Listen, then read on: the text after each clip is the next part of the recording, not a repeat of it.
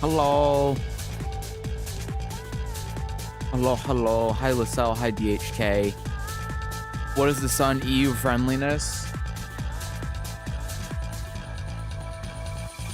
Don't worry, the friendliness will stop eventually.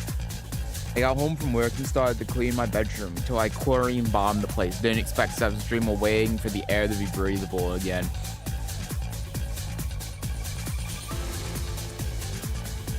Well, you know what they say.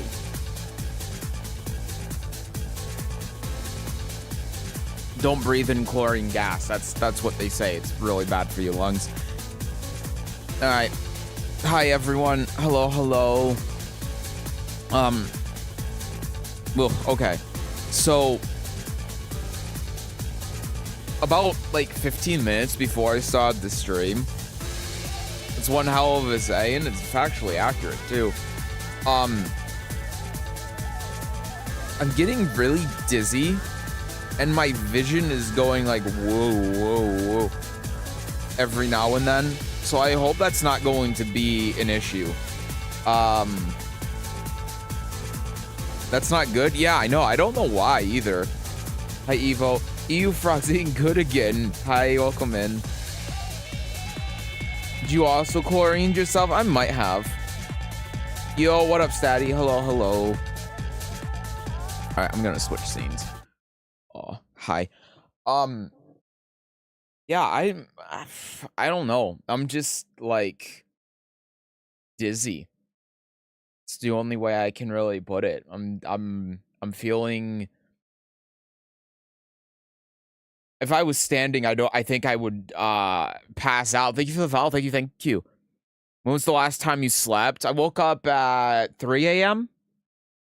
Eat something maybe. I just ate dinner 2 hours ago. So I'm fine on that. Not food. I don't know what it is. Any doctors in the chat? Anyone want to give me a medical diagnosis right now? Anyway. Ligma. Ah, yeah, that makes sense. So I don't want to play Tekken. Hi, Shamini. What the hell is going on? What day is it? I think it's Monday. Let me double check that. Hold on. Yep, it's Monday. All right, yeah, it's Monday. So listen, here's the thing. The last time I played Quick Match was about a month and a half ago. Oh, thank you for the hi on YouTube. Thank you. And hello. I don't want to break that streak, frankly. I don't want to play this game. You have no idea how much I just, like, don't want to be a Tekken streamer anymore. You have... I mean, no, you do, because I bring it up all the time, but I swear to God, every day that goes by, I get closer and closer to just abandoning streaming altogether and dropping Tekken. I haven't picked the nuclear option yet, but damn, it's getting close. Anyway, so still got more mood to play than me. Yeah, I have a reason to play this shit game. But no, I think I've actually played. When was the last patch?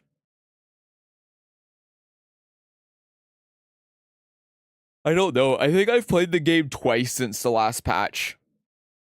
I abandoned that shit for good. That's good. That's good for you. Gotta stop being a Tekken streamer and stop being the Tekken streamer. Yeah, I mean, you know what? No. I think I'm good. I don't want that in my life. Ugh. Fuck. Be fair, you don't have to actually play to be a streamer. Also true. Yeah, twice, because I remember some idiot was trying to roast you on Twitter for playing only 2 ranked. Oh yeah, that guy that was like, you have 54 defense or whatever, and it's like, dude, I got to Tekken God when it was I actually looked the other day. when I got Tekken God, it's the equivalent in terms of player count to God of Destruction 1 right now. And we're sitting here like, you know, I realized this like 4 days later. It came to me. I should have replied to that guy with my leaderboard position being number 1 and beating my Frosty Felstings bracket. But, you know, live and learn. Have it locked and loaded for next time. So, my God, man, I'm feeling so fucking dizzy. Holy shit. I'm just closing my eyes and my head is spinning. Fuck. Anyway. Oh, God. I opened my eyes and everything went woo. I might actually be in trouble. Shut up, God of Garu speaking. Yeah. You sound like someone who slept for 3 hours. I feel like it. I don't know. Maybe the sleeping from the... I mean, I was going to say maybe the sleeping for the past couple of days is catching up to me, but I've actually been going to bed around the same time, and I've been sleeping 8 hours for the past couple of days, so I don't know. I mean, it's not that I'm, like, tired. It's more that I'm dizzy. I generally have a low blood pressure thing. Nope. I just went to a doctor for the first time in 7 years. What day was it? It was Wednesday. Yeah, it was the 25th, so 5 days ago. And my blood pressure was fine. It was 107/70. So it was A-okay. Don't ask me why I remember that. I genuinely don't know. Vitamins, iron in general cause, man, your brain needs glucose. Well, okay, here's the thing. I haven't been taking iron because I need to get my blood drawn. So that might be the reason I've yeah, so okay, let me tell you what's been going on here. So I took it once on Wednesday. And I didn't know this, but the doctor that I went to could get a blood draw like at their office. I didn't know that. So I had already taken iron like a couple hours before going there. And then they wanted to do it. I'm like, no, I shouldn't because I've been awake for 21 hours. And then they were like, yeah, you probably shouldn't if you've been awake that long and you have to drive. So I didn't do it. They told me to go down to their hospital to get it done there. And so I didn't take iron on Thursday and Friday. No, sorry, I didn't take it for like the rest of the day, Wednesday and then Thursday. And then I went down there Friday morning. So I hadn't taken it for 2 days. And then they told me that they never got an order to do it. So the doctor I went to just never actually sent anything out so that I could have my blood drawn. So I just like didn't take my iron for 2 days for no reason. And so I didn't take it on Saturday because I was planning on calling them today and then having it sorted out today and then get it done tomorrow. But it didn't end up working out. So I took it like 4 hours ago or something like that. And that's it. So that might be the reason why I'm feeling this way. I'm crashing out because I don't have my iron. That might be why. Ugh. Hi, terrible. 140/70 is really good. It was 107, not 140. So it was even better than that. 8 hours of sleep is only good when you do it right. Humans are not nocturnal by nature, so even if you have sleep out 8 hours, it matters little. No. I know what you're talking about. Listen, here's the thing. I am, okay? Yo, hi, AU. You take iron supplements? I do. I have to. I think I have to. I need to get my blood drawn and have it tested for iron to see for sure. But, yeah.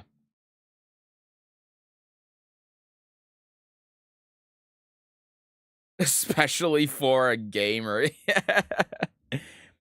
Iron deficiency symptoms: fatigue, shortness of breath, pale skin, and dizziness. Yeah, that's, you know what? Yeah, you got a point there. Went to the doctor and they drew way too much blood. Don't go and see whoever that is. Yeah, no, the person that I'm seeing is a drive. It's not anywhere nearby. The last time I got my blood drawn was almost 8 years ago now. It was the one and only time that I got it drawn, and they fucked up. I've said this before on stream. I've told this before on stream, but they fucked up so bad that it induced the worst pain I have ever felt in my life. And it wasn't even close. It was horrid. It was so bad that I was having a panic attack. It's the one and only time. I've had anxiety attacks before, quite a lot, but that was the day that I learned the difference between an anxiety attack and a panic attack. And I've never had one before. I've never had one since.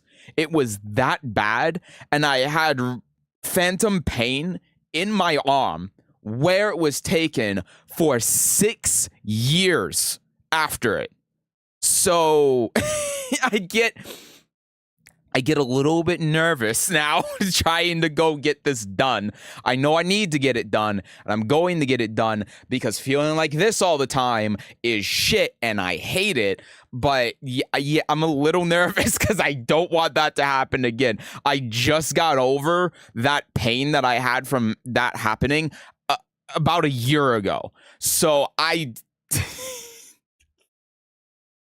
don't... One nurse put a needle in the wrong place in the area, my arm was swollen for a week. See, this is another reason. Like, I'm driving a ways to go to a doctor and a hospital that is not near me because everything around here is shit. Fun fact, my dad has had 3 different doctors, and all 3 of them almost killed him. I know that's a wild thing to just say out of the blue, but it's true. Had one doctor that I'm trying to phrase this because they're a senator now, so but basically the first time that I know of, my dad has problems with like his nasal cavity and breathing through it, so he went to have surgery done on it to get it like fixed so he could breathe better through his nose, and he almost bled out on the operating table because they fucked it up. That was number 1. Number 2 was another doctor he had where the doctor just like kept throwing medications at him because he has a bunch of problems from being in the Navy. And so he just kept like prescribing medications, and then he would get side effects from those medications, and the doctor wouldn't see it as him getting side effects from the medication he gave him. He would see it as a new symptom, a new thing that he has. So we'd give him another medication, another medication, another medication. And I'm telling you, he was probably on like, and I'm not exaggerating when I say this, like 40 medications at one point, and that nearly killed him. And then he had another time too where another doctor, because he has pancreas problems, was like giving him medication that starved his body of potassium, and he ended up going to the hospital because of it. And the ER doctors didn't know that he needed potassium, so they didn't know what was wrong with him, and he was dying, and his heart stopped 3 times in the hospital, and it was so bad that the doctors at the hospital were calling my mom to have her bring in his will to the hospital because they were almost certain he was just gonna die. So this is why. And then there's me. My thing is my blood getting drawn and then having pain in my arm for 6 years because they fucked it up. All of these things happening with doctors and hospitals in my city. So this is why I don't go to doctors. Well, at least I haven't until now, because now I actually have the ability to go like out a long ways to be able to go to one that is not anywhere within any like short distance of my city, because everyone here is shit. You know, there's a plasma donation center here as well, and it's garbage. They literally hire people off the street. It like they are hiring people that have never gone to med school, have no idea how to draw people's blood, have never used a needle before, completely unqualified for the job. I'm pretty sure it's illegal too, and they're just like hiring them off the street and then throwing them in and having them stick needles in people's arms. And you can read the reviews of it on Google as well. Don't find where I am. Don't dox me. But you can like, if you read the reviews, it's people that are like, I talked to this guy who works there and he has no idea what the hell he's doing. And then people that have like, they stuck me in the arm like 17 times and they like didn't know what the hell they would do. It's crazy out here. Yeah. So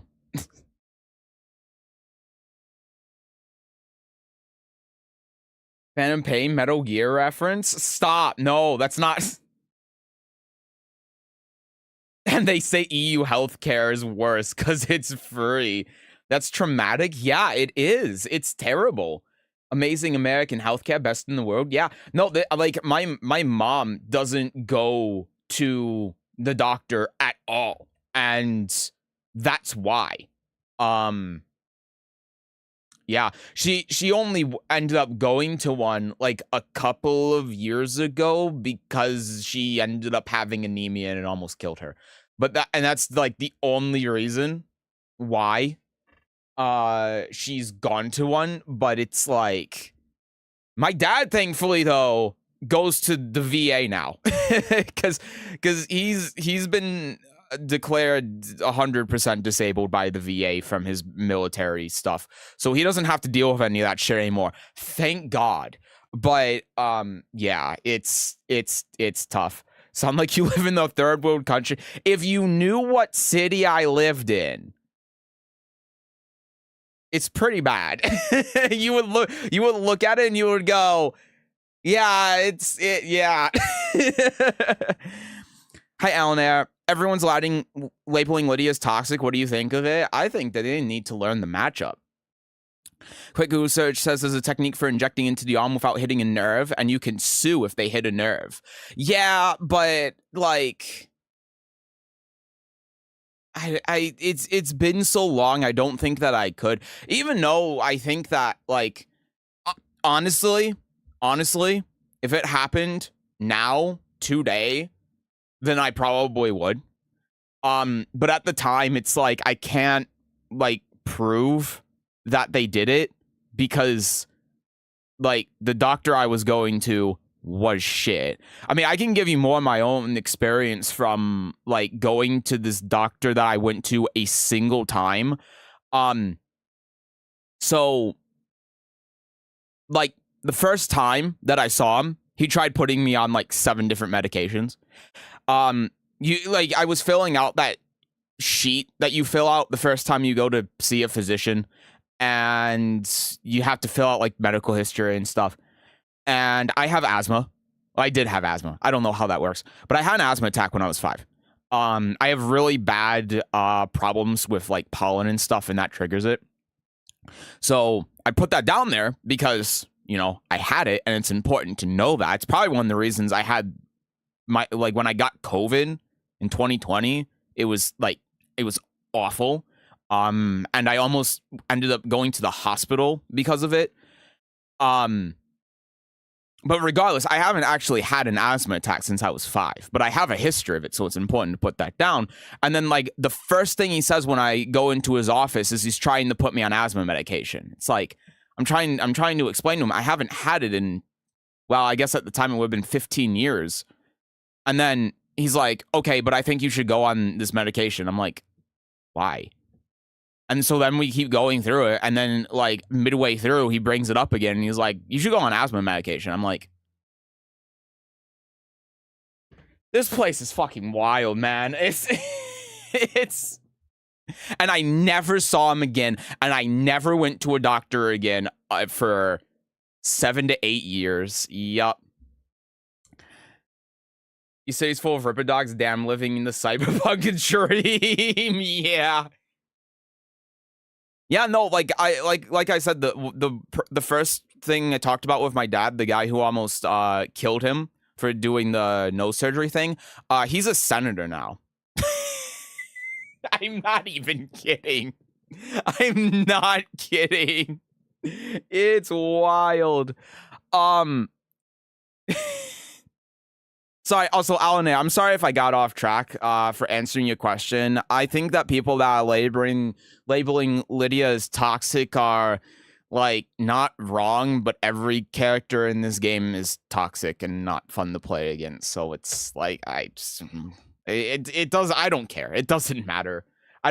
Frankly, I don't care what people say about this game. I don't care about it enough, and I don't think that people's opinions on this game, pretty much anyone, myself included, are like valid. I don't want to say valid, but like I just don't care because no one knows how to play this damn game because it's so complicated and so bullshit. So most traumatic medical experience was getting a tumor surgically removed from my leg, hit while being awake. The traumatic part was that the surgeon was teaching some female students on the procedure while I was laying there awake with my lower half completely exposed for 3 hours. Jesus Christ. When I got my wisdom teeth taken out, I got all 4 taken out at the same time. Basically what was happening was my wisdom teeth were growing into, like, the roots were growing into the nerves in my jaw. And if they didn't get removed, then there was a good chance that they could sever the nerve and then I'd be permanently paralyzed on, like, my face. So, they had to remove all of them at once.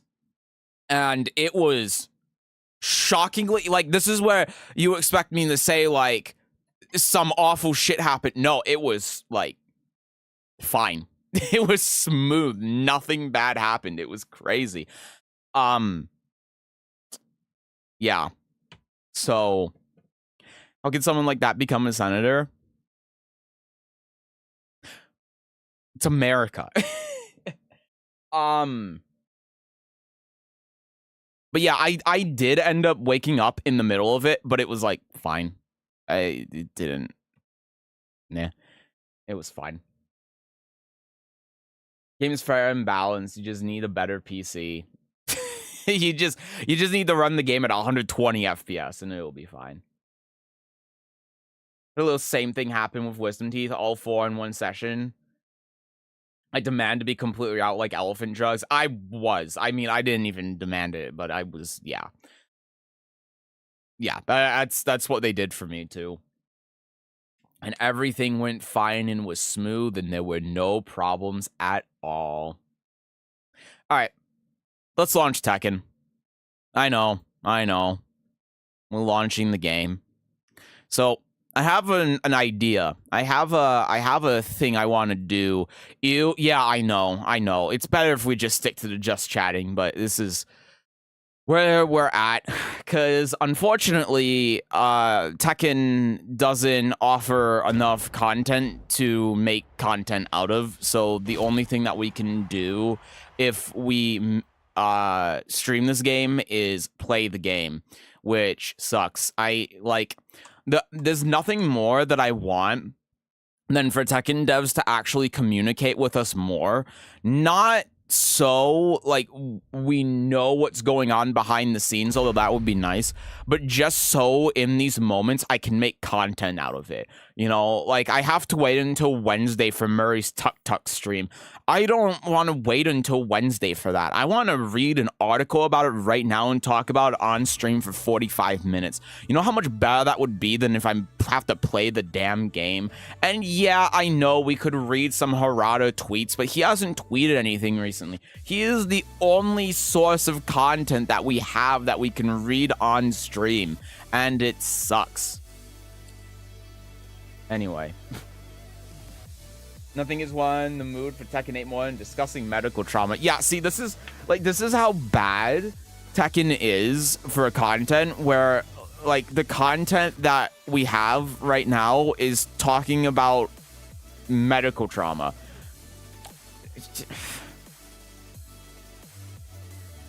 God. Where I'm from, they just recently started to put people under for teeth removal, so all my childhood I was wide awake on minimal painkillers. I don't like dentists. Yeah, that sounds rough. Playing Tekken is like going to your city's doctors. Honestly, it's worse. No.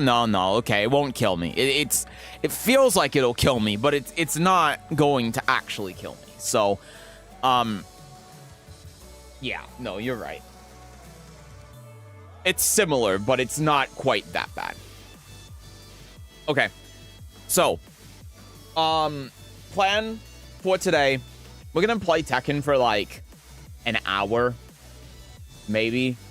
And then we're going to play Blueprints. Now, when I say play Tekken, I don't actually mean play Tekken, because I don't want to play this garbage dumpster fire of a game. And I don't think anyone wants to see me play this garbage dumpster fire of a game. So, I was thinking, I have by the way, I do have Tekken Gauntlet set up. We're going to do that after the Fakenram patch, just because, you know, like, I'm going to have to go in the crunch time when Fakenram comes out to put out all of the videos and stuff on him, and I just don't want to have the other Tekken series, like, going on while that's happening. So, like, next week is going to be the fresh start. Fakenram patch is going to come out. I'm going to be going in on, like, getting stuff uploaded and stuff. But I have more plans. I have more of the Tekken Gauntlet. I have, like, everything set up for that. So I just need to actually sit down on, like, a Wednesday and do a stream where we do that. Probably going to be 2 weeks from now. There's also the board game thing that I've started setting up. I don't have it fully done yet, but like, you know, I'm trying to just do one thing at a time. And then I have another one that I want to do, which is like a deal or no deal style type of thing. I don't have it fully like planned out yet, but I do have a couple of things. I want to eventually just get to a point where every time we boot up Tekken, we're like not actually playing Tekken, but we're doing some random weird series or challenge thing with the game. That's my plan. And I hope to God that we can get there soon. But for today, I thought what might be fun, because you guys seem to like this when it happens in Guess the Rank, is if we go into the online replays and watch low-ranked games. Does that sound fun? That was kind of my plan for today. I want to test the waters on this and see if this is a good idea. Because every time we end up seeing, like, a green rank in Guess the Rank, it's usually a pretty good time. What do you consider low ranks, though? Like, I think the funniest is orange ranks.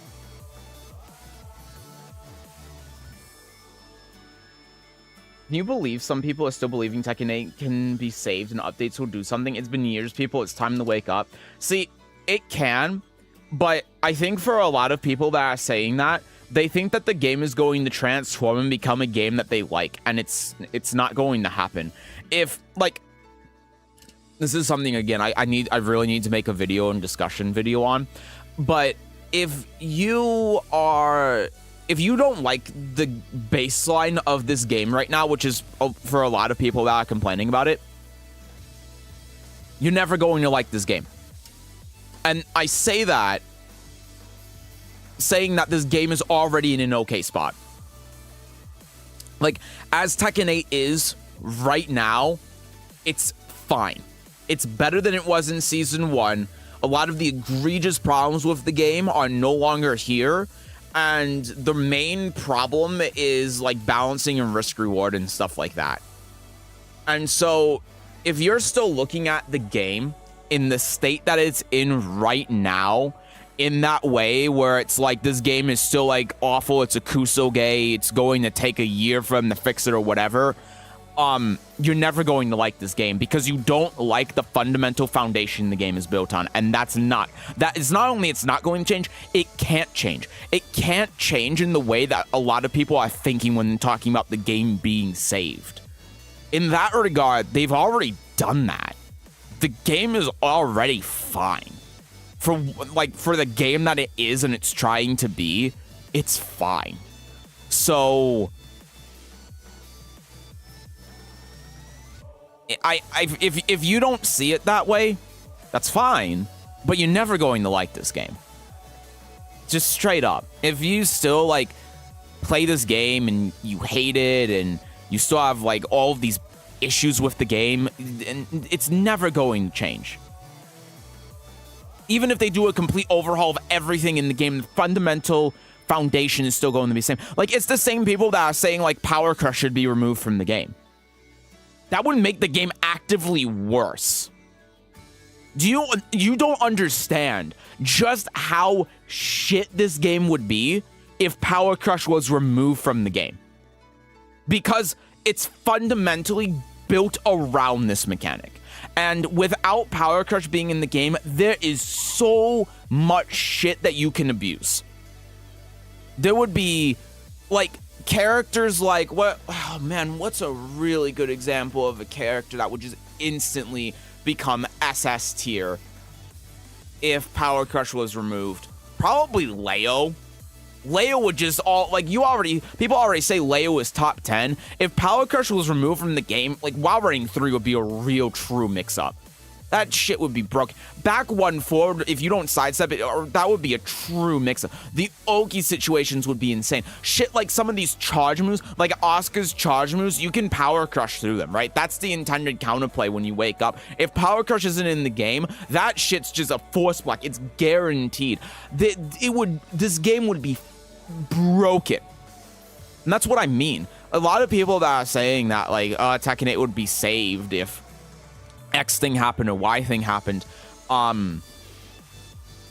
It comes from, I don't want to say, I mean, it is ignorance, but it's from a fundamental misunderstanding of the game's foundation and how these building blocks make up the game. And if you take one of those out because you think the game would be better without it, it just makes the game unplayable. And because of that, it's like, it's not going to get better for you.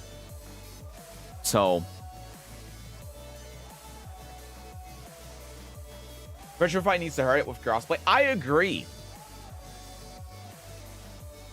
I mean, yeah, DHK, you're right. Yeah, like for people that detest this game, Tekken 9 is where you're looking at. This game is never going to, like, take it from the person that saw this exact same thing happen with the Guilty Gear fans. So many Guilty Gear players were saying this exact same thing. Oh, the game can improve. Oh, they can add this thing. Oh, they can expand characters' moves in new seasons. And blah, blah, blah, blah, blah.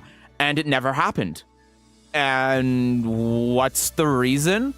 It's because they didn't understand how the game was built up from the foundation. The foundation of the game doesn't support all of these changes that Guilty Gear players wanted.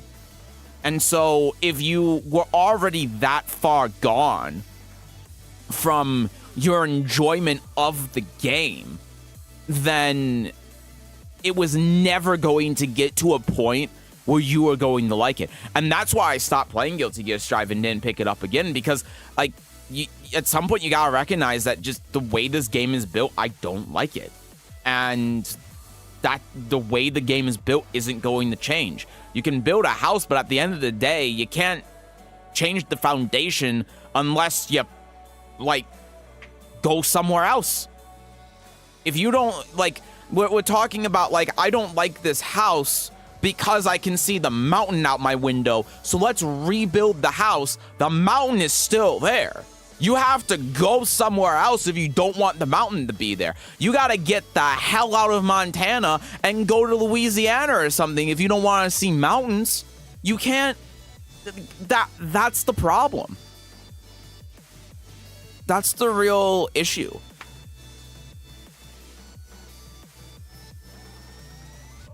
I have a problem with the foundation, the ideas of the game. I like the aggression. I hate how unplayable, glitchy, buggy, massive. Yeah, and see, that's a different thing, and I agree with you 100%. Shit like the walls, you know? This...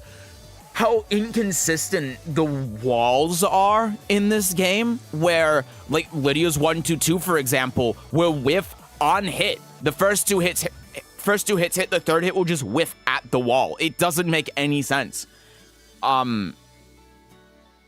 Yeah, I mean, if we're talking about that stuff, then that shit absolutely should get changed. But I think when a lot of people talk about that, that's not what they mean. Tekken 8 might have a lot of problems, but it's still objectively the best Tekken. And by that, I mean it's the only Tekken that works. I agree with you. And they really tried their best to make it work. People are just having nostalgia about the glorious past that never existed. Nope, I agree with you 100%. Every Tekken game before Tekken 7 was, like, unplayable with how bad it was. In terms of, I suppose, like, balancing. And mechanics in some ways. Like, if we look at Tekken 4 as an example. I mean, even Tekken 6 and Tag 2, the rage mechanic, I mean, Tag 2 was egregious, but it wasn't good in Tekken 6 either. And just from a fundamental standpoint, with every single Tekken game, besides this one and arguably Tekken 7, they're just bad.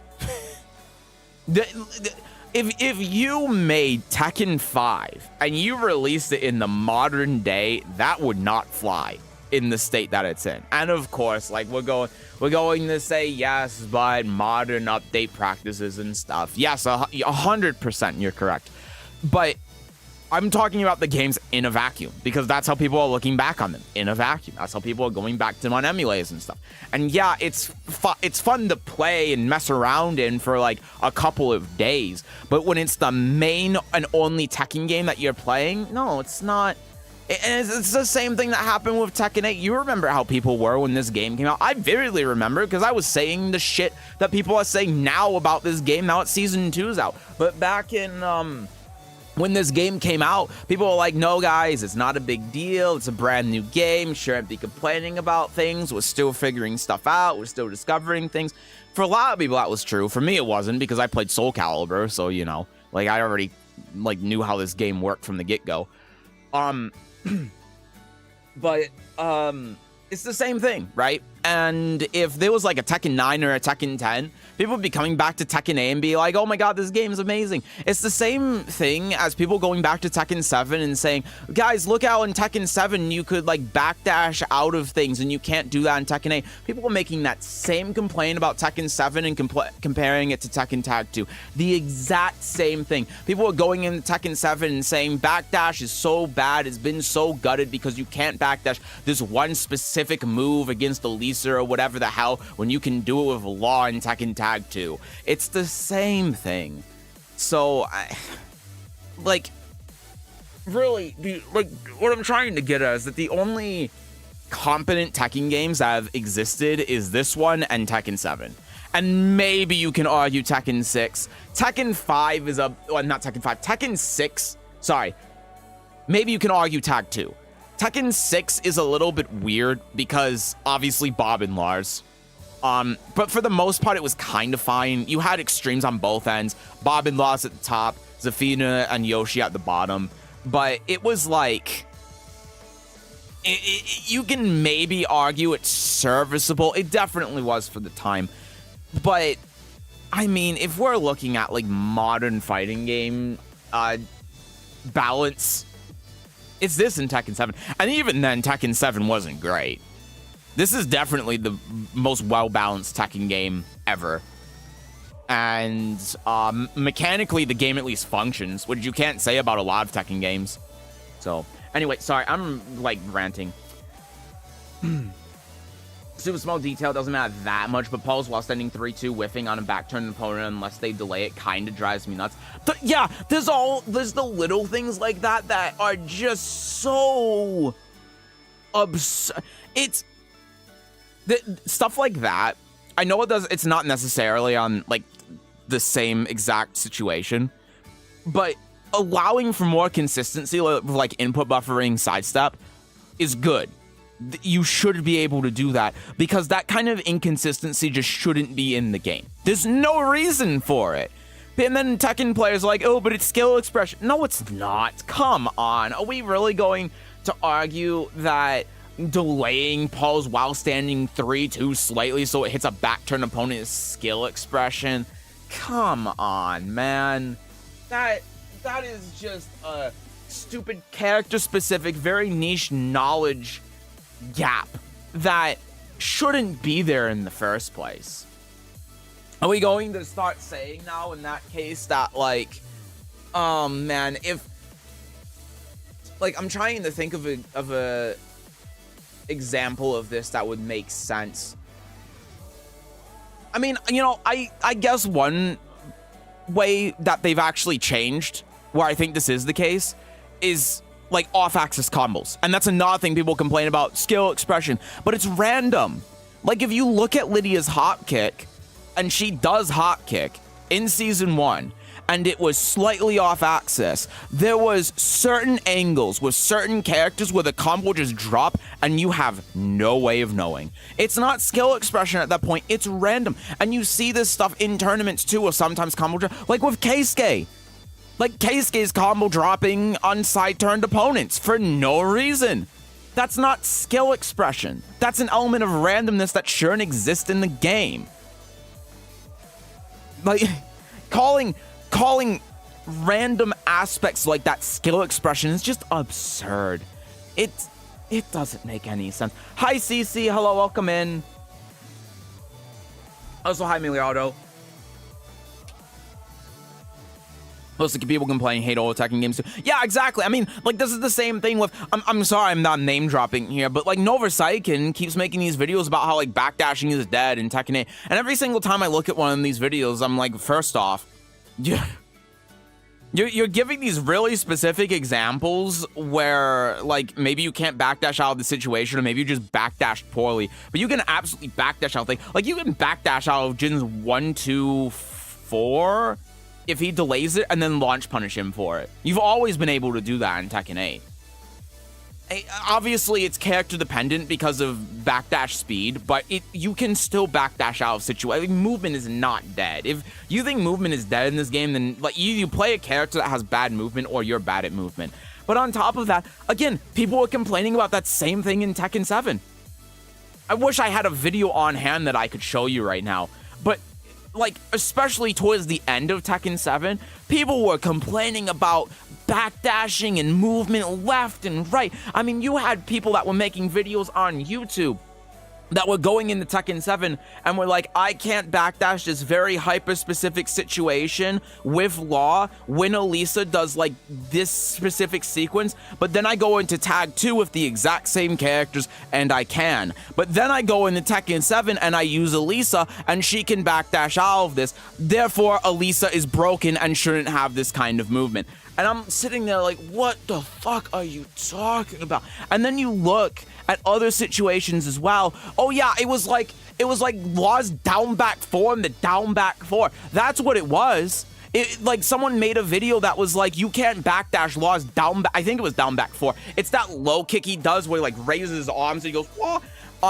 Like, you can't backdash down back 4 and the down back 4 against Law in Tekken 7, but you can Tag 2. Except you can, with the exact same characters they were using to demonstrate, but it only isn't possible if they're right smack dab in your face. But if there's even a little bit of distance between the two, you can. So why are we complaining about a problem that doesn't exist? And it's the same thing in Tekken 8. It's just like Tekken players are habitual complainers, and they just want to make other people miserable because they're miserable. And it's not even the fault of the game. It's the fault of whatever's happening in their life. And they use Tekken as an outlet for it because other people complain and whine about shit in Tekken that doesn't exist. It's a never-ending cycle that's just sad. And it's so aggravating. And that's why I don't pay attention to, like, anything when it comes to the Tekken community and what people are saying. And it kind of goes back to what you were saying, Alan, there about people labeling Lidia as toxic. I don't care, because Tekken players will just continuously complain about problems and issues that don't exist. And it's not just Tekken 7. This is going back, or Tekken 8 is going back to Tekken 7, Tag 2, 6, like every Tekken game. So I just don't care. And I don't care about people like saying Tekken 8's dead, Tekken 8's doomed, Tekken 8 sucks. Like, if you think that, then fine. If you don't play the game, then fine. Like, I'm happy for you that you recognize that the game is making you angry, it's making you upset, it's not good for you when you stop playing it. You should, and I'm happy for you. But the people that are still playing the game, when you're pissed at it, you don't like it, and you just want to do literally anything else, but instead of doing that, you're addicted to the game, and you have this delusion that the game is going to be balanced to cater to your needs, and so you feel the need to write about it on Reddit and Twitter and get mad at people who aren't mindlessly like shitting on the game, and you start yelling at people and calling them idiots and calling them stupid, calling them fucking morons because that maybe they like the game better than you because it attacks your huge ego and it threatens you with the fact that maybe I'm wrong and the game's actually fine, but I just don't like the game that I used to like. And so you see that as a personal attack on you, and then you start attacking other people for it. It's just sad. It's so sad. So I just don't care. I don't care. Anyway, I'm gonna read the chat now. Hi everyone, I'm back. Sorry. I'm still getting used to season 2, but it's going in the right direction. Me thinks, yeah, I think so too. Like, there's still problems with it. There are still things that I wish got fixed, like the wall thing I brought up, but it's fine. Like, I think the game's better now in season 2 than in season 1, but I'm just burnt out. I didn't like this game from the start. I don't really care for it either way. But I'm here playing the game because of you guys, and I like streaming it, and I like making videos, and I like interacting with all of you. And so, like, that's the reason I play. I play this game as an avenue to be able to be with you guys. You know, if it wasn't for that, I wouldn't play this game and I wouldn't care. And, yeah. So, you just gotta find, like, what makes the game, fun for you or appealing to you or make you want to play it. You know, if you're just playing it off of the delusion that you think it's going to get better and it's going to cater to your needs, you need to stop playing the game. Just straight up. You need to find anything else. Like, I've been playing Shadowverse the past couple of days. I fucking love that game. I wish I could actually stream that game. I'm having a great time with it. You gotta find something that does that for you and just, like, move on. You can't let this get to you as much as it is. It's so upsetting seeing how, like, I'm not even mad at people that, like, getting mad at me or other people over Tekken or whatever. I just, like, I feel bad for them. They need to move on. Hi, Fat. Thank you for the follow, by the way. Match Day Tekken King for the first time after watching all your vids on Lidia. Thank you for the guides. Oh, hell yeah. Congrats on that. That's awesome. I'm glad I could help. Tekken King is fucking... It's so hard to get there, especially in Season 2. Big congrats on that. That's awesome. I'm really glad I could help. I'll have more anti-Season 2 patch videos for you as well if you're interested in those, so I can hopefully help you out a little bit more. But yeah, I'm super happy to hear that. Congrats. That's awesome. Also, hi Frankie. What's the topic tonight?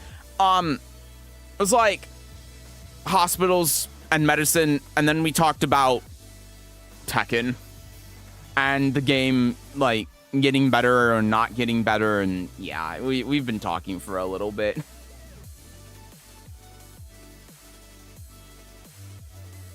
Yeah, let me catch up on the chat here. Don't really care about balance. No matter what the people who start with Tekken 7 say, Tekken has always had shit balance. Agree. But the netcode and general performance being shit is what kills with me. Also agree. Yeah. Like, here's the thing, right? Whenever I've gone to offline events and I've played offline, whether it's locals or Combo Breaker, Frosty Frostings, or whatever, I have had a phenomenal time. Every time I play this game offline, it is so much fun. And that's one of the things that keeps me, like, willing to play and practice, besides streaming and content creation, is that this game is genuinely a lot of fun. But it's fun when you can actually defend. And Soul Calibur has this exact same problem.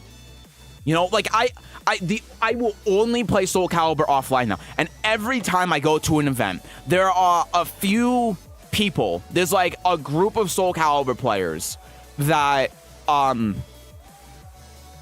like do offline casual sets, and I'll get in on them and I'll play for hours and I will have a great time. Not only because the people that go to these events are really cool people, they're really nice, but also just being able to play a game like Soul Calibur or like Tekken that is very aggressive in nature but heavily rewards good defense because of how aggressive it is so enjoyable for me when you can do it.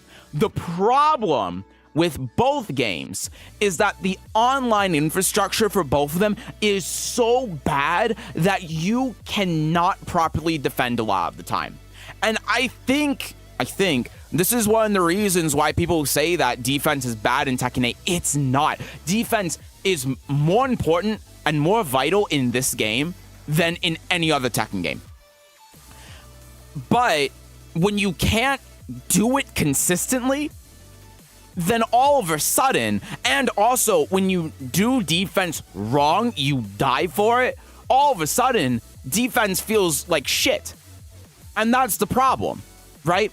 Like, if we look at, I mean, let's just say a situation, because like this happened to me when playing against King Ray Jr. Asuka back 3-2. You know, very simple example.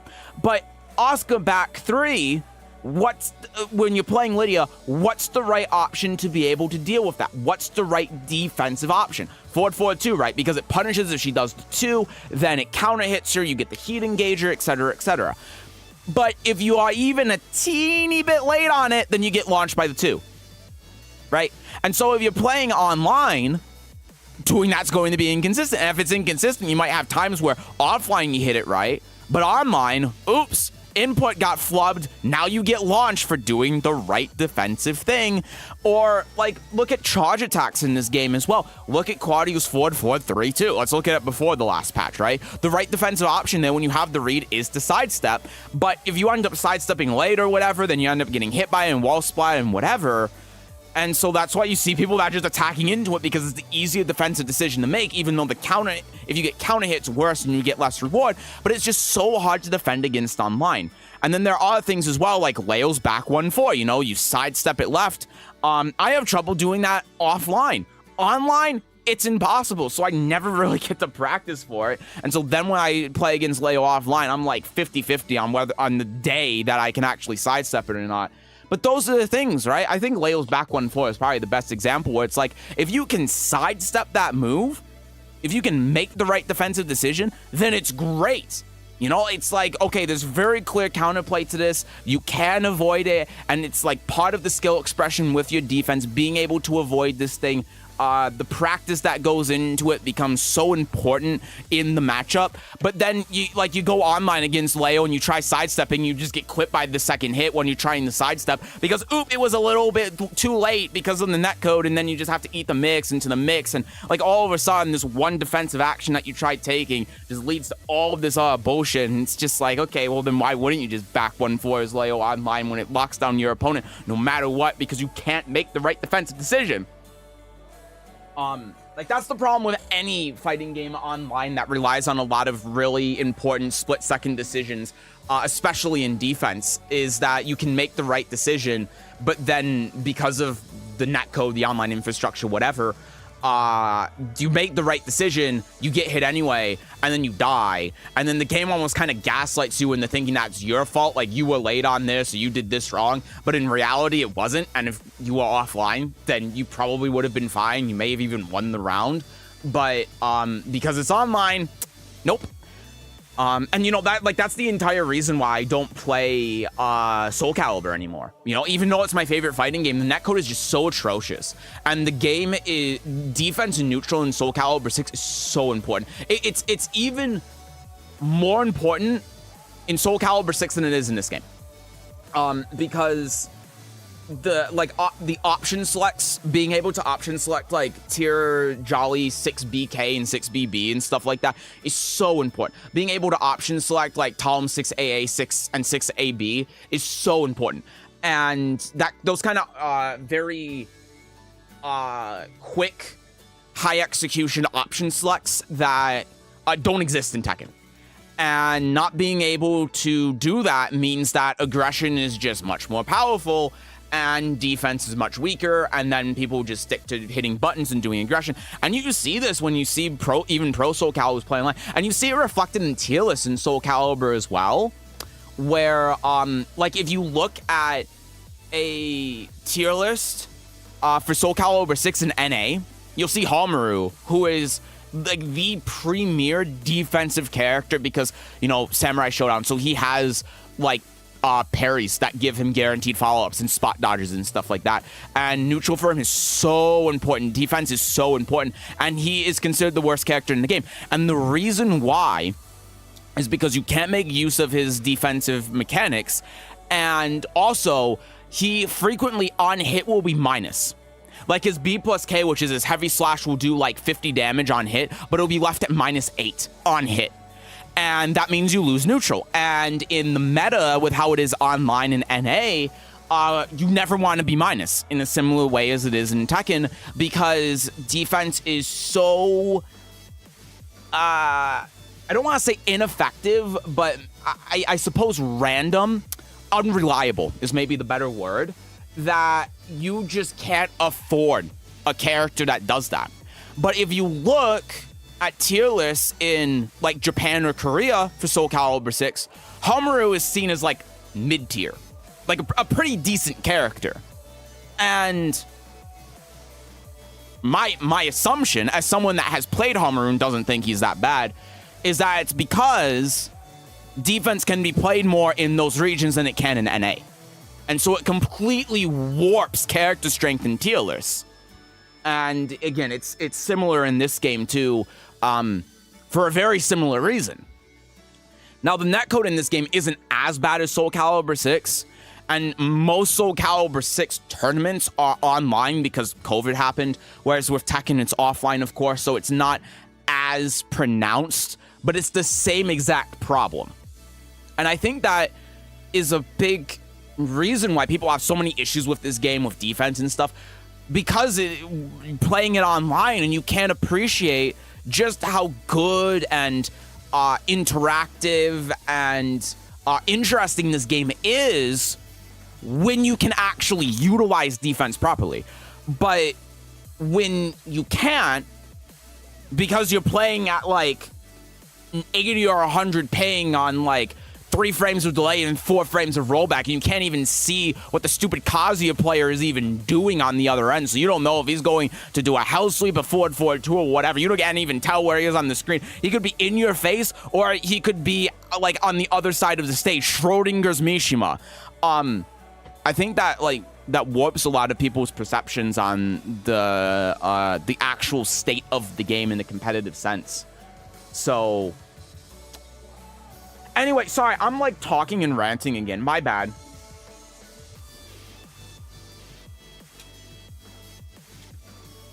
Also, hi Vandal. Thank you for the follow, by the way. Thank you, thank you. Mike Tracy, they're more side switching due to the camera maining Mokujin.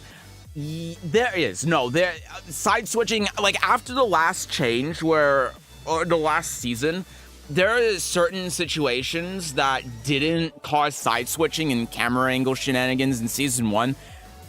And now they do in season 2. So I don't know what's going on with that, but they changed something, and it's, yeah.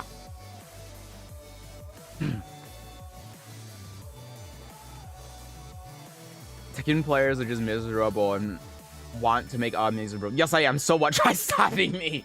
Banned. Medical traumas Mystery and mistreatments was the happy topic than Tekken. I'm sorry.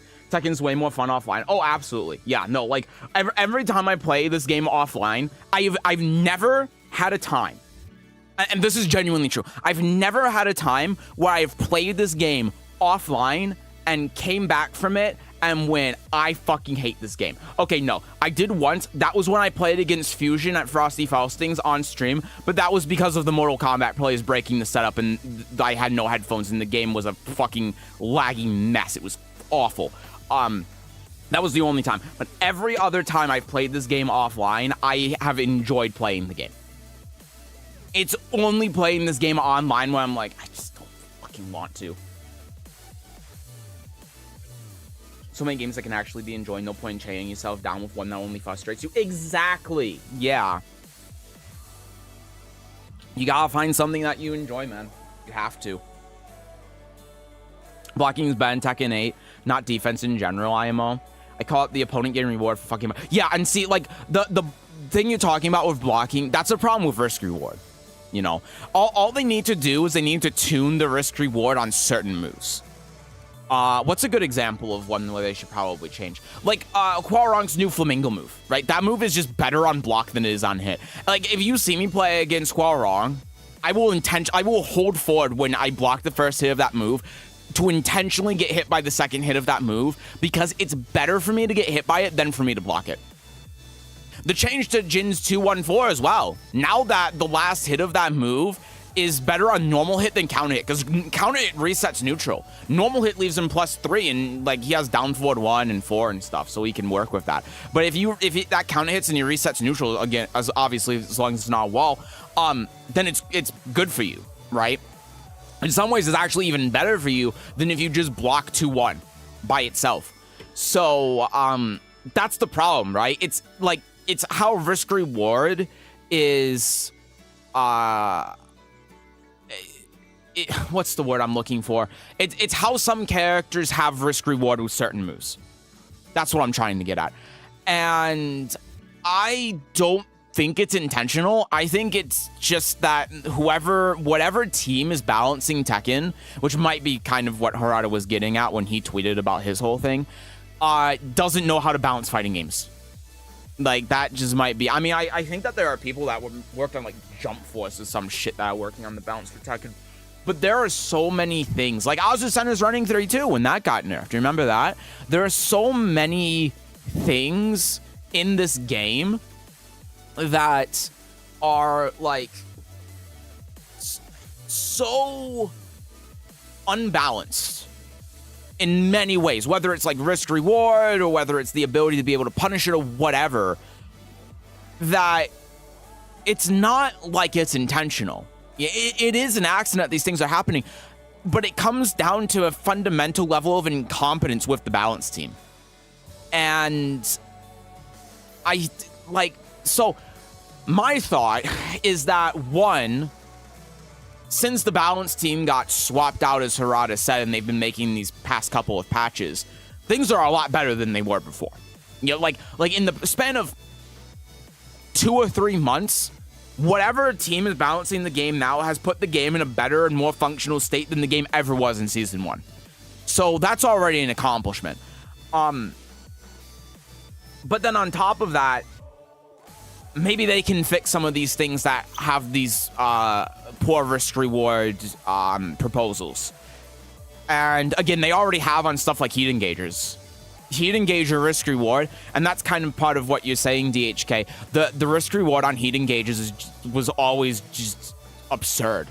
The fact that we dealt with that, with like heat engager and then June forward 1+2 being a force block afterwards, and we were just like, yeah, this is fine, is absurd.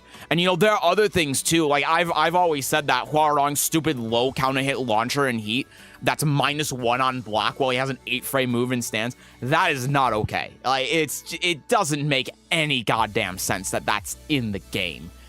And those are the things that need to be changed, right? It has nothing to do with, at this point, like, if we go back to Season 1, then obviously there are more problems, like, at a mechanical level, like, again, with heat engages, which they changed, and Power Crush heat engages and stuff like that.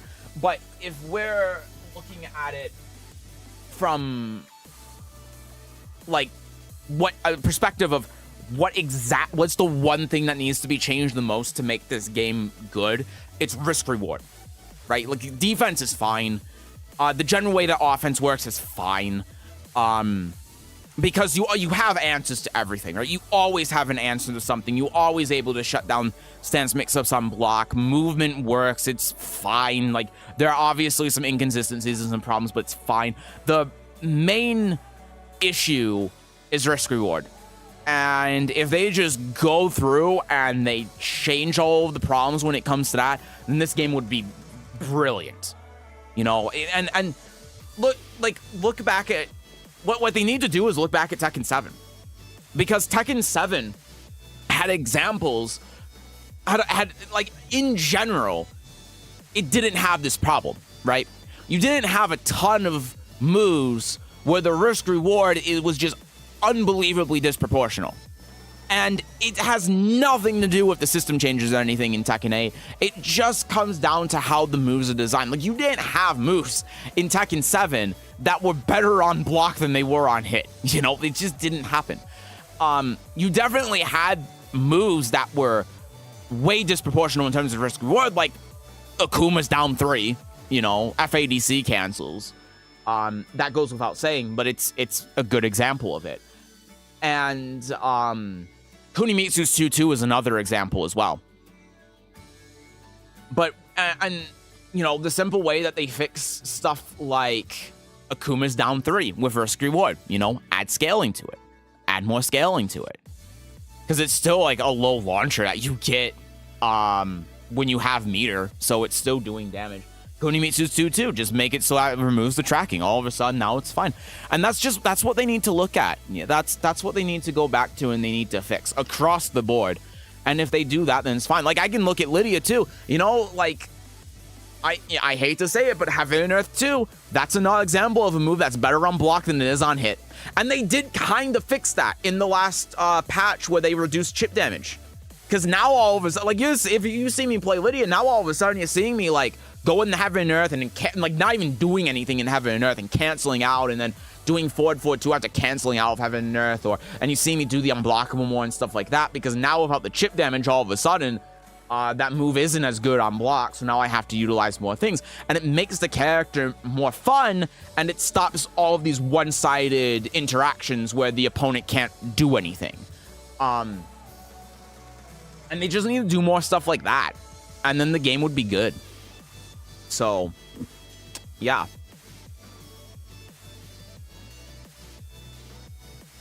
I found myself sidewalking certain moves and side switching happens and I die for it on occasion. Yeah, if you're talking about sidewalking, that's been a thing forever. That's just how Tekken works with sidewalking.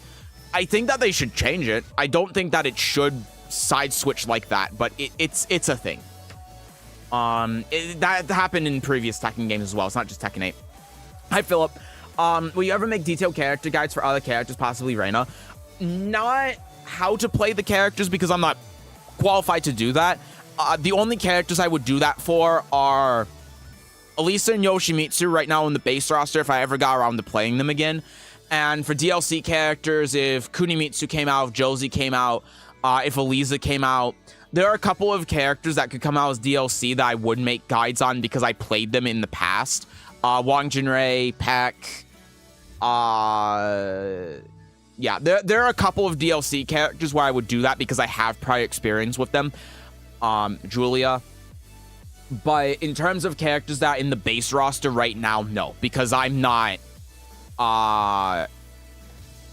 I'm not proficient with those characters, and I don't want to make videos on character guides of characters that I don't know really how to play, because then if I make a guide on a character that I do know how to play, I think that it might change the perception from a video like that being a video that is coming from someone that really knows what they're talking about, knows the character very well, to someone that's just like making a video on a character just because, even though that might not necessarily be true.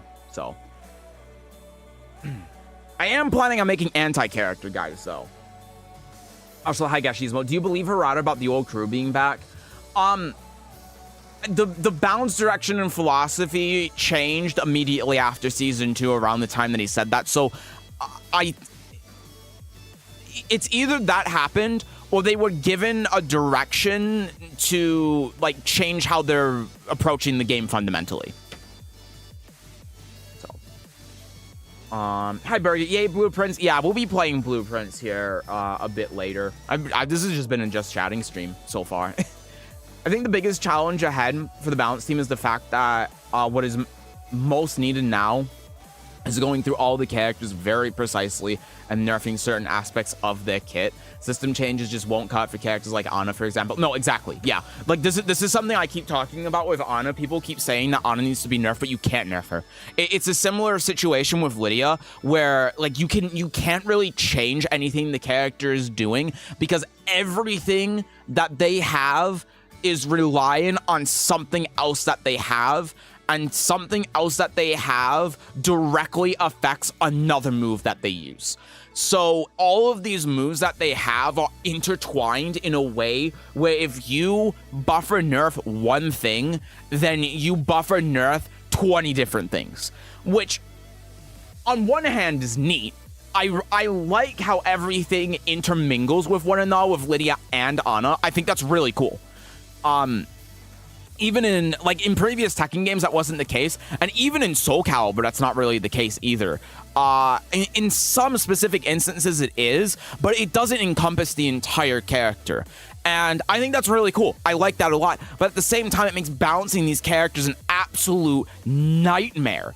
Like, with down 2 for Lidia, for instance, this is something I say time and time again, but people keep saying that it shouldn't be -4 on hit, but the problem is if you start making it -1 on hit, then she gets access to her front and crouch mix-up, and she can do While Rising 4, and then While Rising 4 as the follow-up, and then if she can do While Rising 4 as a frame trap, and she's in heat, now she can go in the heaven and earth, and if you change that one move, it changes like the entire dynamic of how that move works. So you can't buff it, but you also can't nerf it, because if you make it -6 on hit, then it's unusable. But she relies on it to be able to approach a neutral, crush highs, get the counter hit, heat engager. So it's like you can't touch the move. And there are so many look at the heaven and earth stance as well. Even though I kind of disagree with this, people will say that like if you nerf the heaven and earth unblockable, that directly affects heaven and earth too. And in some ways it does. I don't necessarily agree that something I keep saying is that like you remove heaven and earth 1+2 from Lidia completely, like you just delete the move and she's still in the same spot she is now. I keep saying that. But depending on like your playstyle with her, yeah, it absolutely affects the other move. And then like if heaven and earth 1+2 gets nerfed, and therefore Heaven and Earth 2 gets worse because of that, then every single move that goes in the Heaven and Earth now is worse. Like While Running 1 is worse now. Wolf 1 is worse. 1+2 is worse. Forward 2 is worse. Horse 2 is worse. Like every single move that interacts with that stance is now worse. Like every move got nerfed. So, and again, it's the same problem with Ana. So it's... I don't know how you balance it. It's tough. It's unfortunate. I find you have one of the best ways of explaining your point. Appreciate the anti-character guide. So, thank you. Yeah, I mean, I want to keep doing the anti-character and anti-game stuff, because it's like resonated really well with a lot of people, and people have told me it's helped them. So I want to keep doing that. But yeah, when it comes to like a guide on how to play Reina, like one of the things when it comes to how I explain stuff is that I feel like I'm able to explain things concisely because of my knowledge with that thing. If I start trying to explain, like, say, Reina and how to play her, and I don't fully understand the character, if I'm not proficient with the character, then I'm not going to be able to explain things as well, because I can't piece everything together in my head. That's really the only reason. So, like, if I play the character I'll absolutely do a guide for them. If I don't play the character, then I won't, just because I don't think that I'm qualified to do that. Hi, Devil. After quick matches with Tekken in 41 degree... Oh, my God. Hi. I hope you're not melting. Happy with rank waiting to reset. Well, I'll tell you in advance that Tekken doesn't really do rank resets. I know it's like the only competitive game that doesn't do it, but Tekken generally doesn't do rank resets. They did it a single time in Tekken 7 in, I think, Season 4. So we're talking 4 or 5 years into the game. And then they did it with Tekken 8, but only because they fundamentally changed the entire ranked system. So don't count on them resetting ranks in like Season 3. I actually say that's more likely for them to not do that than to do that. Do you think moves that are buffed in Heat should become more risky with frame advantage and just increase the damage of said buffed move? I think that it depends. So I go back to Soul Calibur, right? And there are moves that do that. Like, if you're in Soul Charge with Huang, then Huang has 1K. And that, normally he just has like 1K, but if he does the heat-enhanced version of it, then he's doing a lot more damage. It's basically a house sweep. But the follow-up attacks are highs. So if you get a block on the first low and he commits to the string, then he gets launched. Whereas normally the move is minus 12 on block. Right? But on the other hand, you also have moves that you go in the heat, like Tom's AABB, and they're just purely enhanced. They, like, on normal hit, gave a full launcher. They're plus on block. So it depends. It depends a lot on the situation, the character, the game. It depends. There's a place for it, certainly. I think that it would be interesting from a creative standpoint if there were moves like that, because in Tekken 8, there aren't moves like that. I mean, the entire heat system is just very uncreative and boring in general. And I would like to see some more creativity and some more unique things that characters have that they can use with the heat system. I think that's one of the biggest problems with the game right now, is just that every character does the exact same thing with heat. Like, you can break characters into, like, 3 different groups, you know? You break characters into a group where they're in heat, where, like, they get an install, right? You break characters into groups where, like, they get... the execution is made easier and they get like one stance thing they can do. So think like Jin or Lee or characters like that. And then you have a third group of characters that don't really have an install or like getting easy execution, but just have like a couple of unique moves that they can use in heat. So think like Yoshi, and well, I mean, Yoshi is kind of like it with the one sword stance, but it's different. But like Nina, like Anna, and characters like that. And then you have the 2 unique characters, which are Lidia and Heihachi. Lidia and Heihachi that have their own kind of system. But that's the problem, right? It's like characters in this game aren't unique, and there's no actual player expression with the heat system. Instead, the design team just like took the character and threw them into a group, and they play exactly the same as every other character in that group. It's almost like an archetype, you know? Like, let's make, like, this character the zoner, and let's make this character the rushdown, and let's make this character this and this character that. Instead of looking at them from a standpoint of how can we make this character stand out and play in a unique way with the heat system. And that's one of the reasons why I like playing Lidia so much, is because Lidia is one of the very few characters that do that. Heihachi also does that, and I think they did a good job with Heihachi too. I don't love how Warrior's Instinct works, don't get me wrong, but I appreciate that it's unique. And it's like the same thing with Zafina too. Zafina, they just kind of threw into that install category because they didn't know what to do, and they're like, yeah, let's call it a day. Zafina used to do something that was fairly unique, and then they were just like, nah, let's just, this isn't working, so let's just throw them in there. June's a bit of a weird one too, because now she has that system where she like fills up that bar, but at the end of the day, it kind of is just like an install with extra steps. So, But I think they need to be more creative with that stuff in general.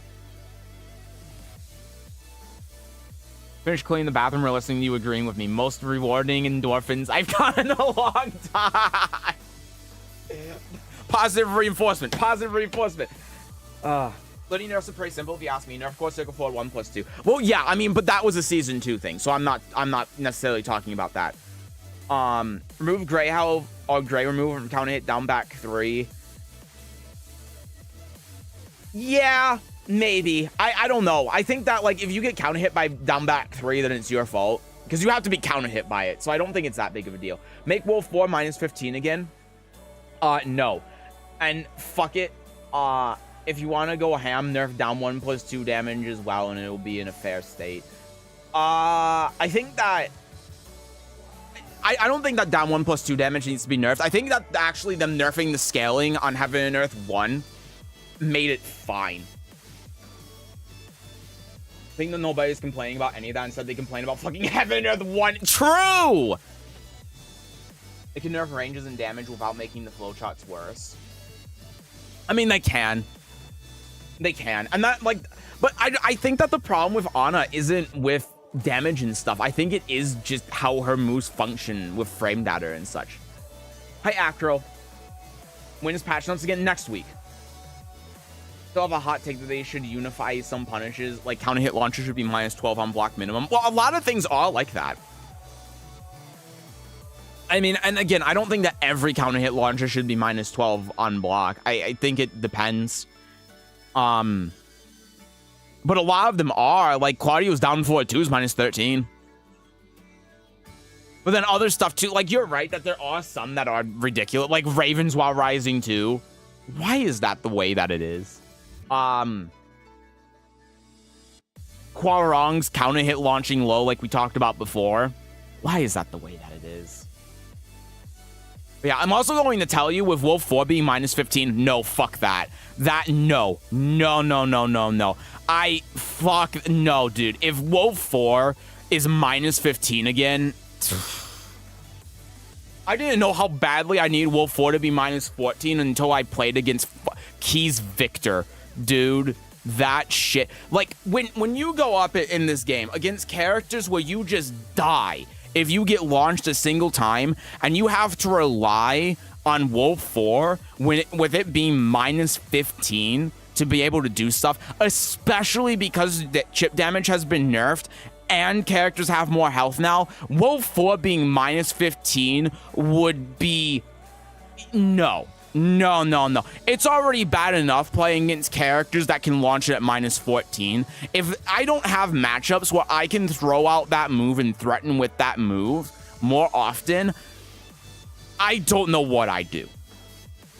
With the environment the game is in right now. Like, Wolf 4 being -14, in my opinion, is fine because of the chip damage nerfs. But now that the chip damage... because before the chip damage nerfs, Lidia's main way to be able to actually, like, do any damage to the opponent without them just playing horrendous neutral was the chip damage. And sequencing the chip damage in heat, making optimal use of it. Now that you can't do that anymore after the last patch, Wolf 4 is what you're setting up for. Like, everything that, well, at least what I do with Lidia, sets up for being able to do Wolf 4. That's the reason why I build stacks. The only reason I do it is Wolf 4. And it's not even because of the frame data, it's because that's what Lidia needs to do now. So if we take the thing that she needs to do, which is Wolf 4, and we make it so it's -15, when it's only a hell sweep conditionally, because you have to build the 3 stacks, then I don't know what I'm going to do if they do that. I legitimately don't know. Like, if they, honest to God, I think if they made Wolf 4 -15, I would bump Lidia down like 5 spots. I would say that Lidia is like mid-tier. And maybe it's my fault for not, like, doing the funny Heaven and Earth mix-up enough, but No, fuck that. Especially when the mids that she has in Wolf aren't even that good. Like, here's what I think. Here's what I think they should do. Instead of making Wolf 4, I don't think Wolf 4 is the problem, okay? That's what I'm trying to get at. Wolf 4 being minus 14 is fine. I think what the actual problem is that Wolf 1 shouldn't be plus 10 on block in the Heaven and Earth. That's the problem. Wolf 1 on normal hit should give the same kind of, like, hit effect as Core Circle 4 1 plus 2, 2 on hit. And on block, it should be... what should it be? It should be plus 8 so you can parry the mid and not plus 10. That's what I think. That would be better. Because then if Lydia's in heat and you try blocking for the 4 and you get hit by the 1, you don't die on the spot. You just have to eat the mix in Heaven and Earth. That's really where the problem is. The problem is not Wolf 4.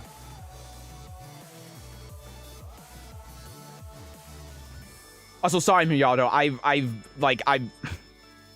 I'm talking a lot. He needs to nerf defensive capabilities. I think make it so you can't power crush in heat, can't rage shot, increase the chip damage you take. If they did that, then I just would opt to never go in the heat. I don't think that would work. I don't think that's a good idea. Can't throw break would be a good one. Yeah, and then like Jack and Law become SSS tier. I don't think that's a good idea. Laws deserves a big nerf. I agree.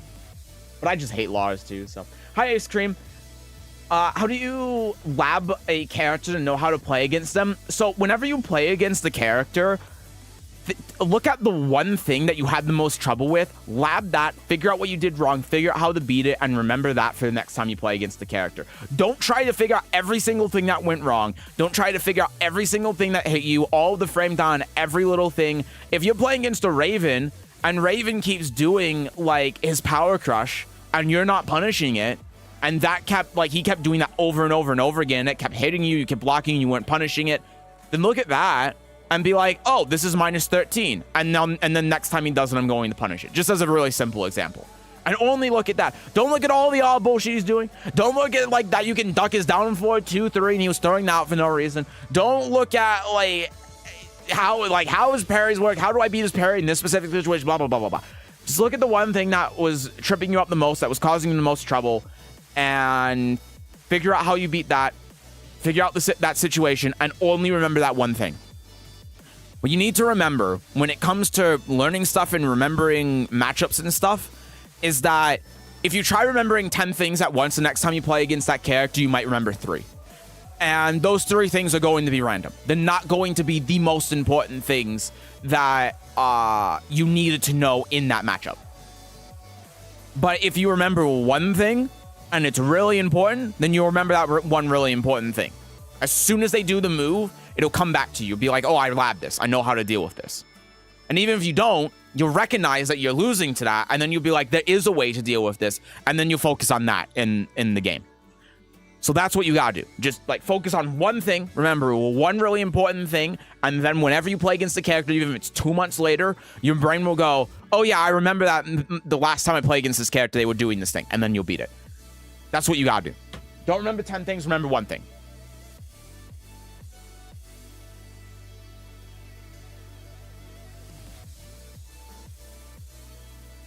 Also, hi, Prairie. Do we know how much frame to have Lydia's its stances only? Like, how many moves from Lidia are only in stance? I don't know. It's like 20 off the top of my head. It's somewhere around there. Give back 1, 2, 4, 4. That move wouldn't be good. I'm sorry. Like, 1, 2, 4, 4 was never good. It wouldn't be good. Bicep by Brit, bruv. So this has been a Just Chatting stream for an hour and a half. As the queen of minus 14 Reina, I feel your pain. I got rage bait so much on Huarong's idiotic string that I started duck and launch it, remembering one thing really works. Oh my god. I mean, like, her horse stance only, how much is that move's frames? Oh, so like going into, so like the manual stance transition, if that's what you mean, I don't know. I have no idea. It's not slow. It's not quick, but it's not so slow that you can't do it. So instead of saying like what the frames are, I'll say it to you like this. It's fast enough that you can do it, but it's slow enough where you really only would want to be doing it against an opponent who is being very defensive. And so those are usually the times where I'll do that. But if I'm going to manually go into a stance, I go into cat, not horse. And the reason why is because cat 4, the low, actually facilitates like that game plan I was talking about before with Wolf 2 and everything. So if you go in the cat and you do cat 4, then it's actively doing something. It's doing something to help progress the game. Whereas if you go in the horse and you do like horse 1 plus 2 for the mix-up, it's not progressing the game state at all, and it's more punishable. So I would almost never manually go in the horse and try doing something out of horse. I would do something out of cat. The only exception I would say is that you can use like horse 3 as a homing mid when approaching an opponent. But the problem is, again, that horse is kind of telegraphed to a point where they might not fall for that.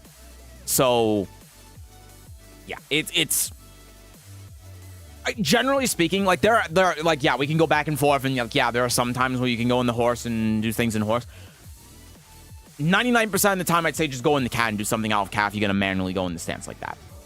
I'm struggling to do manual stances. I see a lot of high-level players doing so to increase the mix-up gameplay, but I always caught by people while doing that. Yeah, so here's what I'm going to say as well. I don't know what rank you are, but if you are below like Tekken Emperor, Tekken God, don't do it. Because people at those ranks, even if it's like Tekken King, are hitting buttons so frequently that you cannot do it.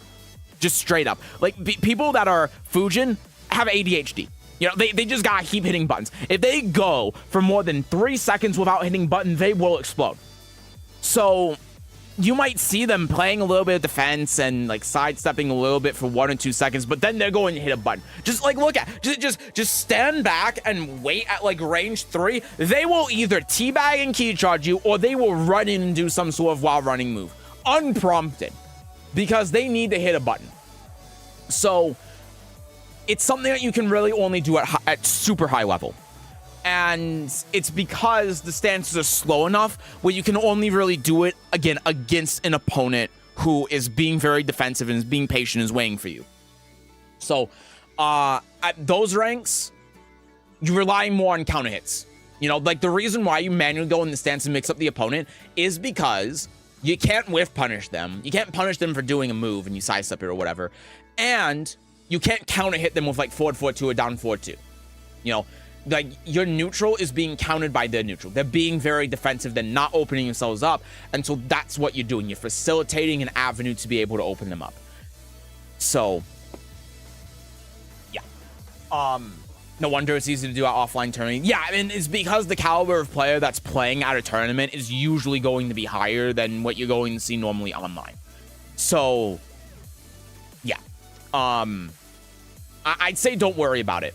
You know, you're like,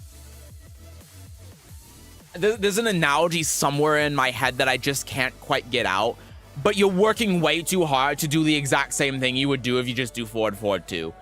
As unfortunate and as sad as that is, it's true. Like if I'm playing against someone who's like, again, I don't know your rank, but let's just say Fujin for the sake of example. I'm never doing that. Never. Because there's just no point. It's not doing anything. So yeah. The heat debuffs I was imagining wouldn't be universal, be like character specifics like the buffs are. I mean, the problem is though, then they would have to buff the characters that get those debuffs in order to make heat an actual usable mechanic for them.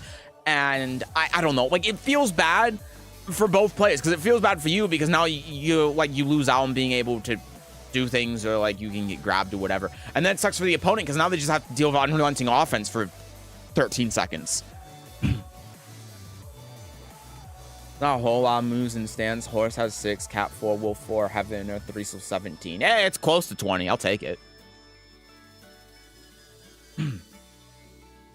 Manual stance on Oki is pretty useful. That's also true. Yeah. That's generally where I would look at it, is like on Oki, going in the cat and then doing something out of cat if you're not going to do a front crouch mix or something. Yeah. It's for anyone wanting to get out blue or below ranks, just defend and let them kill themselves. Yep, that's what I like. Anytime someone comes in and says like, I'm Mighty Ruler, what should I do to get out of this rank? Or I'm Raijin, what should I do to get out of my rank? Or I'm Vanquisher, what? Like, if anyone comes in and asks me that question, there is one answer: just block more. Just block more. That's it. Like, every single time I see people that are below, like Tekken God, like even if you're Tekken Emperor, the problem always comes down to you're hitting too many buttons. You're not defending enough. You're pressing too many buttons. And that's opening you up more, and that's what's getting you killed. Just block. That's it. Just block. Just block and you'll win. Ask Harmonize. That's what I told him, and he was like, shit, he's right.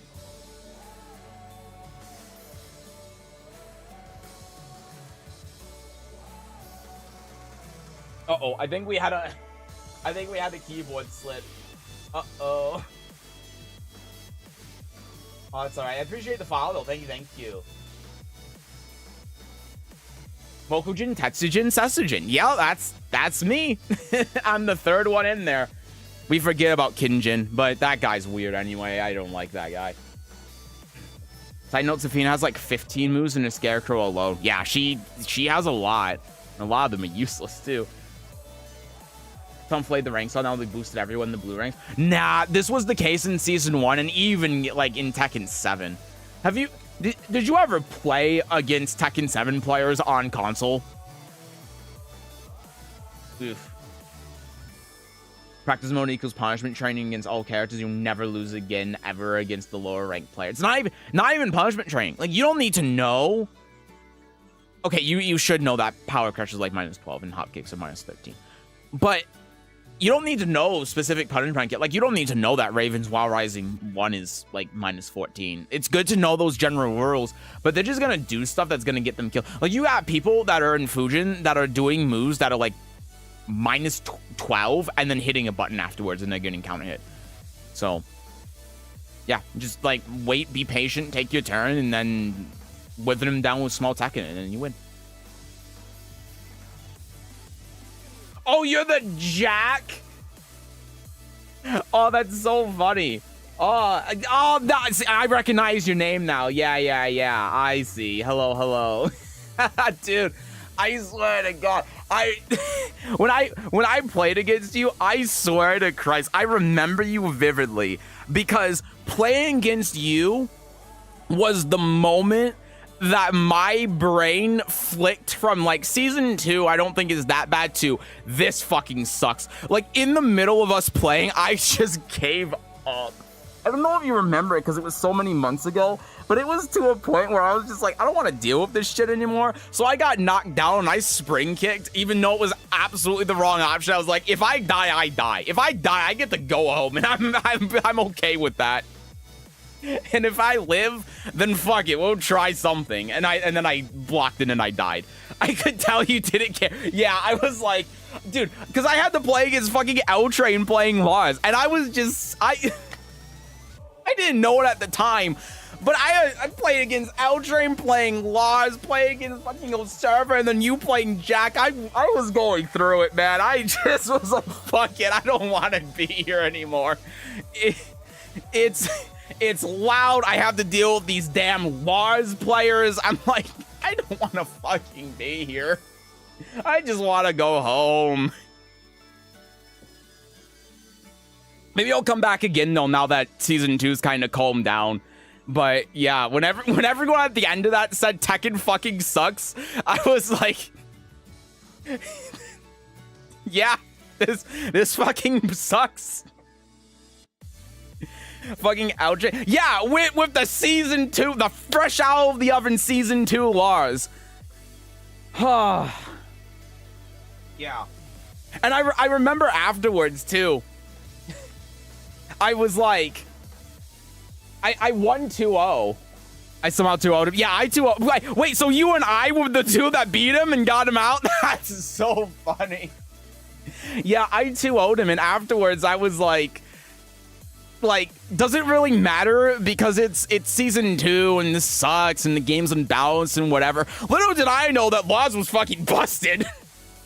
So yeah, I think it counts in hindsight.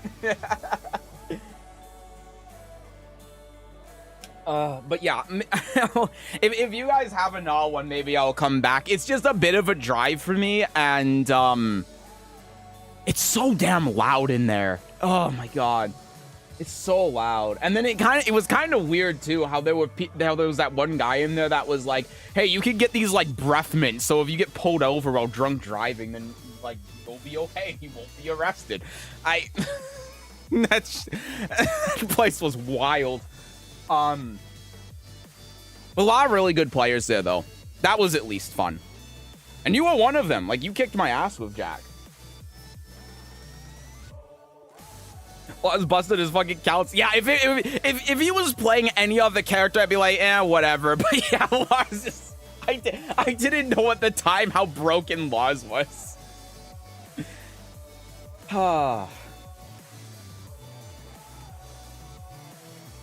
Still a bit about stance. I'm also really struggling versus players that are turtling. How should I open up the defense using her? So if you got people that are turtling, cancel out of the stance. So like if you do forward forward 2 and go in the horse stance, cancel out of the stance or go in the wolf. That's the way you do it. Like remember, if you were here when I was talking about the whole game plan thing with Lidia using wolf 4, if you have someone that's just blocking after forward forward 2, just go in the wolf and do wolf 4.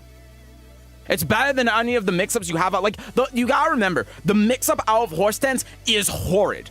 The horse stance is purely used to counter an opponent's options to stop you from doing things outside of the stance, right? So, if they are doing, like, down jab, for instance, that's why horse 3 exists. You know, it's not to mix them up for crouching, because your low out of the stance is useless. It sucks. Like, no one's going to crouch just because they think you're going to do the 1+2. What they're going to do is they're going to try down jabbing you the option select multiple things that you do in the stance, or they're going to try step ducking to beat every option except for the 3. Those are the times where you're going to use the moves out of horse stance. And if you get to a point where an opponent is just blocking all the time, then you start doing stuff outside of horse stance to actually try opening them up. Like, if you see me play against Fusion at all, Fusion's really good in the Lidia matchup. He'll just jab and down jab. And the way that I beat Fusion doing that, because obviously jab floats to 3 and then down jab beats everything. Well, yeah, everything except the 3. I'll just like cancel out stance and duck. And then it's like, okay, well, if he does the jab, then I launch him. If he does the down jab, I have frames. And now I can manually go in the stance and do like wolf 4 or something. You know, so like Fusion's really good about it when he blocks. I block forward forward 2. But if I start throwing in like down back 3s and hitting him with down back 3s, he'll freeze up. He won't press anything. And so then I'll go into wolf stance and mix him up from wolf stance. Or like otherwise, if he's being defensive, then I'll manually go in the stance. And then from manually going in the stance, he'll see that I go in the stance, not do anything because he doesn't want to get counter hit by wolf 4 or something. And then I'll go in the wolf stance and then I'll mix him up from there. Right? That's how I beat Fusion. And he's really good at the matchup. And he's really good at the matchup because he doesn't attack into things. He doesn't open himself up. He turtles, he does small Tekken, and then when it's his turn, then he starts to get going. And so, like, that's what you need to think about when it comes to turtles is if they're, like, how exactly do I counter what he's doing? And think of it abstractly, not just in the stance, but also stuff outside of the stance. Jack was stupid in the first patch, too. Yeah, Jack was... Oh, man. I still can't believe 2-1, 1+2 got in. It was funny, though. I like, the first time... I distinctly remember the first time that I saw that move, I laughed so hard. It's so... Cancel down back. Yeah, because think about like this. I mean, I'll just get into the damn game here. It's been 2 hours of just chatting, by the way. My controller no work. What? Why does my controller not work? Oh, damn it. No, my controller just straight up isn't working. Okay. Are you gonna watch Michael Murray pre-patch note stuff on Wednesday? Yes. So I'll start probably at 3. When that thing starts, we'll watch it and then we'll do coaching. Hi, Fry Dino. What's up? What do you play? Do you play sidestepping, right, and turtling at like +4? I mean, if there's sidestepping right, down forward 1 tracks to sidestep right. You can also delay back 1 now, realign with them sidestepping right, and again, just manually go in the stance. Because the stance transitions realign. So, like, just a demonstration, if you go in the practice mode, do forward, forward 2, set the bot to block and then sidestep right. If you then, with the right timing, go in the wolf, you'll track the sidestep and then be able to get the mix-up out of it. So the stances realign when you go into them. You do coaching for non-Lidia mains too? I do, yes. Yep, I do coaching for everyone. It's just the majority of people here are, of course, Lidia players, but... Oh, I'm clicking. Pop up this fucking controller. No, now it works. Okay.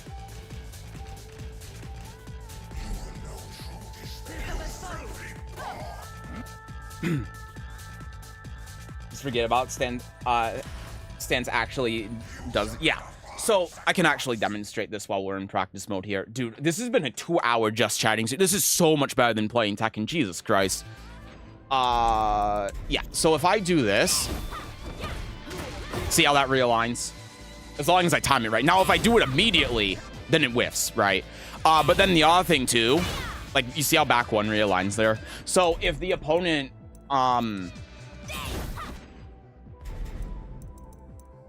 see if this works. See if they sidestep right duck to try avoiding all of the options out of horse, then I can just back 1. And that's what you do in season 1 too. This is what you did to catch opponents that are step ducking in season 1, is you cancel all stance and then back 1. Because the 3, of course, would just give you forward 1+2 guaranteed.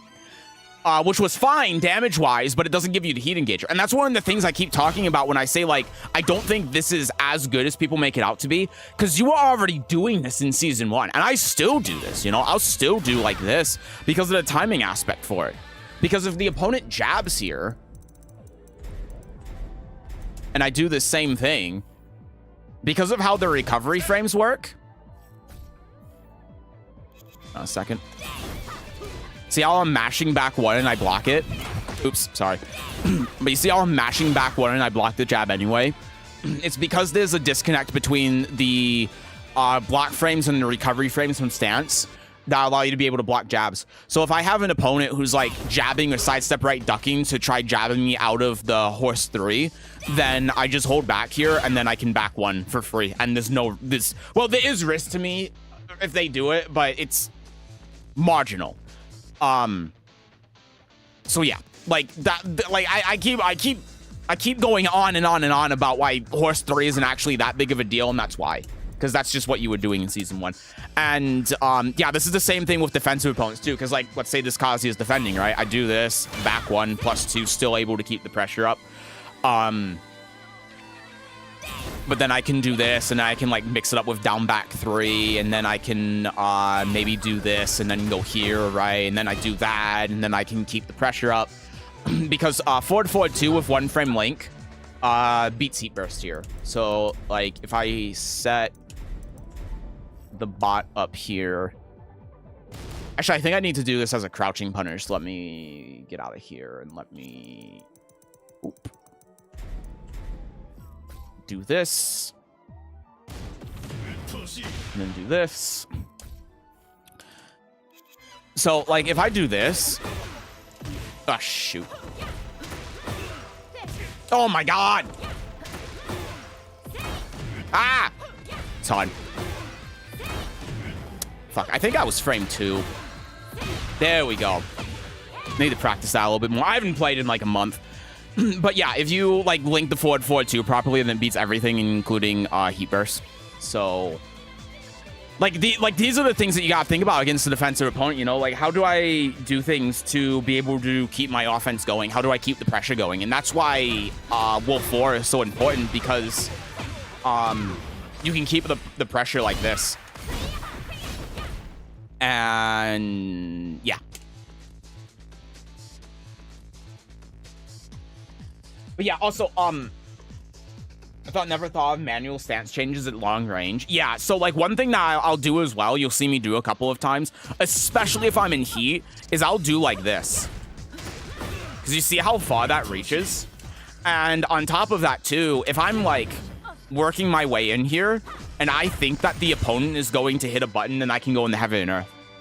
Right? So I have full control of neutral in this case, because if I'm going in, I have so much time that I can wait to go into the next stance, and if I see the opponent coming in, then they are within my range, right? And as soon as I know that they're within my range, then I can go heaven and earth. But even manually too, like if I'm doing this out here, I don't think it's great to do it out here because of that, but maybe at like this range, right? If I manually go in the stance, you can see how that works, right? Yeah, and then if they try doing like heat burst or something, I can do the low and then keep this up. So, told you love Tekken and streaming Tekken as long as you don't actually have to play it. It's true. It's so true. Can they sidestep after you forward 2 the first back one? They can, but let me demonstrate this real quick. So if I do this, see? So they're putting themselves at a risk if they do that. You don't even have to use core circle forward 4. And this is this is another thing where I say like this move isn't as good as people make it out to be, because you just do this, and then if I actually timed it right, see how I'm not even moving, but I can do like this into this. You see that? So I can kind of threaten with forward 2, like that.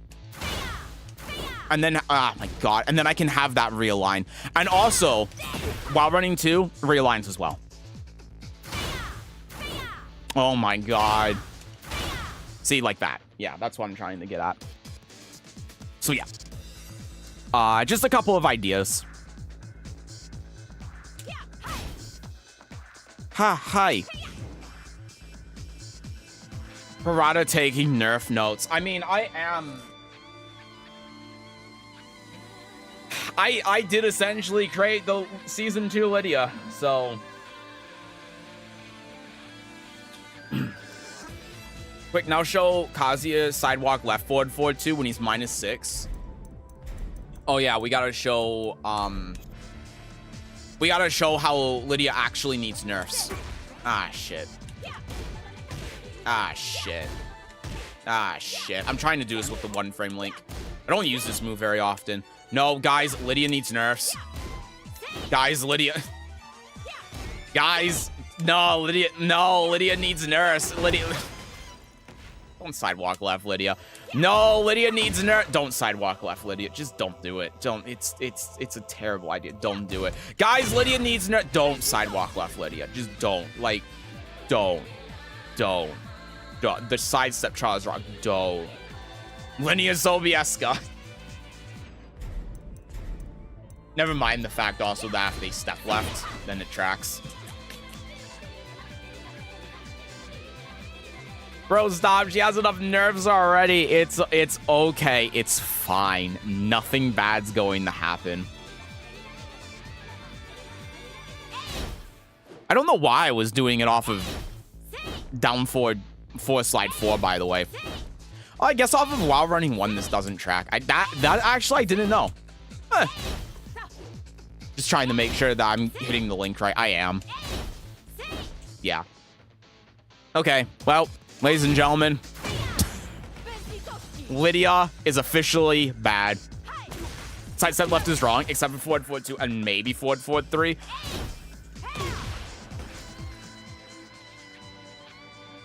You were saying? Linear character, by the way, like the most linear character that has ever been conceived. Lydia's main weakness is that she's so linear. Everything she does whiffs to sidestep.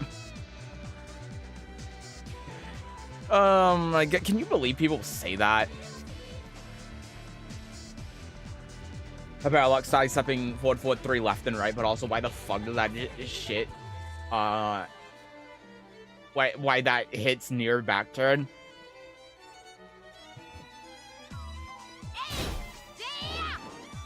Damn, I wish that hit. Wait, does this? Nah, okay. Quick step.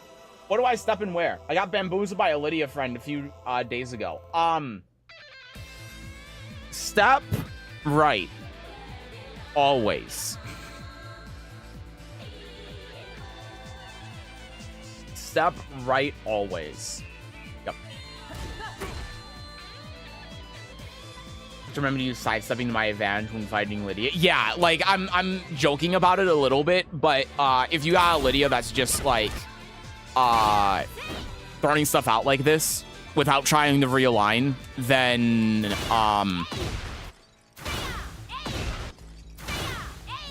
like that, then yeah, sidestep is very effective. You just have to time it right. And you can't be obvious about it because Lydia's ability to be able to shut down sidestep if she has the right read is really good. But yeah, also again, don't trust the sidestep shot. You sidestep her right, not left. The sidestep shot's wrong. Can you show me I did the same on Dragunov and it helped me a bit? I was like 2-2. Hey, that's not bad though. Oop. Wait, I'm sorry. Oh no, I'm +6. I'm dumb. I don't know what I'm talking about. I need to I need to lie down. But yeah, I remember that, like, the guy who made the sidestep shot on Reddit said the reason why he had Lidia label a sidestep left instead of right is because forward 2 and back 1 track to sidestep right. Clearly. Clearly. Oh my god. Anyway, let's do the thing that I had planned for today. I don't know if I'm gonna have the energy for this. What is that? 109.35. Oh, please.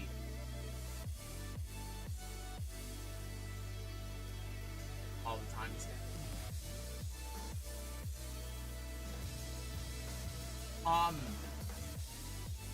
Okay, so this is what I'll tell you.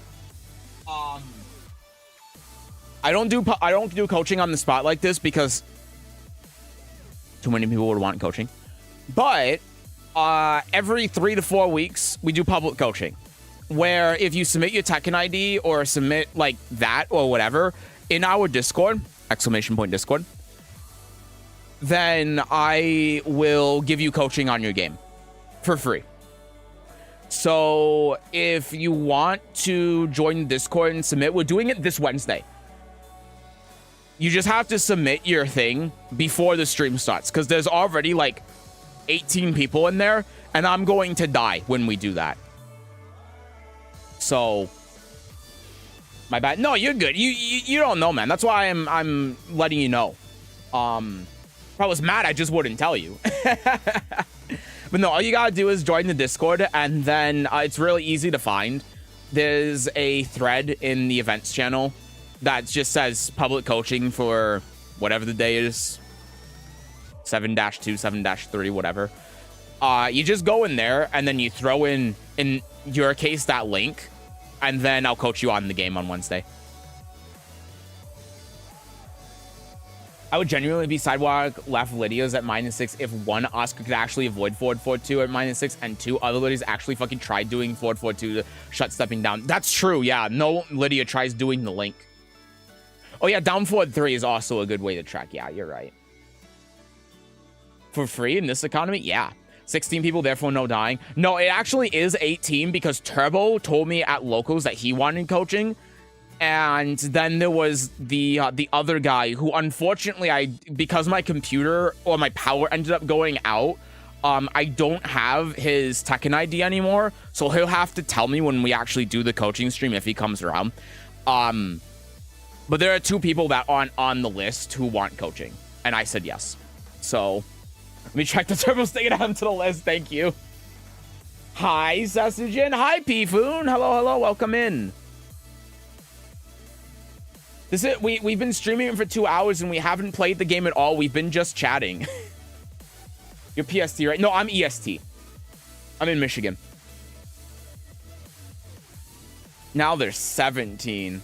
I'm going to lose it. Dude, Wednesday is going to... I don't know what the hell. Take a list to ever ask for a specific game. No, I don't think he did. He might have. If he did, I don't remember. He's gonna have to say it if he did. But yeah, I can also tell you for everyone that's here right now that that is signed up for coaching, be in the stream early. Be in the stream when we start it. Well, when we start the coaching, because we're going to watch Murray's Tuk stream. Because there are 17 people in the list, and if you've watched the previous coaching stream, I can't get through everyone if there are 10 people in the list in a stream. So I think that even for the people that are going to be in the chat, I'm not going to be able to get through everyone. So I'm just going, what we're going to do on Wednesday, I'm going to start the stream. We're going to watch Murray Tuk stream. We're going to watch Seth and I'm, and then I'm going to call roll call. I'm going to gather everyone that's in the stream at the beginning of the stream. You guys, I guarantee you, I will get to you. I will go through you in the order from when you submitted in the Discord, like usual. And if anyone comes in after I do roll call, they are fucked. They are not getting coaching until after I'm done with the initial batch of people. I don't care if someone from the initial batch leaves. Actually, I do. If they leave, then I'm skipping them. They're going to the bottom of the list. I won't skip them. I'll just put them to the bottom of the list. But I'm telling you, if you are not here on time, you better not be tardy. I swear to God. I said in Discord, I will nuke you from orbit. You will be nuked. If you are coming in after roll call and you're like, Seth, where's my coaching? I swear to God, I will shoot. So you better be here. Be as late as possible, people. Maybe I can catch it some sort of local when I go. And you can catch these ball hands. I'll be catching Lidia hands. We'll both be osing. Yeah, maybe. I mean, like, I don't know where you are in Michigan, but there haven't really been any locals since Season 2 came out. Yeah, unfortunately, the guy who normally does the locals around where I am left the place that was being used to facilitate the locals. So, we kind of don't know when those are going to start back up again, because apparently when he left, it was a goddamn mess with the management of all of that. So, it's tough. Southwest.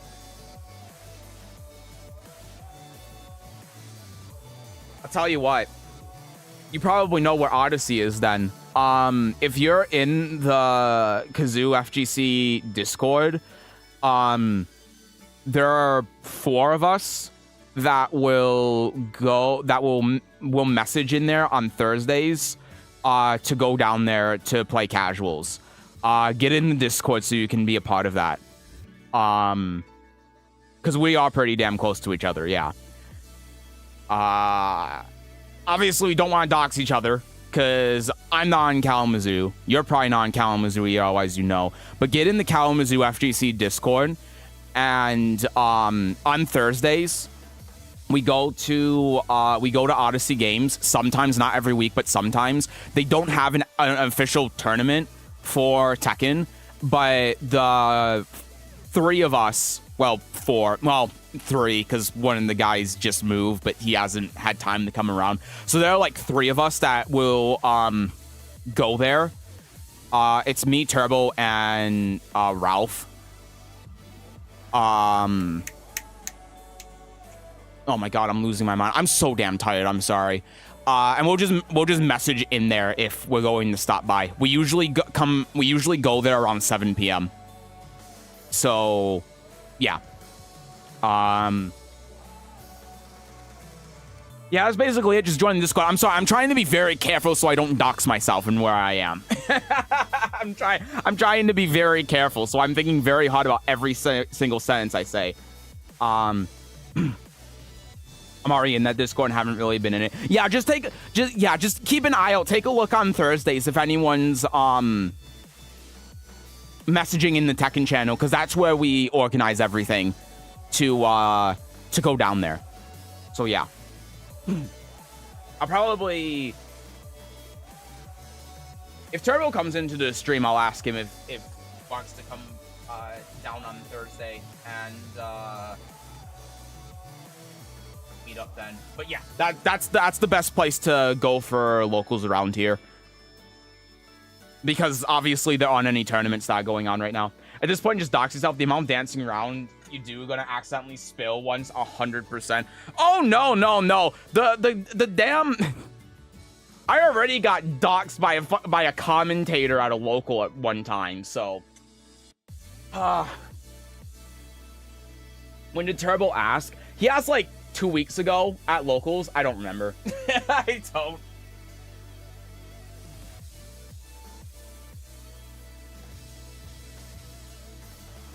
Seth, where's my ear? Well, aren't you, like, deaf?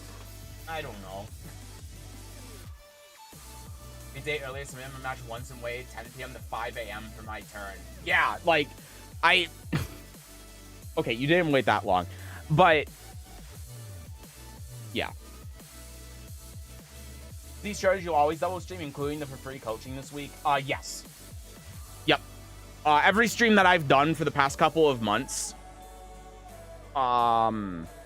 yeah. And the free coaching I've done, I mean, you can actually see it on there. Why don't you review my match? Do you just hate me? Yes.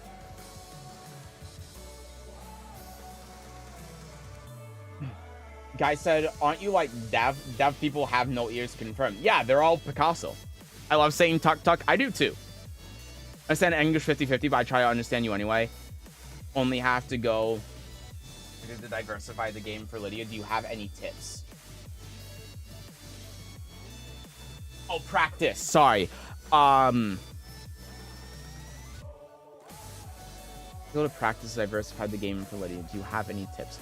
So my tips that I'll always give for Lidia for diversing how you play her is not using the stance mix-up. If you watched my last video on YouTube, everything that I talked about in there is the advice I would give you. Focus on, if you do forward 2, how you can use that move along with every other move that you have with Lidia, even the moves that aren't in her stance. Does that make sense? So if you do forward 2, think about how you can do forward 2 and then use, instead of, say, horse 1 plus 2, how you can use cat 4, or not cat 4, wolf 4 instead. Is wolf 31 useful for anything? No, that move sucks. Beethoven was Picasso, who was actually Van Gogh. Yeah, that's exactly it.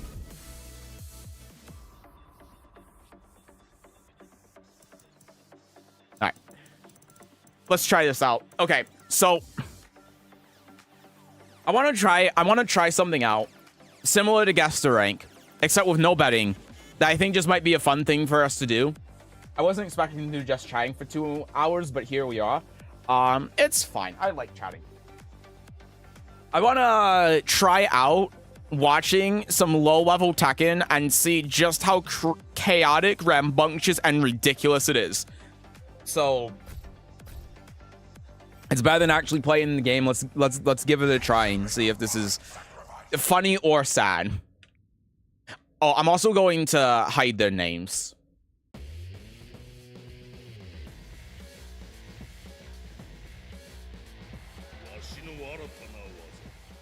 Oh boy, you know that they're new because they're playing their intros. I got you. I'll try to do as much as possible. Good to hear it. But then actually playing is a really low bar. Okay, so immediately what we're doing is the Heihachi has done the -13 move. And we think that the best thing for us to do, instead of punishing the Heihachi, is punish ourselves. See, this is why we need to watch these games. This is why we need to watch low-ranked games, because these kind of strategies would never occur to Ni. And you know it for a fact. Ni would never be able to conceive this as an idea, and that's what makes it so brilliant. Look at that. Like, look at the damage. He spun, confused Heihachi, and then power crushed. This is genuinely brilliant. Look, he's just spinning. The Yoshi player, all he knows is to spin, and now instead of him being dizzy, the Heihachi is dizzy. Look at that. Look, he's dizzy. He's dizzy. Look, it's working. Oh, no, we got punished for it. Oh, there's more spinning. Oh, now the Heihachi's spinning. They can't stop spinning. There's a jab. Look, the power crush is working out brilliantly. There's the backflip. They can't stop spinning. They can't. Okay. Now Heihachi's head is spinning. This is, oh, that's a launcher. Nice combo. No. Yo, the Yoshi's playing 40 chat. Dude, they're both spinning right now. Look at this 4-3, the 2-2. Look at the spins. Look at them.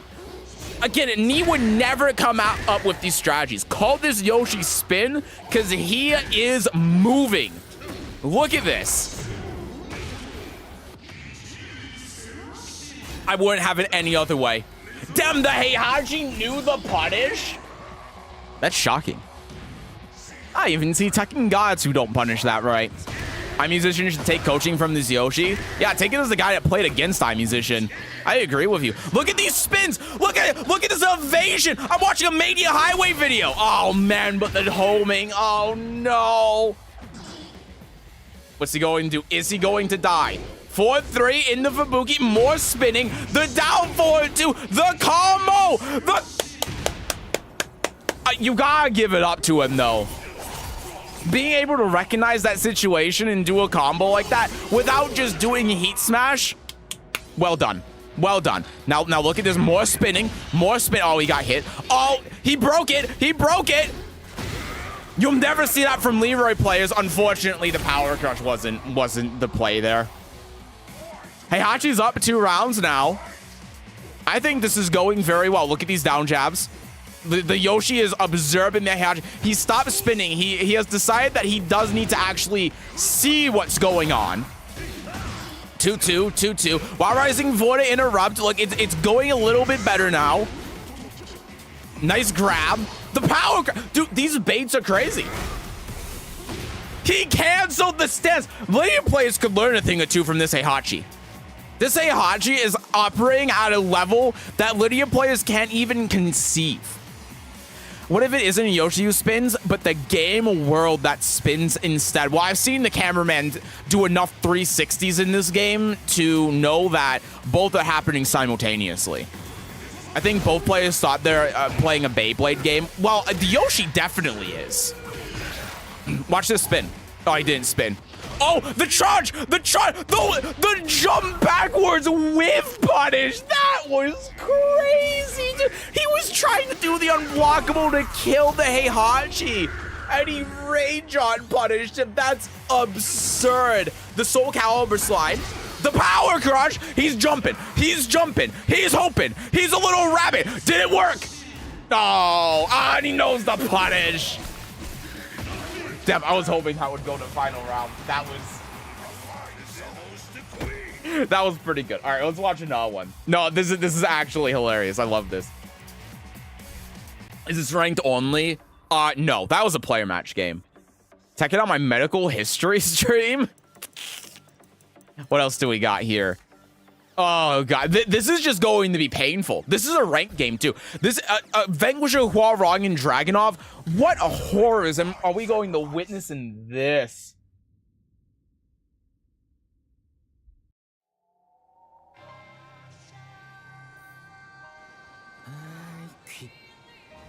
And now let's see a blue rank Heihachi. Nah. Look at that. He tried jumping, man. Okay, Dragunov 1-2. Just like Jin or something. Look at all these whips. The power crush coming out in full force. That is not how you punish that. That also isn't how you punish that. Why are we down jabbing at my... Oh my god. Okay, I'm playing Hwarog now. Hold on. Sorry. I just gotta get this out of my system. I managed to drop the combo. I think that you can't actually dash here. Yup. Okay, we are now out of hell. Jesus Christ. Like, why? You're -4. Why are you pressing? Why are you down jabbing? Why are you down jabbing? What's the purpose? Oh, he dropped the combo. Please. Everything that's punishable is launch punishable. Everything that is punishable is launch punishable. What are we... What? Guys! God, why are you... You just have to do...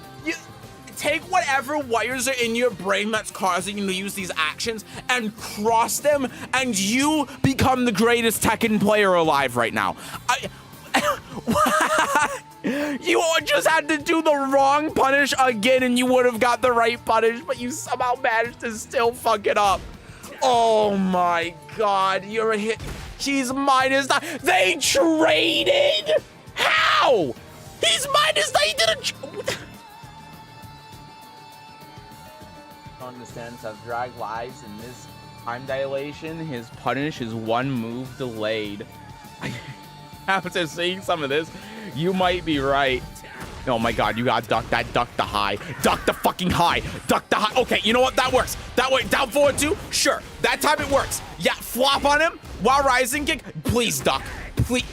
Punish! He punished something properly. We're witnessing a miracle right now. Oh my god, the counter wall combo. Does he have it? He has the Oki. He didn't do anything off it. Stop! Why are you parrying? Why? Oh, look at me. I'm Houdini. I'm going to do a trick. You want to see the wallet disappear? Oh, the wallet's gone. What are you doing? Don't even have to play the game to crash out. Nope. It's like what Matt said, welcome to a Seth stream. Here we go again. 0 on block. Hey, you know, he's not ducking it, but he's at least getting the counter hit. Please. Okay, and to his credit, he tried whip punishing. He was just like, here's the down forward 2 thing again. You know, I at least appreciate that this Hwarog is attempting to punish the mid power crush, because as we all know, say it with me, mid power crushes are universally punishable. And I see people at Tekken Emperor who don't know that. So I gotta give him some credit. This is absurd. He just got hit by the low and hit a button. Okay, and he's dead. He just got anti-aired like he was a goddamn javelin missile. Nice punish! The Dragunov. He doesn't know. He doesn't know. You can't let a Hwarog win like this. Okay, again, nice punish. The counter hit string could be better, but nice punish. Oh my god, you can't let him win.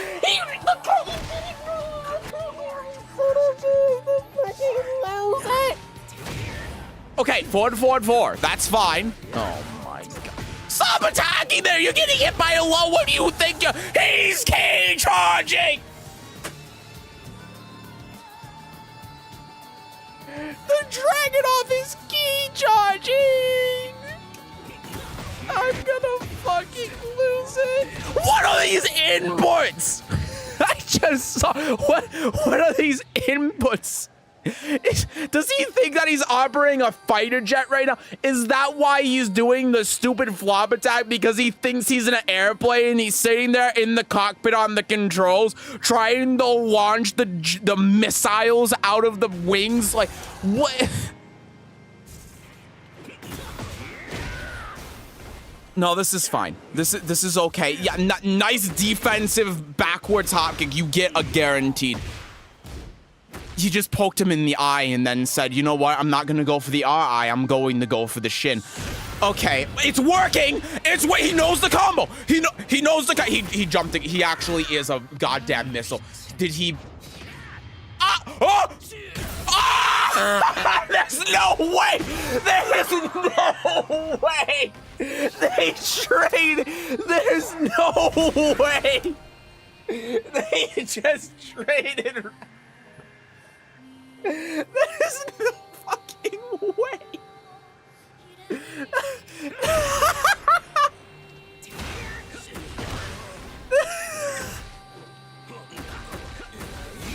They hit me. They hit me with that rage eye. They didn't hit each other. They hit me, the person watching the game.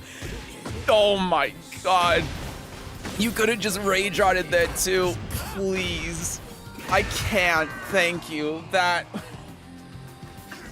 Yeah. Take that, Evo. These are where the real games happen. Yeah.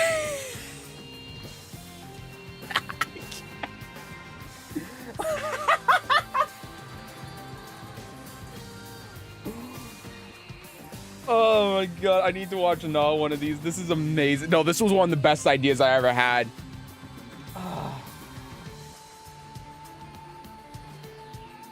In defense of orange players, I didn't care about frame data until after I reached Tekken King. And since reaching Tekken God, I stopped caring again. Yeah, you're like the guy on that like graph that goes like this. You know what I'm talking about. Jesus. Finally, some good fucking Tekken. Yeah, this is some good ass Tekken. He may pay for the full controller. Also, hi, Heister. What I miss? We're watching low-ranked Tekken games. The waterfall of commands. We're watching God of Destructions. Holy shit. No, this was one of the best ideas I ever had. This is incredible. I can't believe that rage. That was more hype than anything I watched at Combo Breaker.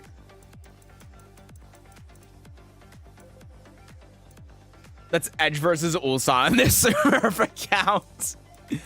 They know how to bring the hype.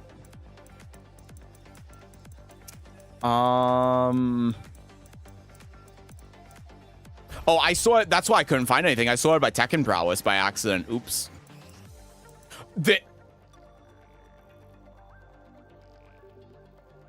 Nah. Do we watch the Law and Lidia game or the Steve and Jack game? It's gotta be the Law and Lidia game. This has to be a complete disaster. Lidia and Law, I'm going for it. Hi, Gilbot. How's it going? I'm doing all right. How about you? Hi, Zakio. You started stream early. Hello. You just missed the greatest thing I've ever witnessed in this game. How's you? I'm doing all right. Hope you're doing well. Hello.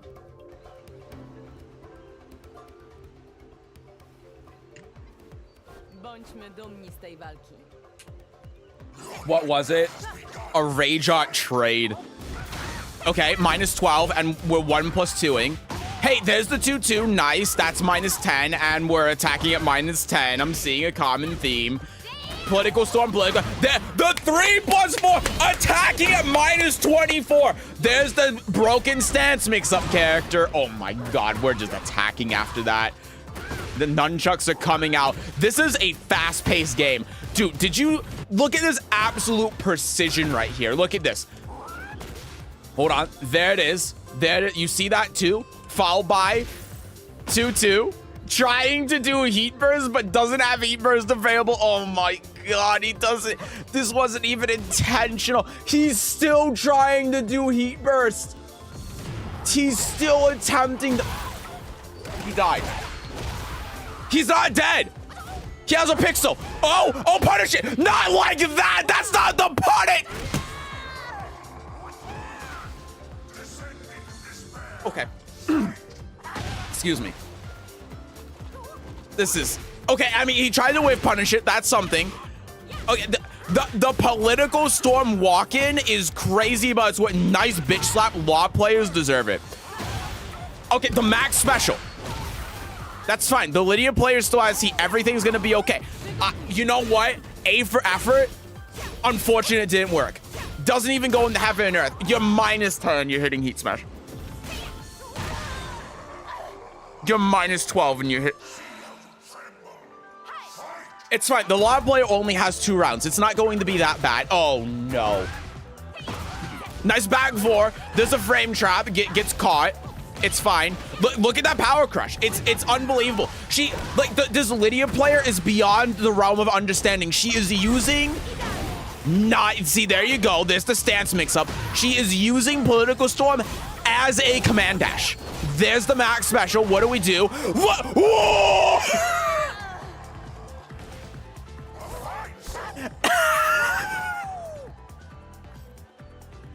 She ran under law? Are you insane? The command storm? And she still lost. You just do back turn 4 there. The command dash is more powerful than it otherwise seems. I'm doing great. Oh, that's good. I beat Plug and Nina with Clive Rager in final round. They plugged too late and I still got the point. Oh, hell yeah. The political dash. I like that. I'm gonna steal that 10 out of 10 tech. If this is guess the rank, I'll guess boost it on the Lidia. Stop. Oh, this is great. I love this. This was such a good idea.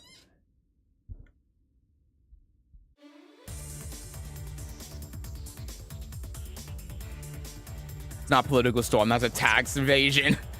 Oh my god. That wall muscle can't stop him. Political storm dash equals a blitzkrieg. Yeah, I think that no. I don't think that's I don't think that's how it works. Okay. So we're not punishing the mid.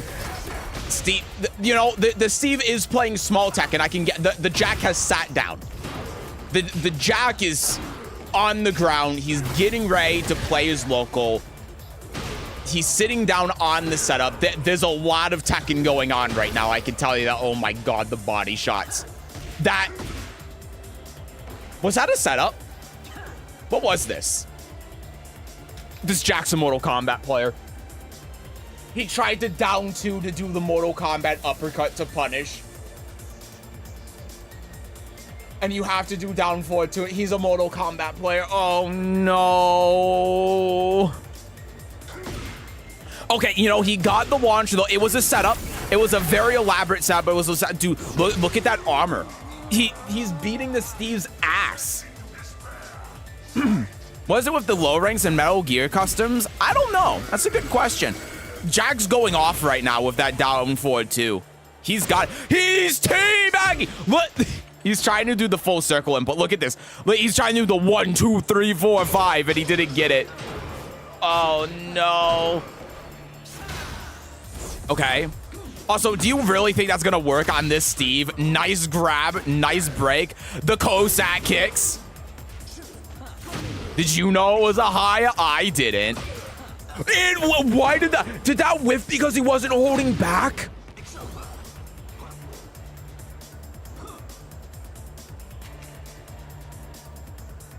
The toe stomp from Steve whiffs if you neutral guard here? Are you out of your mind? I mean, it still ended up hitting him, but Jesus, that's so silly. That's huge news. I mean, you could just react to the low, but I mean, the heat smash there makes sense. He keeps trying to go for that, so beating it makes a lot of sense. While running 2, well, we do. Okay, so the Steve pointed up towards the sky says, "Mom, I'm going up there," and instead of actually like sending him up there with like, I don't know, down 1 + 2, Instead, we just say, nope, we go for the shins. Why do they all go for the shins? That was a good sway. Dude, you can't keep getting hit by this while running too. You can't. Oh my God, the body shots. Please just power shot. Please, please, please. Okay, he's mashing at -13. It's fine. It's fine. Everything's fine. Look at that. That's what you gotta do. He's in the air. Oh, the cross up. Oh, you could have got the punish. He tried charging it again. He's not getting it. The defensive jumping elbow. The people's elbow. Dude. This Jack is going places. -12. No punish, just flex on him. I don't need the punish. See, there you go. There's the 1+2. Just headbutt while he's on the ground. There's the whiff punish. He's sitting on the ground again. He has given up on this game. He doesn't care anymore. There's the Astrov bull charge. He's gotten hit. It's fine. It's fine. Look at that. Keep out. Look at that shot. Jack has a hidden shoulder. Did you not know this? You all think about Jack's shoulders while running 1+2. These are the strategies that Joe Crush and Anakin would never be able to come up with. Did you see that? Absolute beauty of a punish. And then immediately followed by the shoulder just to say, I know what the right one is. Unfortunately, Jack just isn't punishing anything. Oh, he's dead. Oh, the Steve's dead. Please, just like someone rage out here. What are we gonna do? Max special. What's the mix? Body. The rage on and whiffed. Steve High crushed the second hit with the rage on face. Way. There's no way. This game is an unbelievable. What is going on? What is happening? Nice. There you go. That was beautiful. That's beautiful. Look at this combo. Don't look at.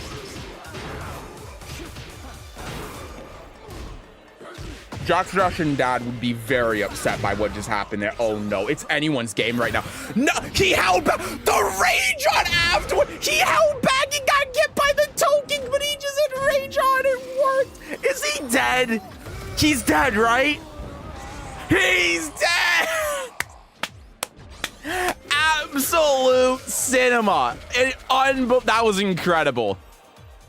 Holy shit, I love this.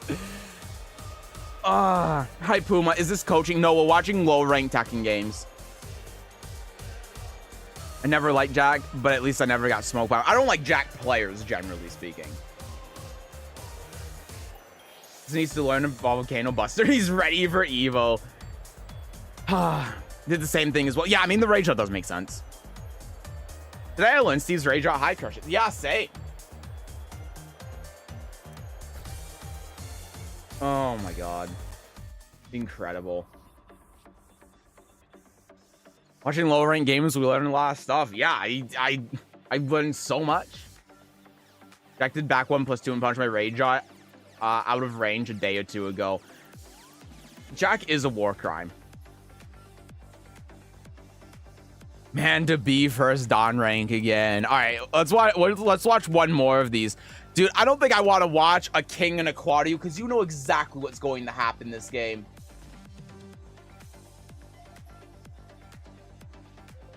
You know exactly what's going to happen in this. Is there a Laws replay in there?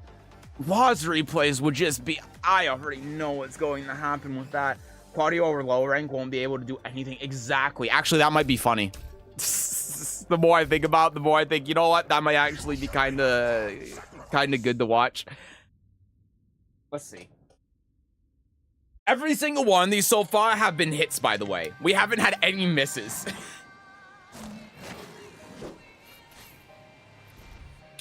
Oh no, guys, they're both on a promo. Hop kick. This is the 1+2. I'm shocked. Wait, I just realized the king is using special style. Wait, it's Fergus on his ult. Oh, Jesus. Okay. He hit the just frame. He hit the Setsuka. Okay. Double knee. He's staying at the wall. The Quadio hot kick. Oh, the whiff punish. What the hell is the king even going to do a special style? He's just going to die. He's just going to die. Okay, the Quadio standing there. He did not break it. See, if you just do more of that, king, you win. You win the game. Don't hop kick. All you need to do is grab him. All you need to play your character. Be the king main you've always wanted to be. Just grab the Quadio. Oh my god, the power crush is working. Quadio, stop falling for it. Oh my. I think the king has woken up. He didn't hit the just frame, this boost box if you do it right. Oh, there's no actual just frame that you have to do to hit the move now. Oh my god, it's a power crush war. It's a power crush war. The Quadio was turned on special style. It's an even playing field, everyone. Special style is still real and it's alive. You can't punish that shit properly. Oh my god. The auto combos. We have special on special style action. This is unprecedented. You don't see this kind of thing anymore in 2025. Look at this immaculate backdash. That keep out with the power crush, crazy. That hop kick, how are you gonna punish it with special style? Well, I mean, that's how. Look at these lows. Oh, ow. Ow. Oh my god, that's 71. It's no wonder Alfergus got to God Destruction with this. That's absurd. What are we going to do here? What are we doing, Quadio? You turn on special style. He didn't believe. He turned off special style because he didn't believe it. He got slammed into the ground. Oh no, this is what we are facing, an assailant. Jesus.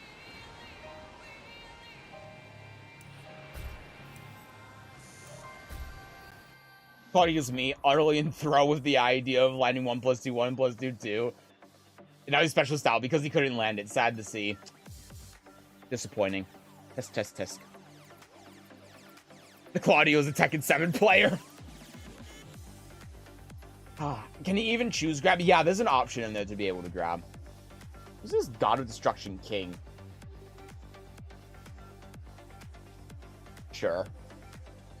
Okay, let's do one more. Let's do one more.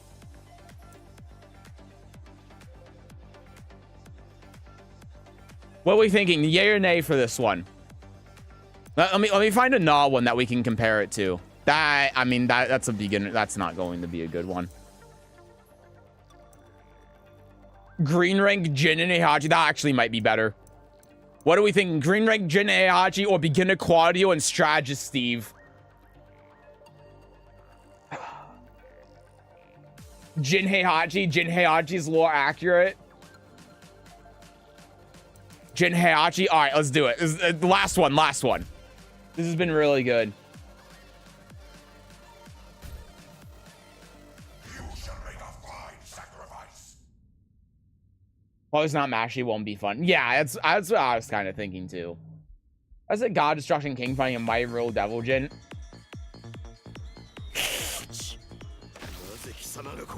Lore match.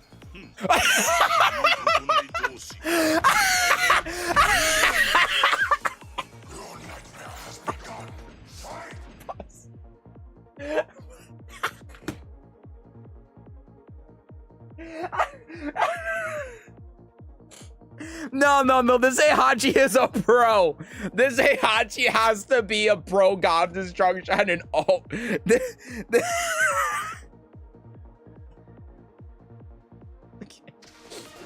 No, we gotta go. Look at this backdash from Jin, and he's on his ass. Okay, and he's on his ass. I would expect nothing less from a Heihachi that looks like this. Okay, 1-1-2. He's going into okay, the demon paw. It's working. Something's happening here. 2-2, 2-2. That's hey, you know, the Heihachi at least punished it. In back turn up, going for a low 1-1-2. 1+2. Grab broken. Jin still in heat. Nope, he's dead. He's dead. This Heihachi has 2 moves. He really is a pro. This is true small Tekken. Again, these are things that you would never see JDCR do. This is something that you can only see. The 1-1-2 mind game, he's charging the Astroth kick. If they're not gonna duck it, why not do it? Look at that break. Amazing break. 1-2-4. He keeps getting hit. He can't deal with this Heihachi, man. This Heihachi is an anime protagonist. You can tell because he has the anime protagonist hair. 2-1. See, this is what Fee means when he says to play small Tekken. This Heihachi's got it. Honestly, I wouldn't be surprised if this Heihachi was one of Fee's students. Like, really. I mean, not only with the immaculate small Tekken gameplay, but also the customization is on point for Fee. The Chrome Dome whiffed. The Jin has given up. The Jin... The Jin has realized that there is no way to be able to beat this absolute specimen, and he has chosen to give up, and I don't blame him. I would have given up right from the start. Amazing. Well, thank you all for watching Low Rank Tekken. This was fantastic. We're gonna have to do this more. This was so funny.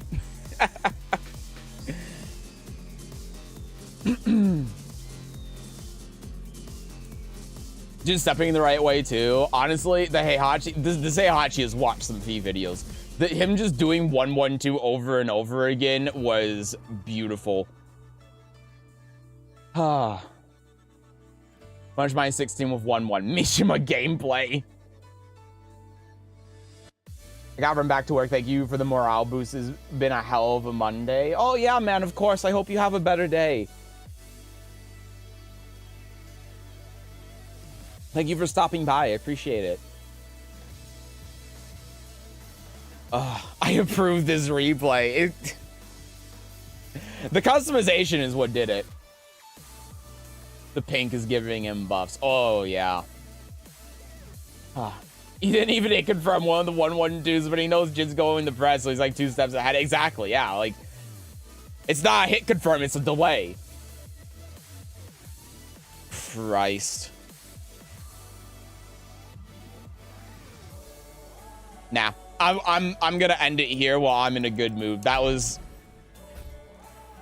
a good bit of Tekken. We talked for about 2 hours and we watched some really funny low rank games for like 45 minutes. I am perfectly okay with that. I don't want to play this goddamn game, so I'm gonna move on to blueprints. I'm also getting a bit tired and I need to know my limits, so we're going to do a little bit of blueprints. So yeah, that.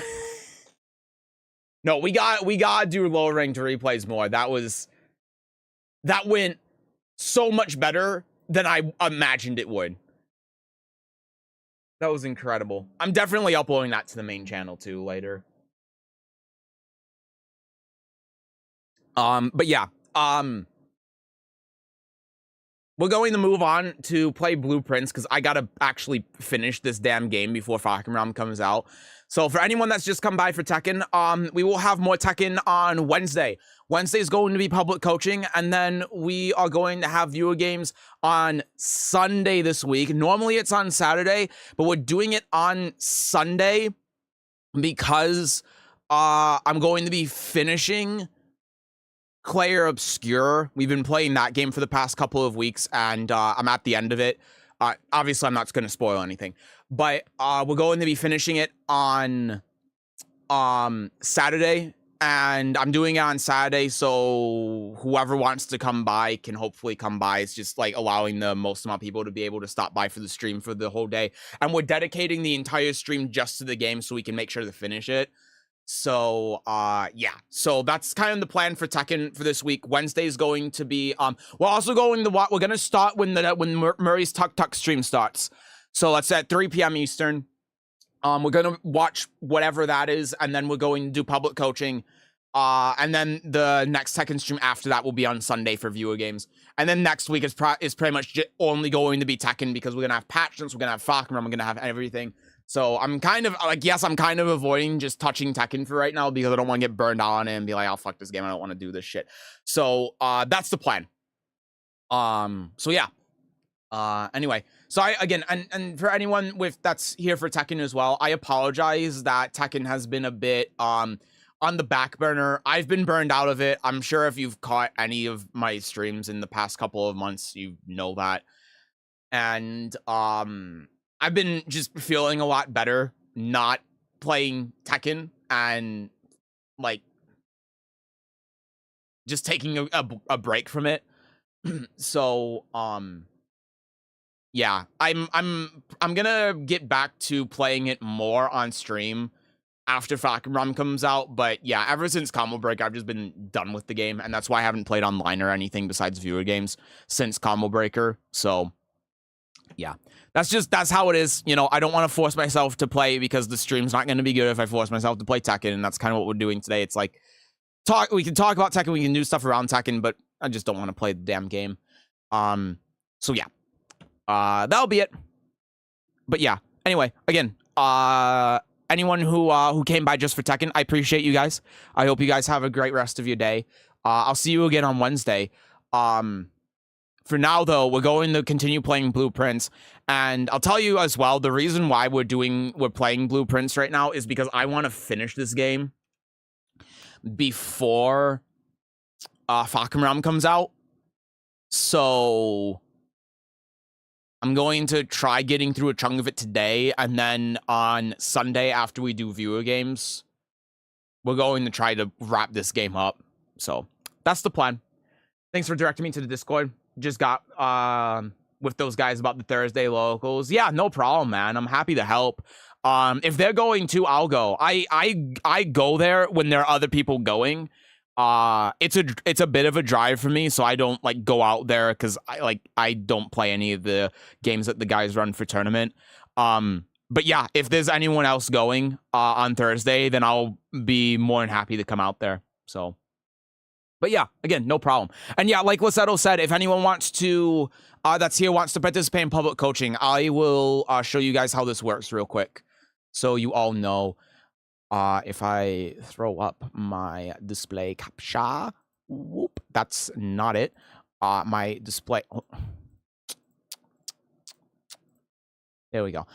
So in the Discord here, under the events channel here, there's a thread that says public coaching number 14 for 7-2. Just click on that and then throw your Tekken ID in there.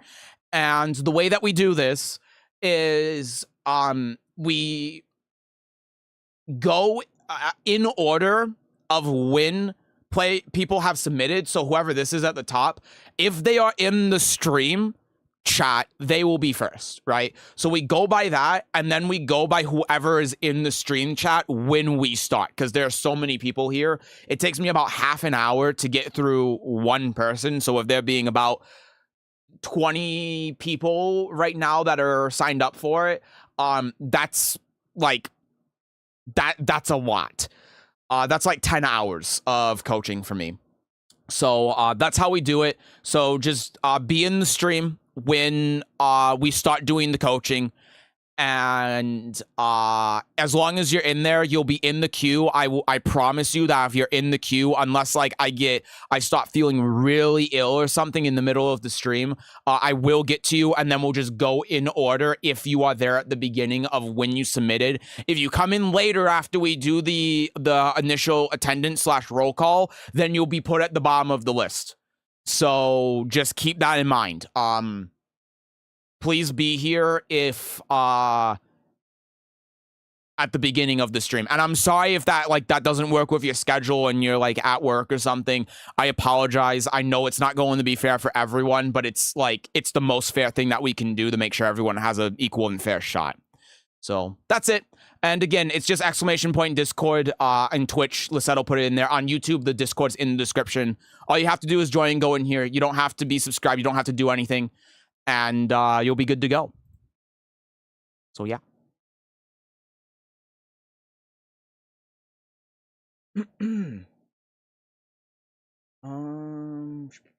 Oh yeah, thank you for putting in YouTube, Lisao. I didn't even see it. Thank you.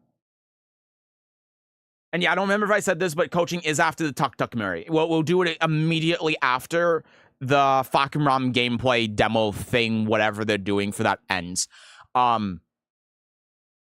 Yeah.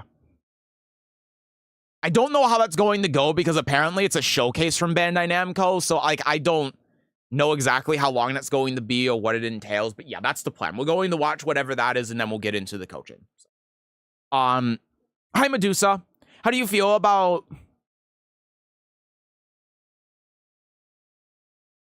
Okay. Hey, Lissetto, can you shoot that person, please? Make sure it's a kill shot, too. Thank you. I recognize that guy's name, too.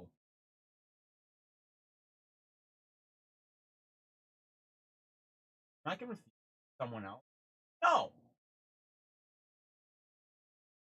Oh, they do have a YouTube channel. Oh, I'm seeing a Reddit thread. Why is Mayman not allowing mentions of this guy in his chat? He's got exposed as a racist and a homophobe. What a piece of shit. Wow. That's crazy. Holy shit. It's no wonder I recognize this guy's name. He is just one of the biggest pieces of shit. Like how do you like how are you known? Dude, how I'm losing it over just how stupid that is. Like, how much of a goddamn loser do you have to be? Holy shit. There have been people that have come in to specifically the YouTube chat and have said some really dumb shit. You have to be the stupidest, biggest cunt that I have ever seen. And that's really saying something considering some of the people I've seen in the chats.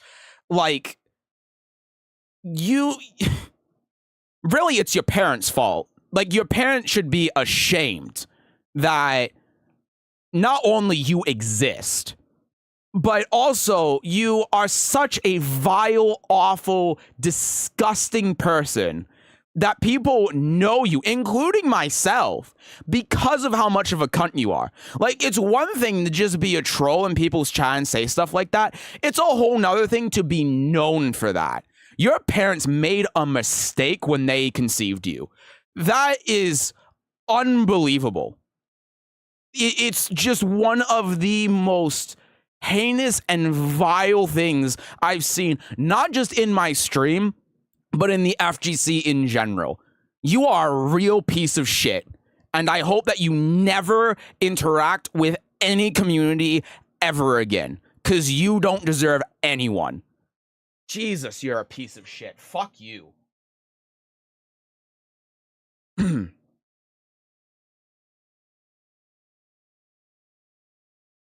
Looks like someone's using his name, but double check the channel, but still fuck both of them. Yeah, I mean, fuck both of them. And I'll tell you this, even if it's someone that's just using his name, I still mean everything that I said. Everything.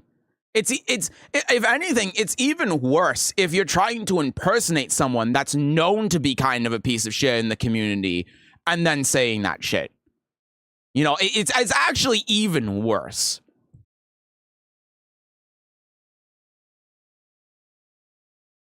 Which is, like, incredible that you're able to push the boundaries like that.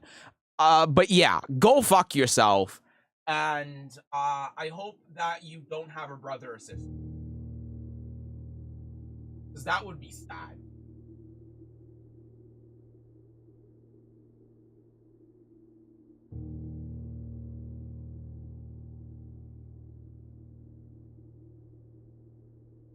I misread fight, so I didn't shoot. I did too at first. Also, hi, Kyoke. Hello, hello. Ugh. Hi, Mr. Phil.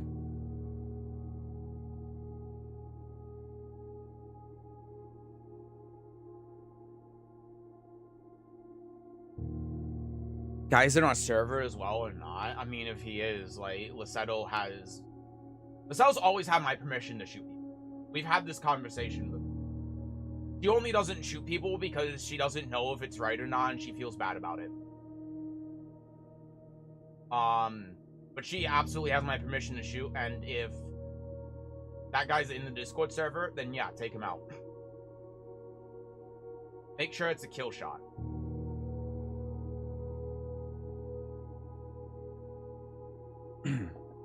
Yeah, it doesn't change that Medusa is Medusa, but still, like, if you're like taking his name like that and trying to impersonate him, you're even worse than he is.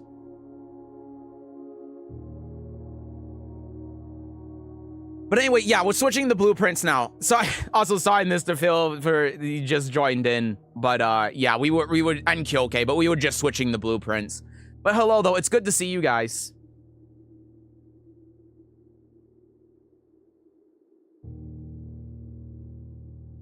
Hopefully they're not lurking in there. Well, I mean, if they're lurking, then whatever. It's if they say something. Hi, Falcon. How do you feel about Shinblade? I mean, I know nothing about the guy. So, like, yeah, you guys should know that I don't... People can do their own thing, and I don't care. I don't get involved with drama. I don't get involved, like, yeah, if people say dumb shit about the game, then yeah, I'll like say this is dumb. But I'll only really care if you have people that are actively pieces of shit that are making the game and the environment and the community actively worse for everyone. But like, I don't care, man. Like, people with the main man will shit talk the main man about this thing and that thing. He's just a dude who's playing a game. I don't care. Even if I disagree with a lot of the things he says and I don't care about his opinions, at the end of the day, he's just a dude playing a game, and I'm not gonna get mad at a dude who's just playing a game, even if I fundamentally disagree with a lot of the things that he says. I don't care. And it's the same with Shinblade. Like, I mean, like, even with Shinblade, I don't know anything about him. I don't know anything he said. I don't know anything that he thinks. I don't know. I just know his name, and that's it. So I don't have any opinion. I don't care.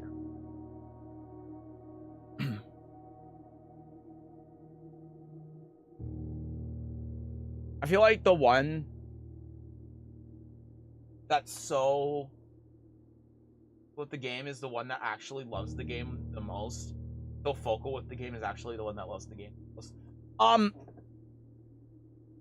mean, I most of the time, yes. Sometimes no, but most of the time, yes.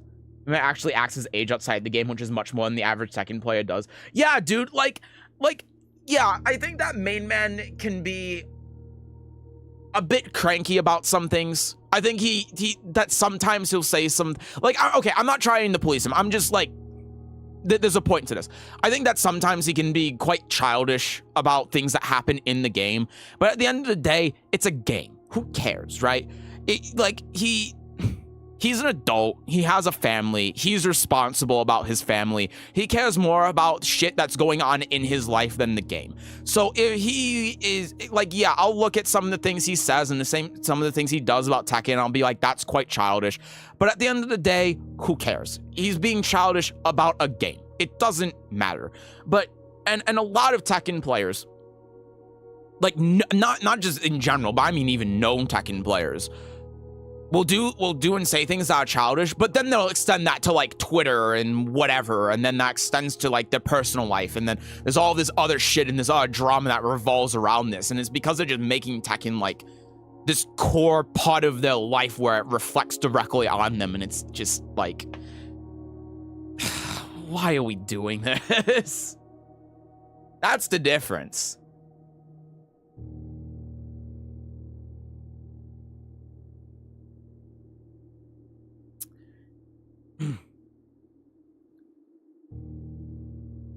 You said people need to stop being so toxic. Yeah, people just need to, yeah, exactly.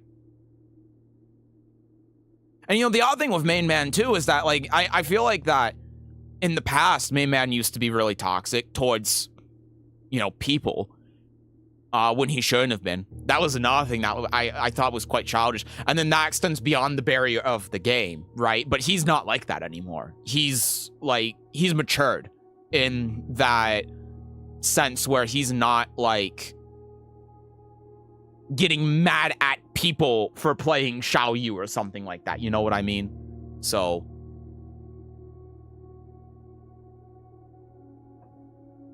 I don't know how you can really be that upset at him for him being an internet personality who did that like 5 years ago, but now doesn't. I think that just kind of speaks to his maturity more than anything, that he like grew out of doing that. Because some people don't, you know? Some people can't do that. Wondering if the current state of Tekken 8 also happens in Tekken 7 older series back in the day. Yeah, like with Tekken 7, the same kind of problem that people are talking about happened in mainly in season 3, because people were, and they were legitimate criticisms about similar things that in Tekken 8, in particular, combo damage and wall carry were things that people complained about in Season 2. People said that, like, yeah, it's like the game's fine, but it would be better if they reduced the wall carry and they reduced the combo damage and all of these things. And then in Season 3, they just buffed it, and they made it worse. And people were quite upset about that. And then obviously Leroy came and Fakumram came and all the DLC bullshit. And yeah, like, this has been, a perpetual problem with Tekken really since Tekken 2. What? Tekken 2. Tekken 7 Season 2. Sorry, I'm tired. Difference is that all the Tekken players, only iron-based. Okay. I can't find a nice community like yours, but when toxic people has to come in our community just to break our enjoyment, it really sucks. It does, but that's why we just get rid of them immediately. Like, especially on YouTube. I don't know how to unban people on YouTube. So as soon as someone gets shot on YouTube, they are never coming back. I have absolutely no idea how you unban people on YouTube. I don't even know if you can. So if someone comes into at least YouTube chat and says something dumb like that, they're dead. And they never come back. I always shoot to kill. I have a very low tolerance policy for that. Probably because he has someone else's view channel. Also true, yeah. Can help you if you want. I was moderating YouTube before. Oh no, I appreciate Devil, but that's all right. Talking about the main man complaining about something. One thing I find interesting is how many people were happy about the old balance team being back, as if the old team didn't make several season 2s before. Yeah, that's also true. It's not like they were particularly great in... Hold on, I need to adjust the audio. I forgot about that. But it's not like they were particularly great in season 3 and 4 and like half of Tekken 7. So. All right. Let's get into it. How toxic can I get before getting Shaz on the table? I'm worried about revealing my actual personality still. Well, I think Manny is your baseline. So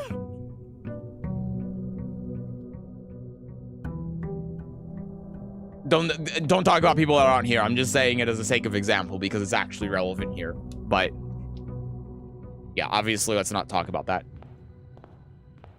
Who's that Medusa guy? It was just someone that was like impersonating a guy to say some dumb shit.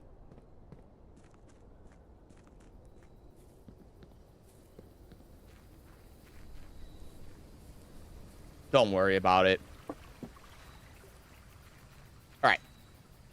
Yeah, so this is just here permanently now. Okay, so what we found from last time. This is interesting. I think I need to get these statues going. Oh yeah, we also have this berry thing. Okay. So what does this berry do? Instead of picking floor plan, you can pick a berry if you do drop the floor plan at random from your draft pool, disregarding rarity. Okay, so we just have, if we have 3 that we don't like, then we can just do a random one. All right, so what we need to do for this run, at the end of the last run we did, which was like 2 weeks ago, we ended up finding this, which leads to the basement. So we need to draft a code check and get to here so that we can enter the basement through this area. That's the plan. Even then, you weren't going to perma-shoot Manny. Yeah. I mean, I wasn't until he went on a tirade.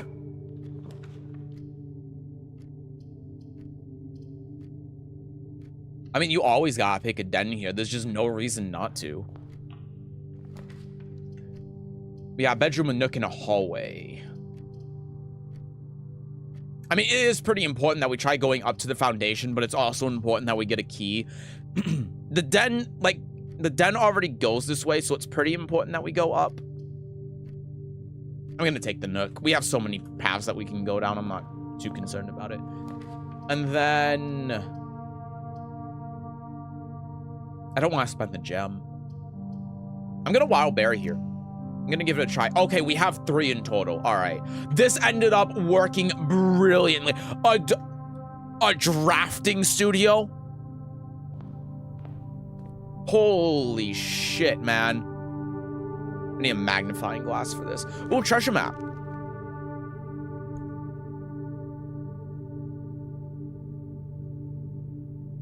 Okay.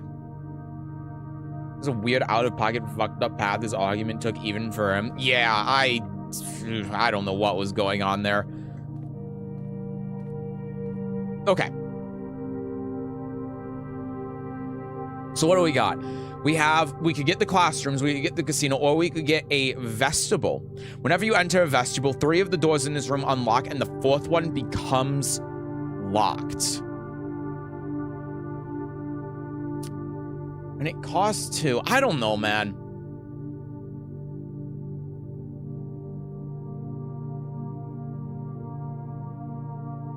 I guess the interesting thing about this is that we can kind of like reset, because when we draft a floor plan, the door stays open, right? So it's not going to close.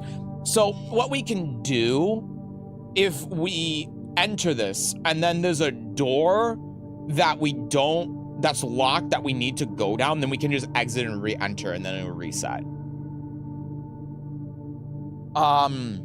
But we could also do the classroom, so we could try doing a classroom run, but then again, we can get the classroom with the thing outside anyway, so it doesn't matter that much. And then there's the casino,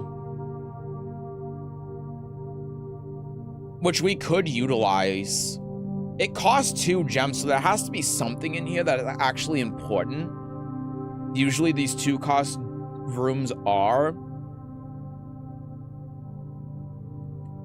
And we're starting out with 20 gold each day, so we can actually gamble in here. No casino, we aren't cosplayers, but we're Lidia players. That's the problem. I don't know. I don't think the classroom is it. I just, like... I fundamentally don't see this being the path. The vestibule is okay, but I don't like it being essentially, like, the normal hallway that costs 3 gems, but costing 2 and requiring a key randomly. The casino actually seems like it does something. So... And yeah, we're Lidia players, so I think we just go with the casino. It's the only thing that makes sense in my head. The other 2 I just don't like. Okay. We'll continue on until we can't.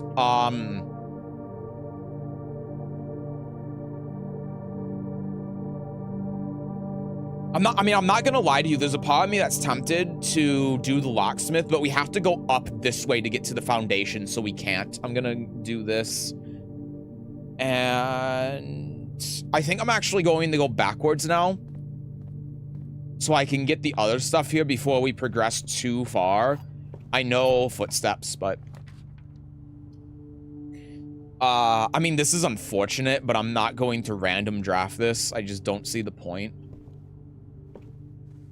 Might also be something in here. There is not. Classroom rerolls could have added a lot of consistency. Oh, I didn't even think about that, but you are right. I'm just thinking about whatever mini game is associated with it to get to the end of it. No, you're right. More likely to draft unusual and rare rooms while you're drafting. See, if we do this, we kind of get a little bit stuck because of the funeral parlor is the only way we can go. But at the same time, this has a chance of getting us stuck, and this is just a dead end. And I think being able to get unusual and rare rooms means that we're more likely to just be able to go up, especially when we have the berries in play. So I'm going to do this. Get a gem from it too, which is nice. Okay, and that means that we're not going to be able to get the treasure, but I don't think it really matters. We've already gotten it before. I think efficiency-wise, it doesn't matter if we go into the bedroom or not. Okay, funeral parlor. 2 statements are false. All 3 statements are false. Well, that's wrong. And this is right. The gems are in a box with a false statement.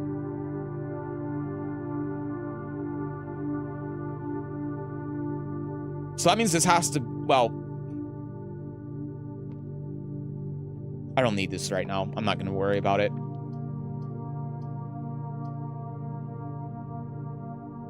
Yeah, conference room. And I could do the chapel.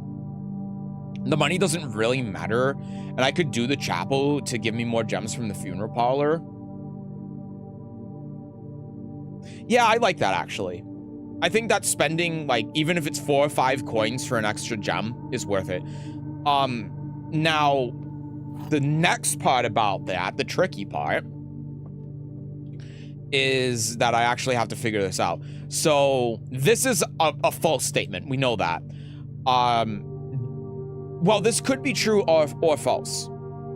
So, if this is true, that means this is false. And that means that the gems are in the box with a true statement, which is this one. So that would work. Okay. If this was false, then that means that there is 1 or 3 false statements, which would be wrong, because then this would have to be true, which means that this would actually be true and not false. So it's impossible for this to be false, which means that this is true. Yeah, this is true. And then that means that the gems are in the box with a true statement, which is this one. So it has to be this one. So I don't want to do this right now, because I'm going to be a little bit greedy and see if I can get more gems. But we know which one's it. So we have 2 gems waiting for us. I mean, we could do the gymnasium. We don't have to go in here, and we don't have to lose the footsteps because we have the upper way we can go. And the other one's the dead ends anyway. So this is kind of why I was waiting.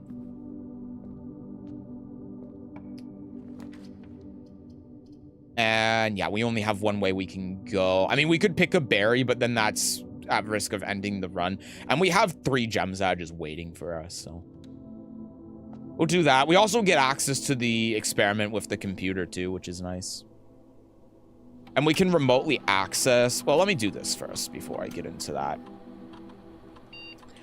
Whenever you draft a red room, each time you unlock or bypass a security door, when you draft a hallway from another hallway, set your dice to 2, add 3 aqueducts.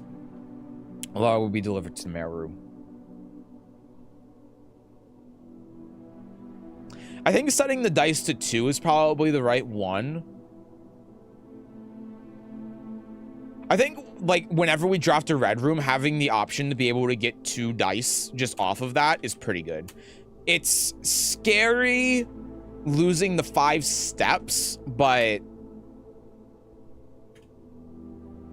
I want to play some basketball, but there's a funeral happening right now, and I don't want to get weird looks.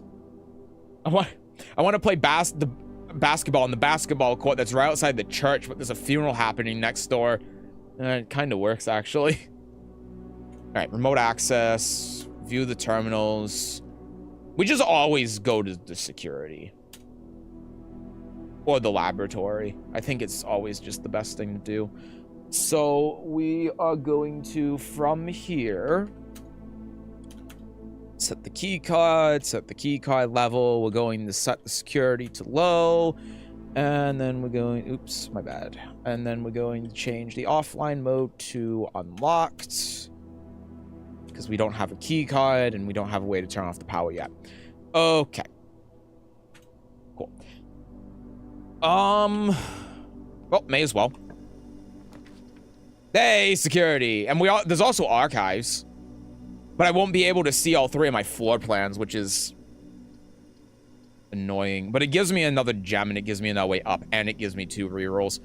I think it's worth it. And we have the berries, so it's like we have the rerolls from this. We have the berries. We have everything. So we have 4 gems at our disposal now. Let's open this up. Let's get our gems. God, imagine I was wrong. Because with our footsteps being limited, we don't want to, like, walk all the way back here. I'm trapped in this casket. Nobody at my funeral can hear me bang the lid because fucking Clyde is playing basketball. Hi, Yuda. I was sleeping, but something tried to wake me up at 2 a.m. Lo and behold, you playing Blueprints this early. Hi, by the way. Hello. Welcome in.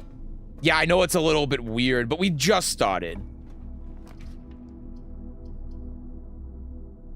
Hope you were at least able to get a little bit of sleep. I think we do this just to keep our options open. Really, we want one where the door is going this way. We also need to keep in mind that we need a coat check. We need to, at some point, find a coat check. Secret passage could do it. What color is the coat check?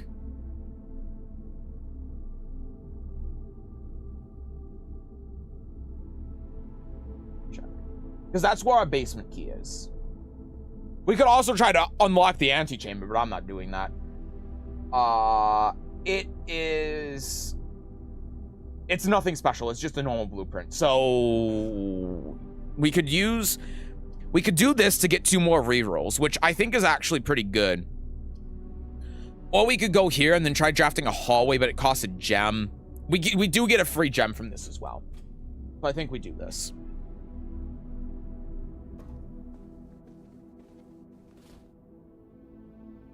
Too many runs with archives ended my very last door leading to a furnace. Yeah, it's the struggle. But I think in this case, it's correct with how we have this set up. Sorry. Oh my god. This is only the 2nd time I've seen the vault. It's a little bit dangerous, but we have 4 rerolls, we have 2 berries. And we have 6 gems. So... And we've never been in this room before. That's the main thing. While we have the ability to, I think we should. Oh, there's the date.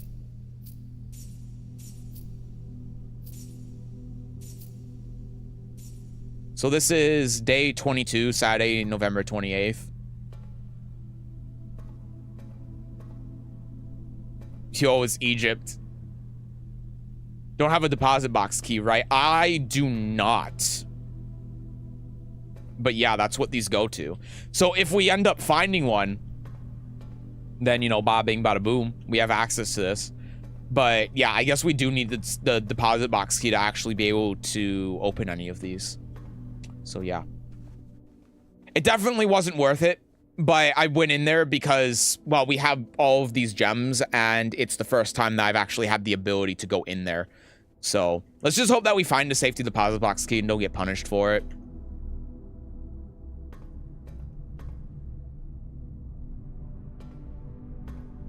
Also in a boiler room.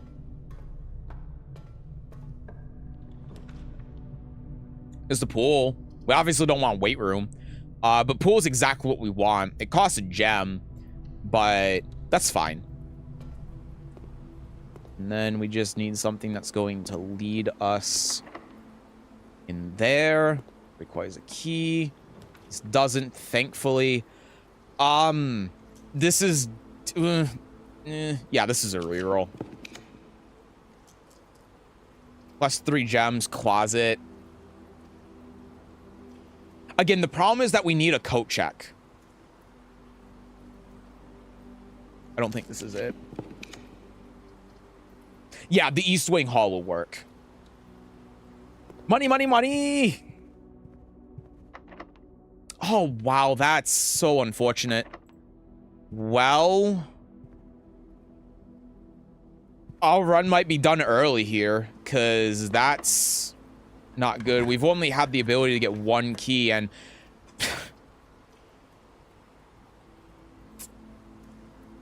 We have to hope. Okay, okay. Okay. So, what we need to do here is we need to redraw until we get a coat check. And it can't be the archive plan, of course. That's it. I mean, well, okay. We can also storeroom. No, but the East Wing Hall, no, it's the same as re-rolling. Office. And then that costs a gem, so that's not the coat check. Pick a berry. I thought it was it for a second. It's the damn laundroom. Oh, but there's a key in here. And we can launder our money to turn in the keys.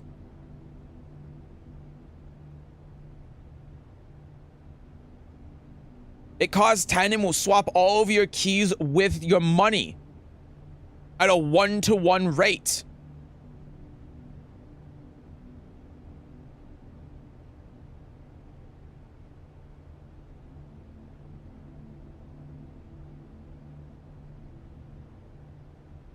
So, okay. 48 keys, Kingdom Hearts time. We will be able to just go in every room. We don't have to worry about it. Yeah, I think we do it like this. Fluff it cold.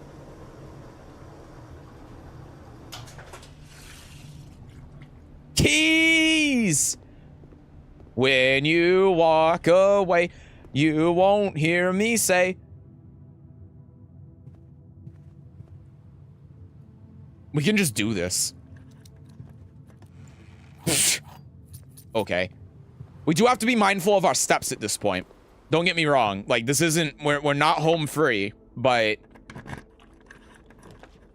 You drafted a tomb. Have you tried solving the statue puzzle yet with whatever code you got from the chapel? No, I haven't. The sun will allow me to start tomorrow with 20 extra steps. That might be... That might be the play. I think that is the play. It's a dead end anyway. Save the deposit box key. Never punished. No, I only recently started paying attention to the statues, so I'm still not quite sure how to solve it. Unfortunately, it's 5 away and I only have 31 steps, so it's going to be a little bit tough, but greenhouse, archived, or closet.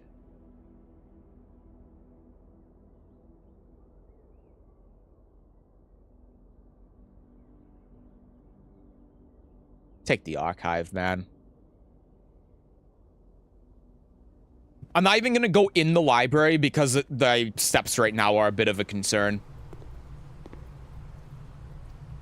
But we don't have the coat check right now, and we do have the safety deposit box key. So I'm going to use the steps to go back here.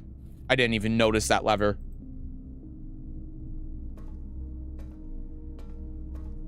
And we're gonna see what this unlocks.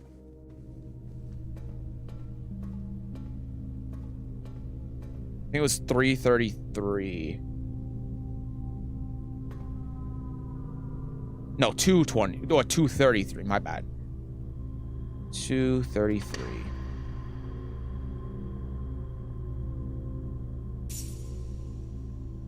An allowance token. Yay! Allowance has been raised.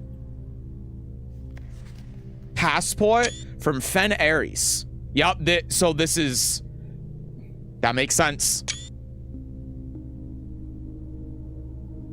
So wait, you changed her name to a third name, Gray Daniels, and you didn't change her picture? Are you stupid? You just gave her the same picture that's been in all those newspapers and everything. Unless this is her name, and she's a spy. Wait, is she a spy?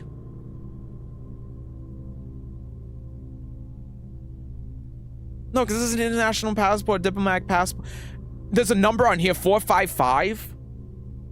That might mean something. I don't know. It might not. Squiddy, hello. Welcome in. What's this game? It's called Blueprints. It's a really good game. We've been playing it very slowly over the past, like, couple of weeks. And it's really good. I think we're coming close to the end of it.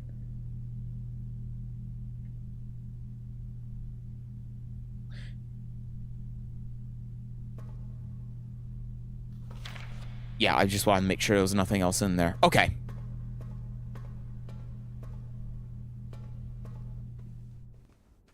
Well, that was worth it. The Squid Game player number 455. Can I be honest with you? I've never watched that show.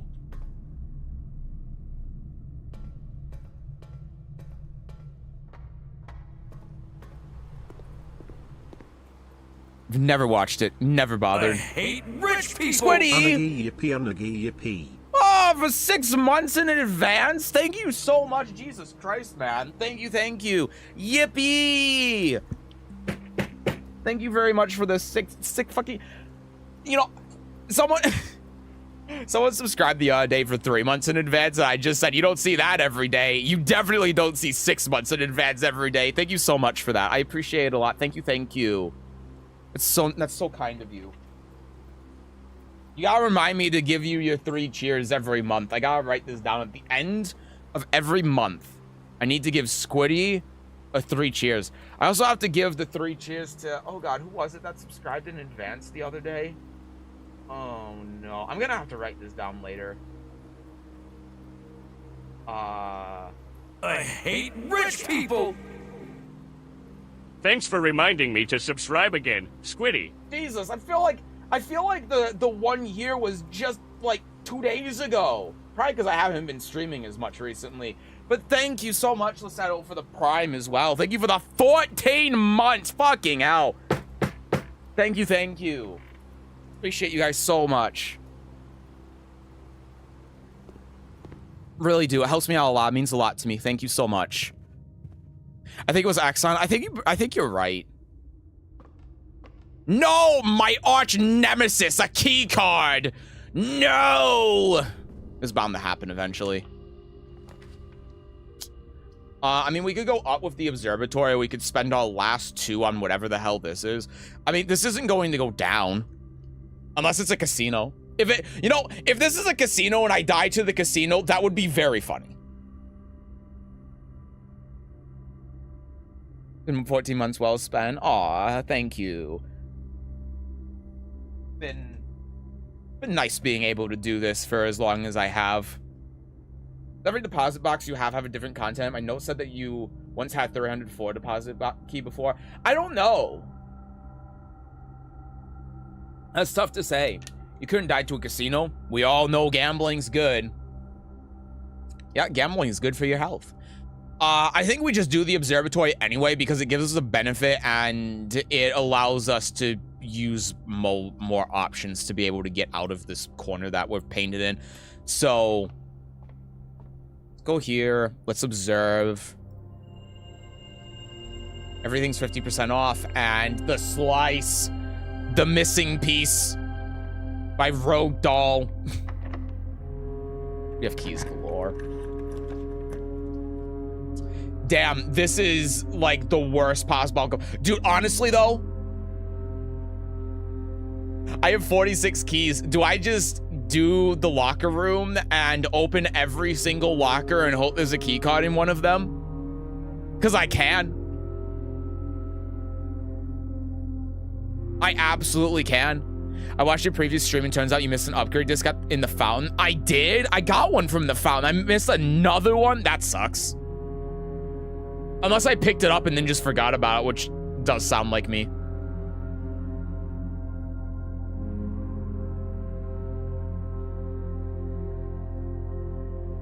I mean, the thing is, we're either gambling with this. I mean, but then what if this is a coat check? Nah. I think we do the locker room. The locker room is fun. We have 46 keys. We're not going to be able to open every single locker ever again. So I'm doing it. This is just fun. Hi, Moose. Welcome to Real Human NA Hours. Hope you're having a good Monday. Oh, thank you. I hope you're having a good one, too. It's going all right. I'm tired, though. I gotta sleep.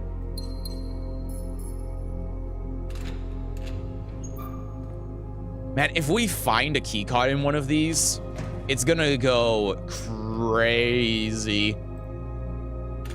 Hey, I'm giving myself the day off for a 4-day weekend. Oh, hell yeah.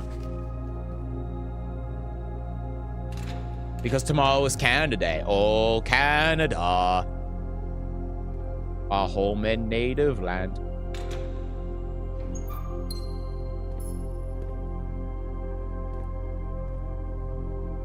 Yeah, nice.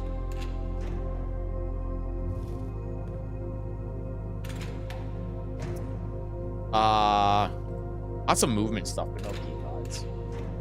This is still good info, though. It'll help to know if it's worth, like, using keys on all of these lockers, you know what I mean?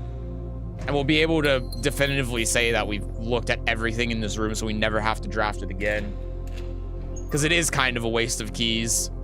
It is just like trying to open packs in Shadowverse. Ah, dang it, it's another common.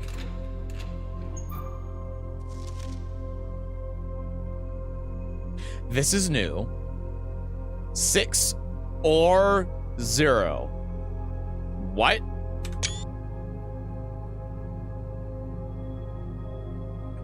Okay, that's new. You can go back and use the lift to go down. It's behind the lift. Oh! I just got so excited, I guess, that I didn't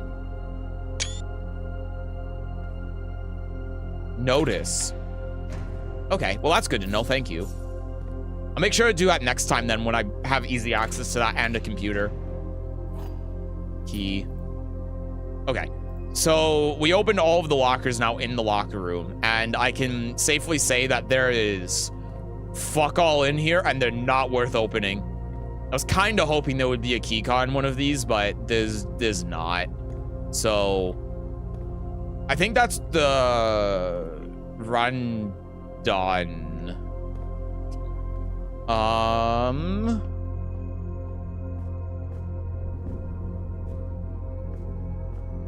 Yeah, I guess it's like over there. That's fine.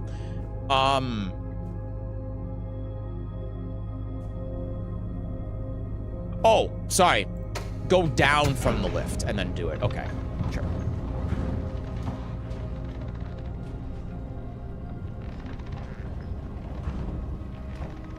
Yeah, when you said behind the lift, I didn't read the go down part, so I thought you meant like there.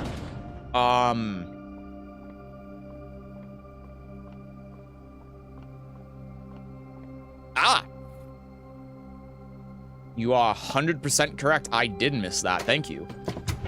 Hello, space. Welcome in. Hello, hello. I hope you're having a good day.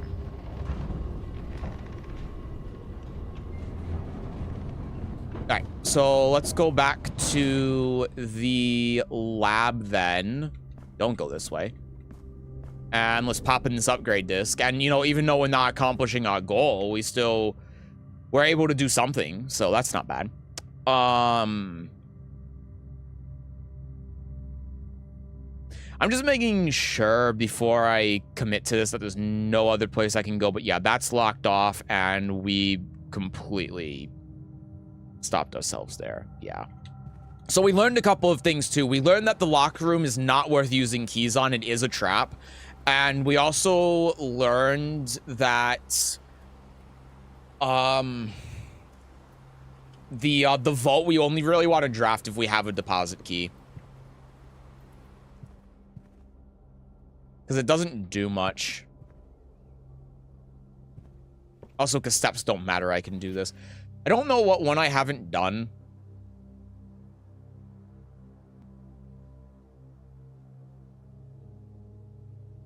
I think that's the only one I haven't done in the library, so I'll do that.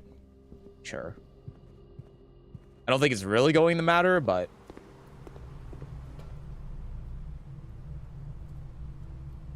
I'm just here to put the fries in the bag, to be honest.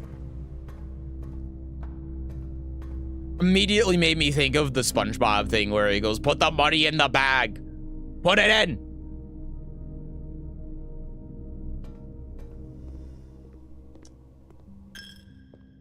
Bing. Wait, I just I just passed the computer. Oh my god. All right, insert the disc. Locky, you get more clues for the classroom stuff and all lore secrets. Yeah, I had already seen all of them, though. I guess what I'm trying to say is it's not worth unlocking any of them now that I've already unlocked all of them. Upgrading a Nook is crazy. If you will let me get 2 keys in the Nook...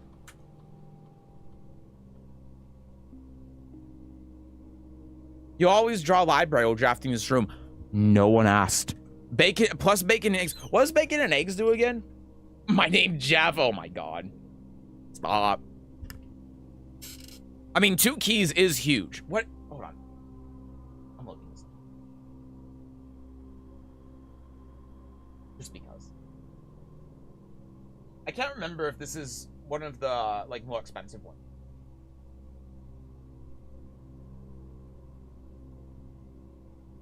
Yeah, it's 10 steps.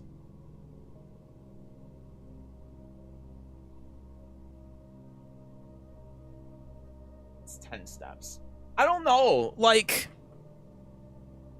Would I rather have 2 keys from the Nook, or would I rather have 1 key and an additional 10 steps? I think I would rather have 2 keys. I don't think I have much of a problem with steps, generally. Going from 70 to 80 steps, essentially, because like, you always draft the Nook. It's like always going to happen. But I always have problems with keys. So yeah, I think you go with this. Yeah, 2 keys is huge. It's crazy good. And then I think we just end the day. I think we just end the day.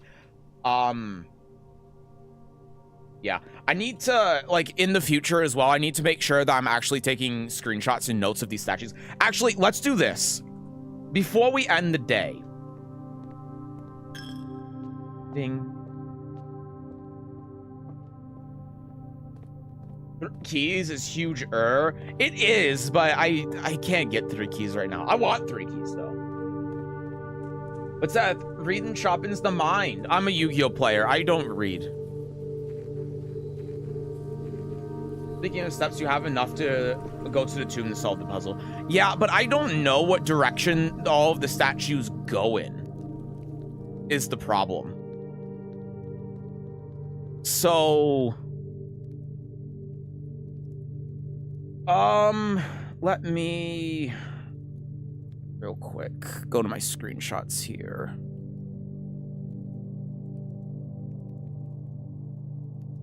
Imagine reading fixing Yu-Gi-Oh! In 2025. Couldn't be me. Couldn't be anyone, really. Yeah, so I took a screenshot of the one with the scepter. So the scepter is raised. Oh, wait. Oh, yeah. Wait, no. Oh, shoot. Oh, I'm starting to get it. Okay. Sorry. I need to turn on display capture here. I get it now. I didn't get it when I first took these screenshots, but now I get it. Because I saw the farmer. So we have to interact with these in order. I get it now. I understand. Okay. So, the one with the hoe goes first. This one. Next. Frame 2. The chef with the, like, the spatula thing. Where are you? See, it's weird, though, because this is one of the statues that was outside. So I'm not sure if you have to do them in order or what. But where's the chef? I solved this puzzle by accident. That tells me it's probably not the way I'm doing it right now, then.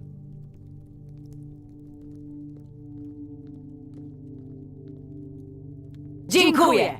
Yes. Yes. Thank you for the 50 bits. Thank you.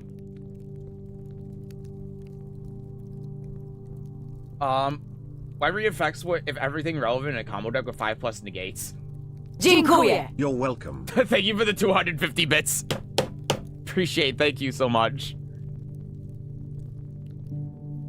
I won't tell you if you're doing it right or not. I mean, yeah. I don't know. Dziękuję. Oh my god, so many bits. Thank you again for the 250 bits. Thank you. It's so many bits. It's 550 bits. I appreciate it though, thank you. Is it this one? Oh, it is. I'm just a little bit cuckoo. Dziękuję. Okay, you're trying to get me to stop welcome saying again. it. I'm not going to say it. I'm not going to say it. I'm not going. You already know what I'm going to say. I don't want the cycle to continue. I'm stopping the cycle now where we're at.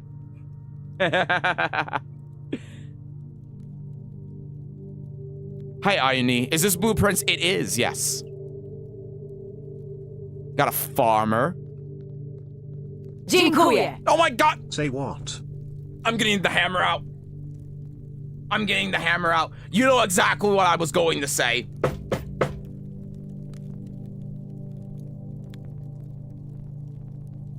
Jesus, that's a lot of bits.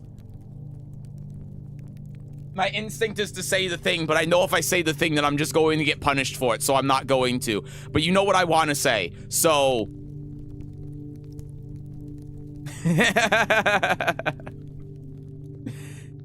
I refuse to let the cycle continue.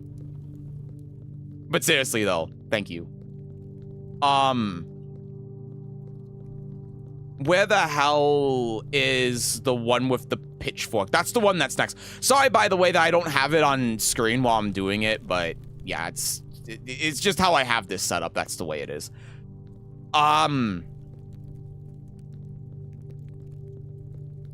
I don't think that one with the pitchfork is here. Am I blind? I might be blind. Oh, I'm blind. Okay, that's number 3. Number 4 is this one. Just making sure. Number 5 is one, oh god, is one with a broom. I think this guy. It's kind of hard to tell with the hat, but yeah, I'm pretty sure. There aren't any others that have a broom-like thing. The next one... Is this one? Yeah. Again, it can be kind of hard to tell, but... And then... The last one is the one with the scepter. Huzzah. How did you solve this accidentally? Oh, cool. Does this lead into the basement too now?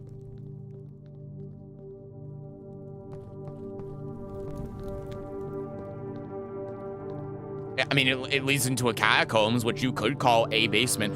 Yeah, thank you, game, for the giant arrow pointing in this general direction. What is this? The second piece of the map!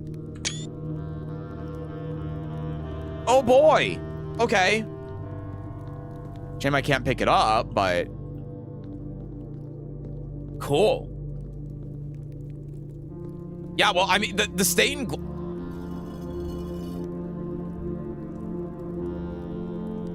Ah, that opened the door. Okay. The stained glass room actually ended up working out. I thought this day was a bit of a wash, but it ended up being really good. And this also means that we can come back here to get to the basement basically whenever we want, which is amazing. I saw the stained glass and just went, hey, what if? Sheesh, this is big. I know, it's crazy. I feel like I'm missing an upgrade disc somewhere too. How many steps I have left, it's gonna be kind of hard for me to use it, but... This was a huge day. Kind of solved it without much critical thinking. Felt more like I lucked into it. Yeah, I think it was a user that pointed it out, and then I went, oh wait. The numbers. Oh, we're just back here now. Wait, I just realized. If you go outside, into, I think it was the black bridge thing. There's a little thing in there you can pick up. I think it goes in here. The mass mathin'.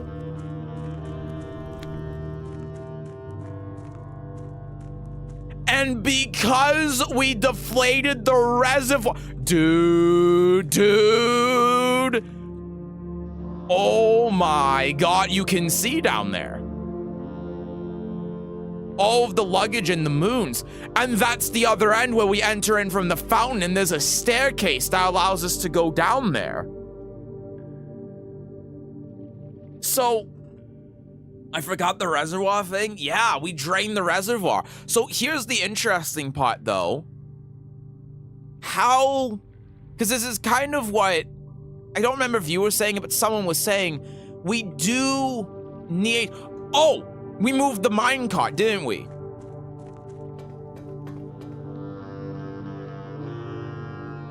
Oh, but this is full because of the fountain, I guess? Oh, man. Shit. Oh, no. Also, thank you for the follow. I appreciate it. Thank you.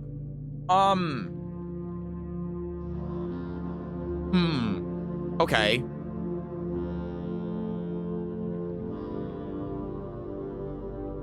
So, I guess there is a balance then between the fountain and the reservoir, right? There is some sort of medium or some sort of way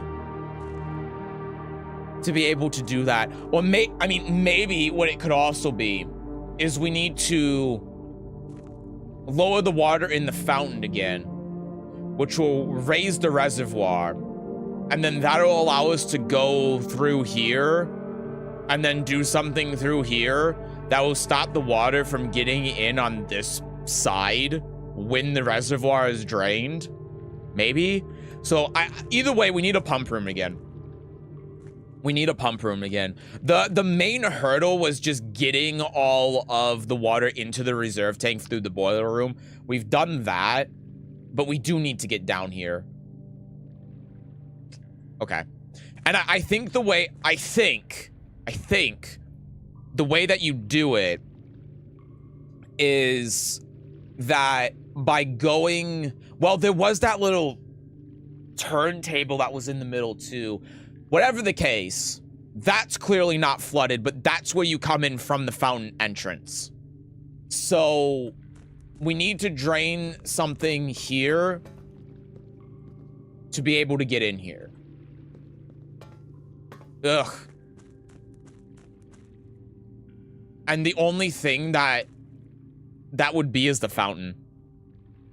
So, okay. But now we have 3 ways into here. We have the tomb, we have the foundation, which we still need to get into, and that's our primary goal.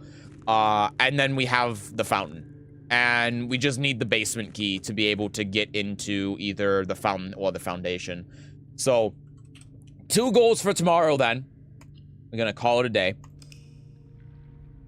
We need to draft the pump station, or a pump room, or whatever the hell it's called, and drain the water from the fountain again, see if that does anything whenever we are able to draft a tomb again. Or we need to get through the foundation. That's what we're looking at.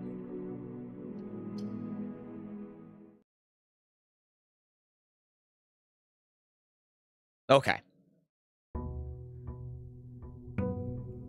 Day 23. Give it up for day 23.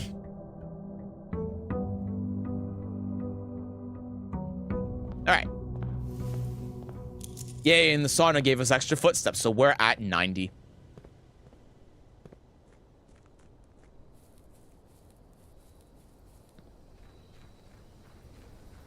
Alright, so let's see what we get in here for today. I don't know what I want to take. Yeah, probably just the tool shed. Oh, no, hovel. Right, because we have 90 footsteps. It's definitely the hovel. It's not even a question.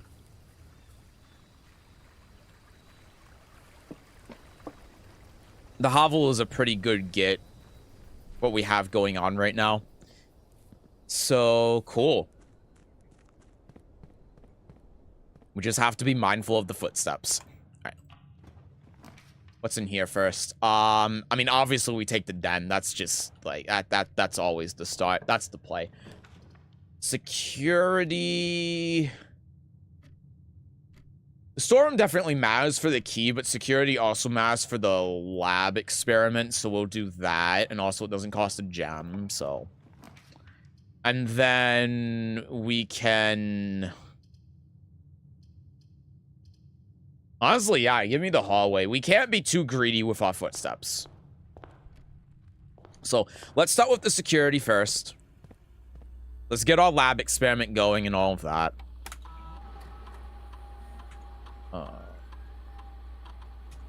One song. And let's pop into the laboratory.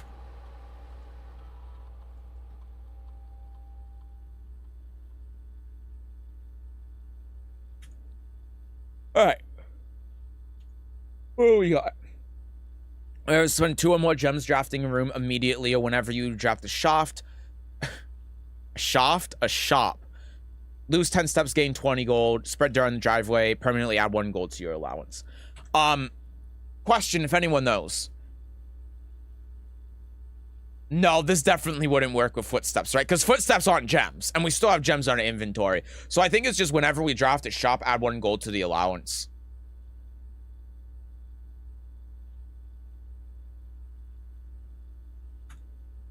Kind of hard to say no to that. And let's... I guess we exit and re-enter. We don't have to, but it's the faster way. And then let's do the keycard stuff. Set keycard to low. Change offline mode to unlocked. And let's get out of here.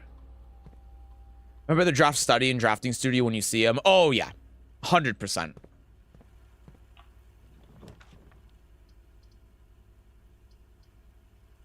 Permanently add 1 gold to the allowance for 3 steps. And we can buy stuff. Yeah, I'll take it. Yeah, and, you know, that's also true. If there's a magnifying glass in here, which there is, we can buy it. I will... I don't know if I buy the shovel, man. I suppose I will. There's nothing else. I'm not buying the gems because I'm using footsteps.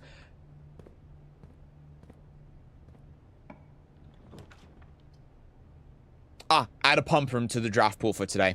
That is exactly what we want to see, and it puts us in a good direction as well, so we'll do that. But now, yeah, if we see a draft studio, we can actually unlock the safe.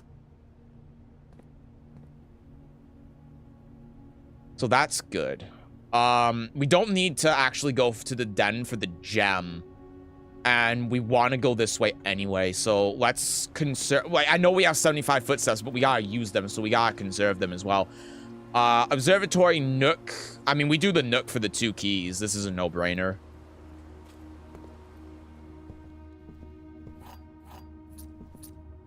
And a coupon book. Right on time. Right after I spent all my money in the shop. Thank you. There's also an X mark beneath the patio grill too, so keep an eye out for the patio. Also true, yeah. Definitely something to consider. Don't love any of these, to be honest with you. I think that we just go bedroom here.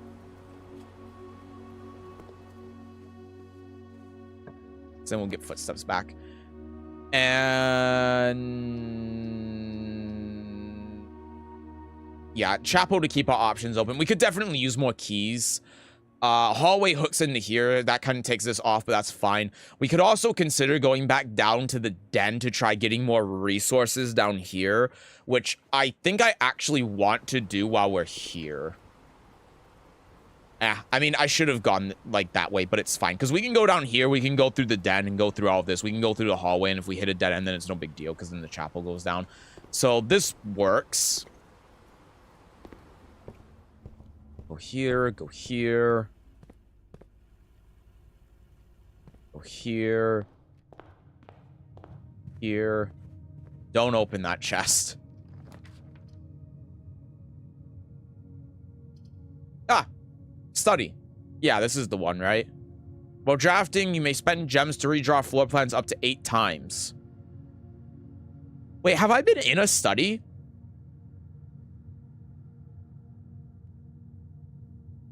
Yes? I don't remember it. I think it's still what we take, though. Because whether we spend actual gems which we're not using or footsteps, this is just good to be able to redraw like this. So I think we do it. Oh yeah, this is what with the chess piece. Oh, but we did.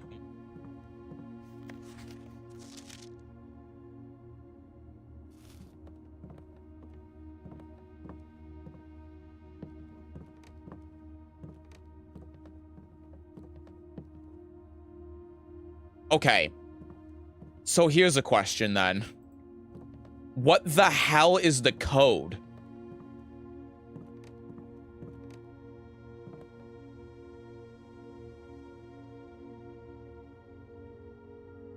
You haven't solved the safe.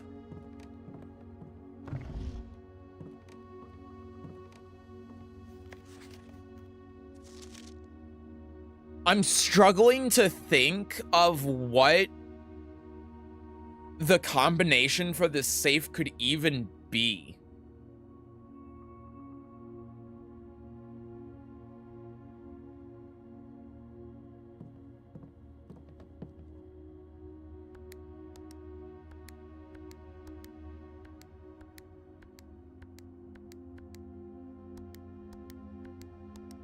I'm brute forcing.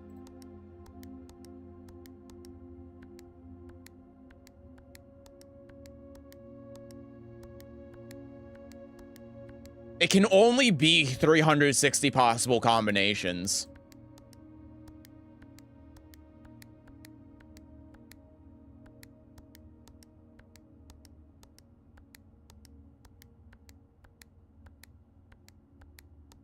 $11, $11. 11, 12. 11, 13. Looking at the note, maybe the Tuesday, Thursday is part of the clue. See, I was kind of thinking that, because the reason I'm going for November is because that's when they did this whole thing. But I don't remember what day specifically Thursday was. But that's why I'm just going through all of November. Because it's sometime in November.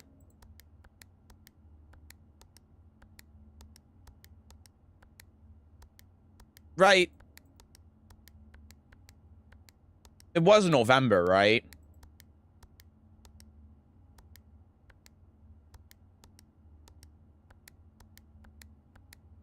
$11.21. $11.22. $11.23. $11.24. $11.25. 11:26. I mean, they let me do it, so I guess it wasn't.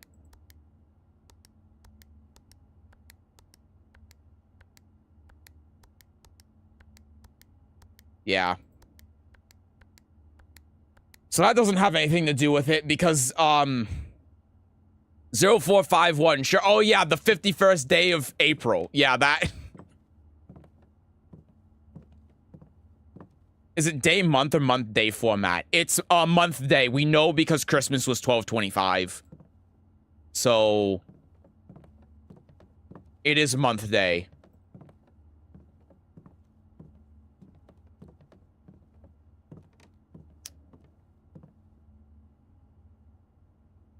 Oh, it's a door code and a lot of things. Okay.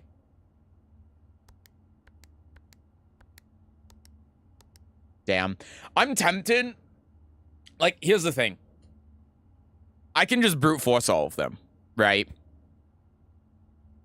So In that case, would it be wrong for me to just look it up?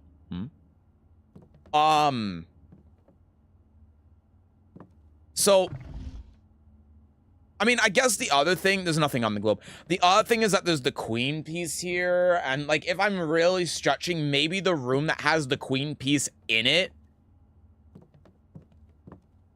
is where the combination is.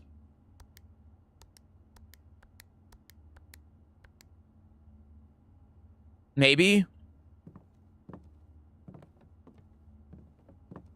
I think that room... Oh, no, it's... No, that is what it is. That's why the queen chess piece is next to the safe. Yeah, no, that's definitely it. This is supposed to be telling me that the key to the safe has to do with the queen chess piece, the black queen chess piece, and then the black queen chess piece is... whatever the hell. Or maybe...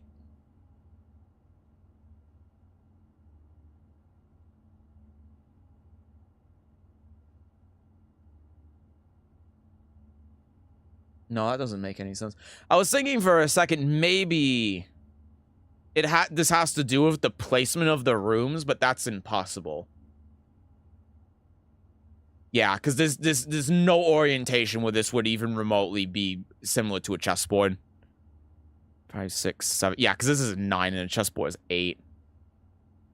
Safe code is always a day according to the painting clue, right? It is, yeah. So what I'm thinking is that there is a note in a room that has a black queen chess piece, and that note has a date on it that corresponds to the code for the safe. Does that make sense? Now, the problem is I haven't been actually keeping note of any of the chess pieces in the various rooms. But I'm pretty sure that's the answer. That makes sense to me. So I'm looking at some of my previous screenshots here just to see if I happen to see like a chess piece in the corner in one of these, but I'm not seeing anything.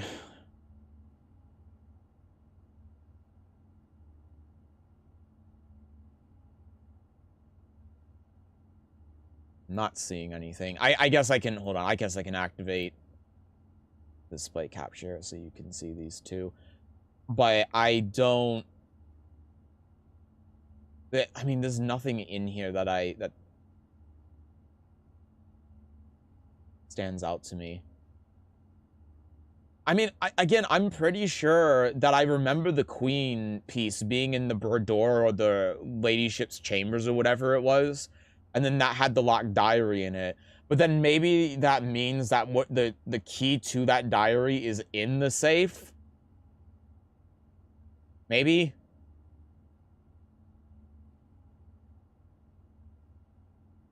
I don't know. I'm not going to brute force it because I think I have the answer to it. I'll try to figure it out normally, but I can just brute force it. I can't open you. I just want you to know that. If you gave me enough time, you give me 30 minutes, you would be open. Anyway, go back this way.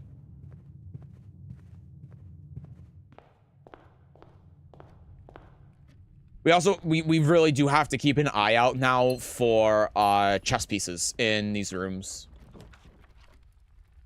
Wow, utility clause is actually huge because we have security and we have to pass through security.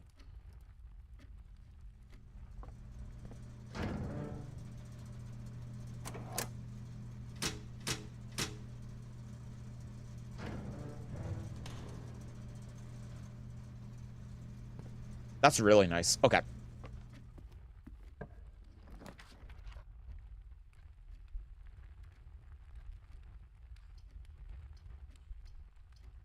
And then we can either, like, corridor and continue on this path, or we could just storeroom. Because, look, this actually does cost gems. So the two gems here are actually 2 rerolls. And we don't want to waste our steps, so I think instead of continuing on this path, I'm gonna take this. Get the key, we get the gems, which are rerolls, and then we can get out of here without using more of our steps. I think that ended up going very well.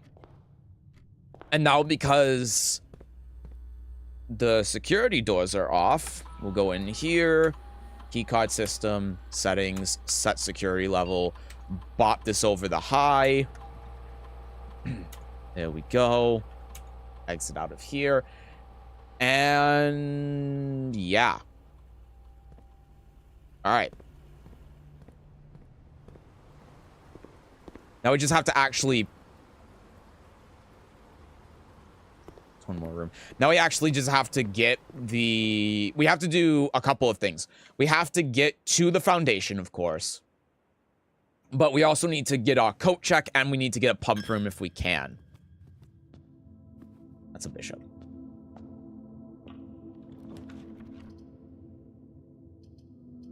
Courtyard doesn't do anything. Bunk room doesn't really do anything. Funeral parlor doesn't do anything. I mean, courtyard gives us another room for 3 steps, essentially 4.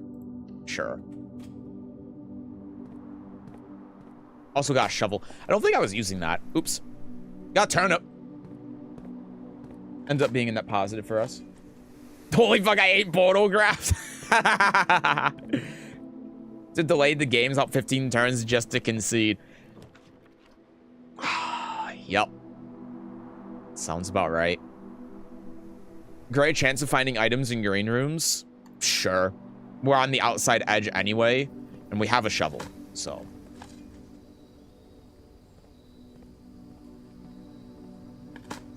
Okay, not exactly item, but I think we can afford to use a key here.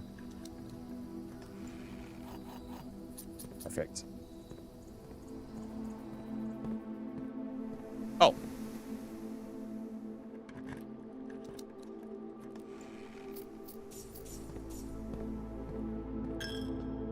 Ding. Yeah, you have a shovel. Remember to dig. Yeah, I was forgetting about that. Thank you.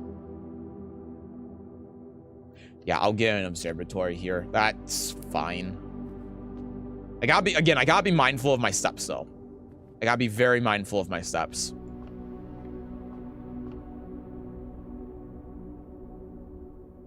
If I had Albert and Hen 6 turns early, the game would have been over.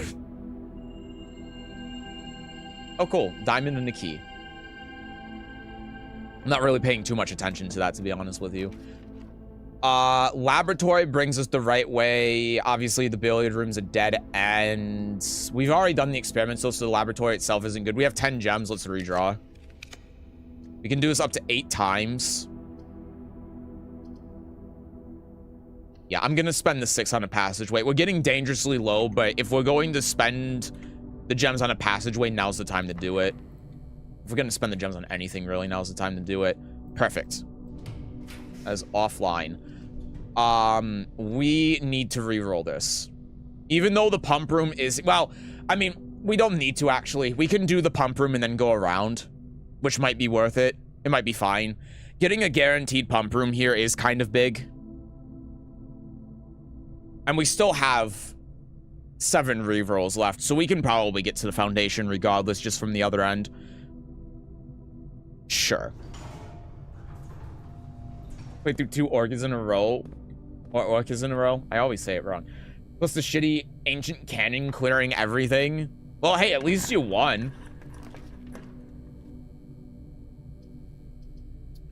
I cannot afford to lose half my steps. So...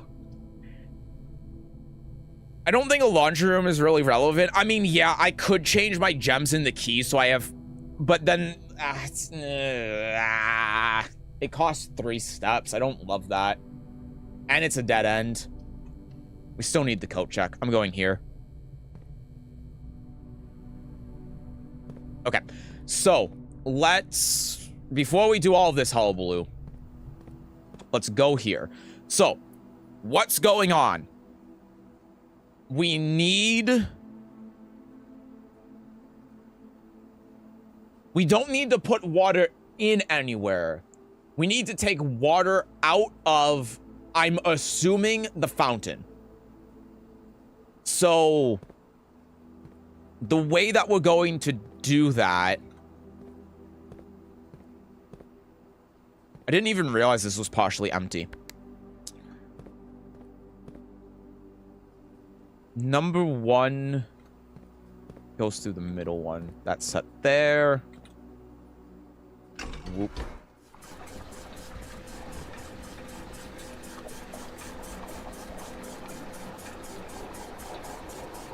So this is a bit of a question, right? So there wasn't that much water that was preventing us from moving forward. So is this what we need to do? Is this all it is? Or do we need to fully drain the fountain?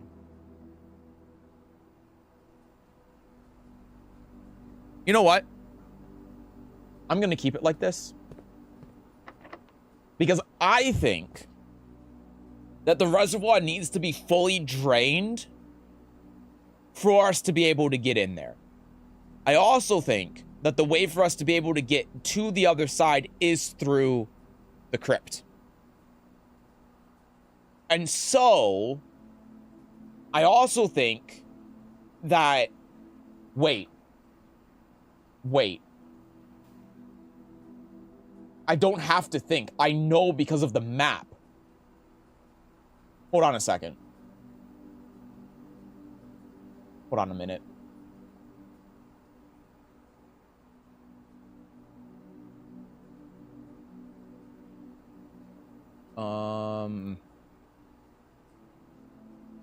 I'm doing something real quick. I'm doing some Photoshop work.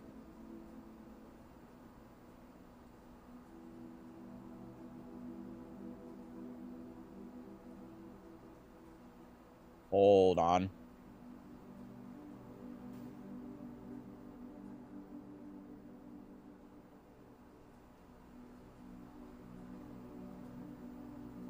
Put the pieces together here. So, capture on. We take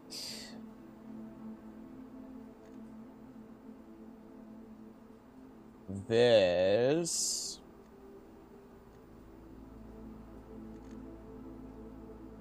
Turn that off.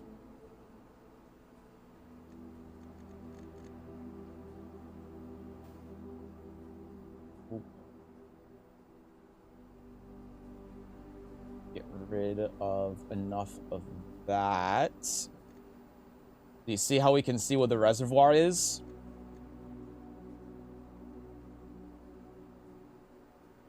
Boom. There it is. So,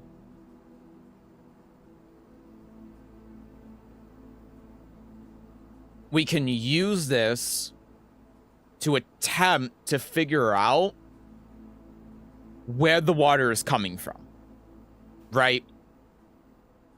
So, if we look, the tomb entrance is number 6, which isn't on here.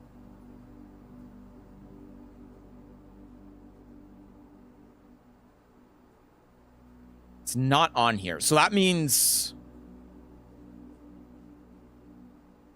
What's number 7? Number 7 is the torch chamber. I'm guessing this is number 6 then. So number 6 comes down here. No, that doesn't make sense, does it?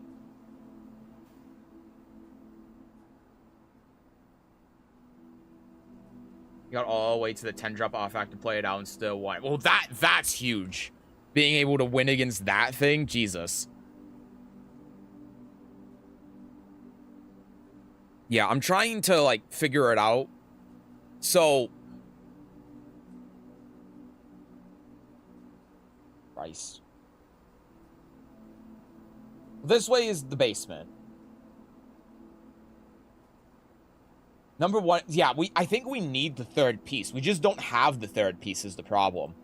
But if we had the third piece, then this would become a lot more clear. Without it, though, I don't think that we can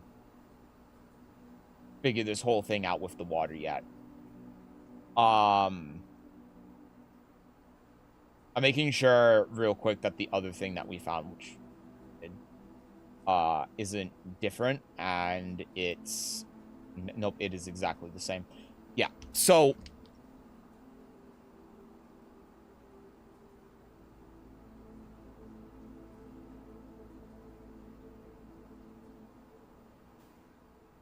you know what though? I'm also seeing that there's a boat here. If we enter from the tomb entrance and we go down here. Oh no. Oh no, I'm being really silly. No. Yeah, see, this is the fountain. No, this is the fountain entrance. I'm looking at the basement because it's the first time you go in there as like the fountain entrance. But no, this is the fountain entrance. So we've already been down here. So this side is where the tomb entrance is, and then this is where they connect. Yeah. So if that's the case, then I assume the reason why the water is rising, yeah, because this is the basement, I'm guessing, is the tomb, was like connected or something. Yeah, these are all connected. That's it. These are all connected. So lowering the fountain water is going to make those two sides connect. Now, the question is if they can still connect with the reservoir being drained. It's fuck. Because the other problem too is that what it might end up being, which would make sense. Oh no, this would actually make a lot of sense. No. So if the fountain was drained, while we can go in, oh my god, I can't remember what actually happens here. No, yeah, no, yes. Yeah, because we go down here, and then we go down here, and then here there's a door that we can't go down, and then that's where the minecart is, right? And then this is where all of those weird, like, pillars are. Yeah, I'm starting to remember now.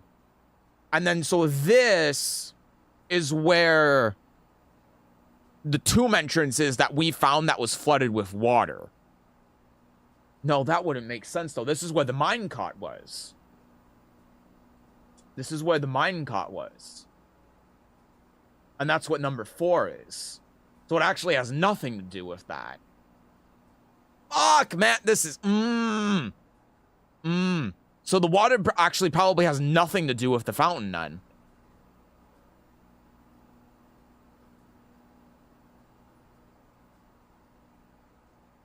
Especially because, like, this is where the fountain is, and then you go out here, and then this is where the reservoir is, and this is completely fine. No, yeah, no, I think that the water that we're seeing has absolutely nothing to do with the fountain.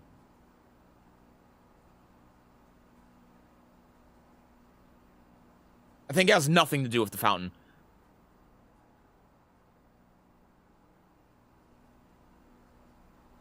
Okay, so we've at least done that, so we've drained it a little bit. Maybe it'll make a difference, but and we'll see. We'll see if it changes at all. But I do think that it actually has absolutely nothing to do with the fountain whatsoever.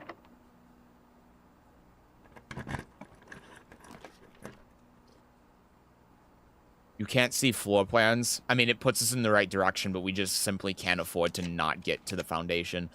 And yeah, you're right. We don't know where the foundation's going to bring us. But the problem is we need the basement key. And in order for us to get the basement key, we need a coat check, because that's where we have the basement key at right now.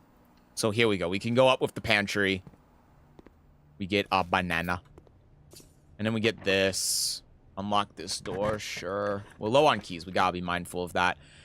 And we just need a floor plan that allows us to go left. Billiard room will do it. It'll also get us some keys, which is huge. We need that. Okay.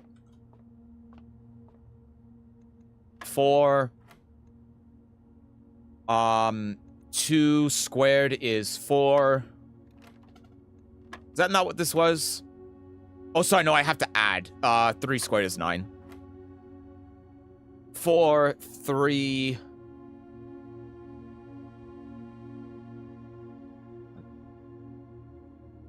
Wait, am I going crazy? What does purple mean again? Wait, do I... Oh, I have to square the addition. Okay, yeah, so it's 4 squared... yeah, it's 1. It's 1. I'm forgetting how this works, but I'm remembering now. So 1 times 18 divided by 9 is 2.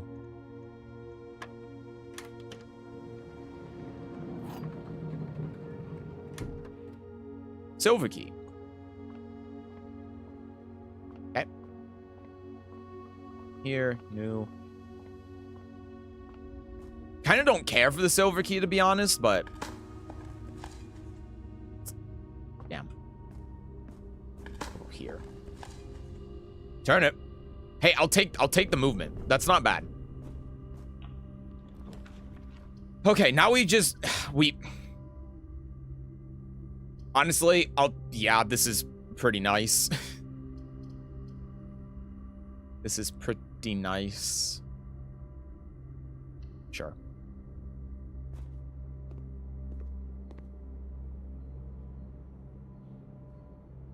+5 for every green room.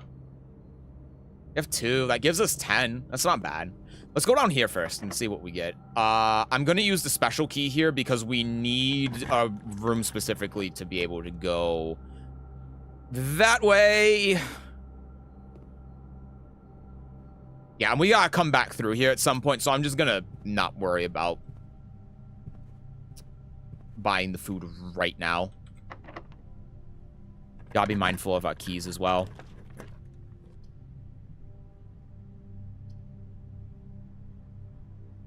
Got a drawing room.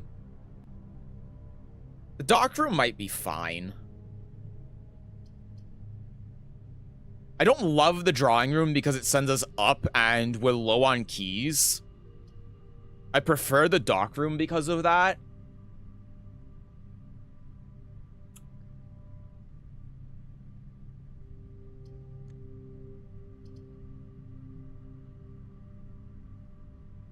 I gotta think, would I prefer a room that just sends us down over a room over the dark room? I think I would. I think I would.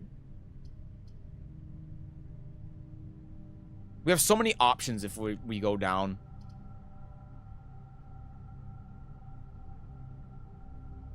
But maybe I do get a dark room because we have 2 chances. But if they both need keys, then we don't have 2 chances. We have 1. And if we don't get it, then we're screwed. But we can kind of see where we're gonna go because of the footsteps. Yeah, let's do this. And it was free. Good. Let's take the one that requires footsteps because that has more of a chance of going to a different place. Of course. Of course. And then that's gonna need a key. God damn it. I mean, I'll do the same thing here. Wow, that is unbelievable.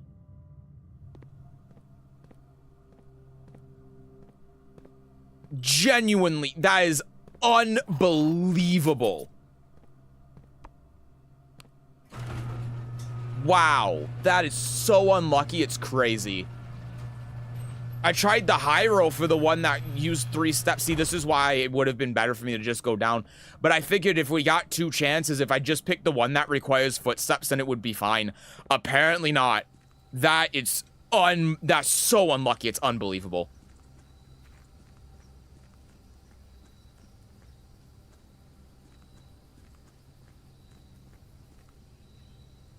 Yeah, we're screwed for today. That sucks so bad. Wow.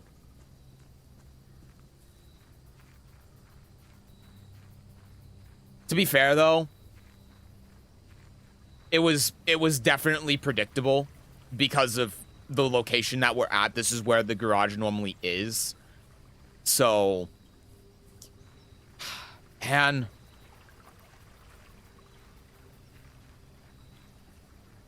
That's so unfortunate, though.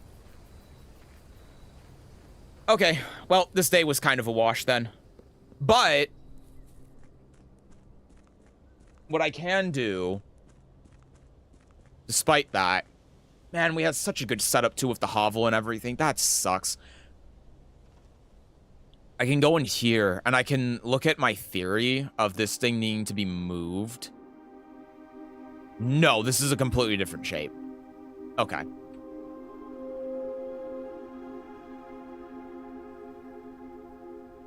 Alrighty. Call it a day. Can't do anything else. That sucks. I guess we got the pump room, so that's something if we get a crypt, or when we get a crypt, I should say. Man, I'm so upset that it worked out that way. Can retrace the map and search for the chest piece. No, I was looking for it. It wasn't in any of those rooms.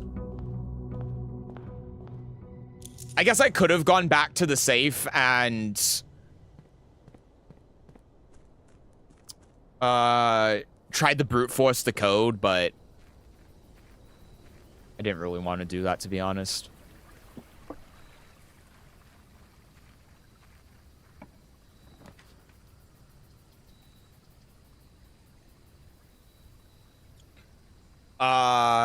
Yeah, sure. Let's just do the shelter.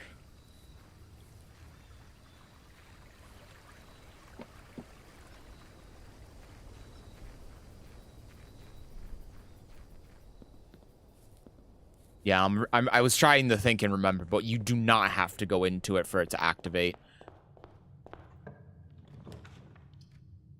Early Nook is huge.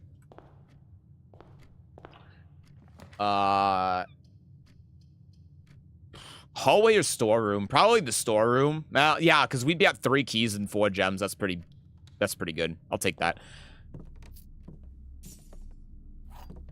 Just not on the side that we want, but it's fine. And then pantry to go upwards towards the foundation. Sure. All right. I'm going to go in the L one, though, because the keys.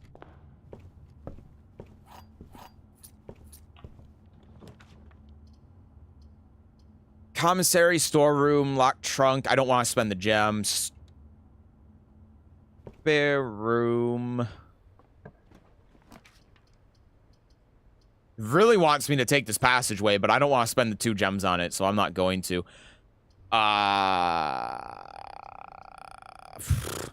Yeah, sure, corridor. We're just going in a straight line. This is not what you want to do, but it's what I'm doing. While a den this high up, I guess I always take him early, so.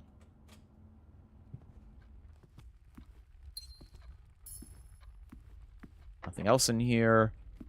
Key. Yep, we're just going in a straight line. Drawing room, chapel. Probably the chapel, right? I mean, the drawing room gives us more chances for a coat check. Since we can redraw the rooms. And that's, like, that's the only thing we want. I mean, we could do the office, but I just don't want to spend them in... Closet's also fine, but I'm just going to redraw. Hey! Beautiful. Absolutely beautiful. See, now I think we take the passageway.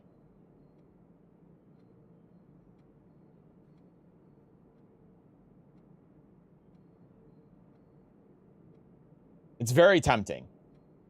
Just to make it faster to be able to get to the foundation. The problem is I don't really want to use keys up here if I can help it. Now, who am I kidding? Of course I do. Okay, yeah, let's do it. Let's do it. I'm going to keep it in there because obviously the basement key is very valuable and I don't want to have to go through the goddamn thing again.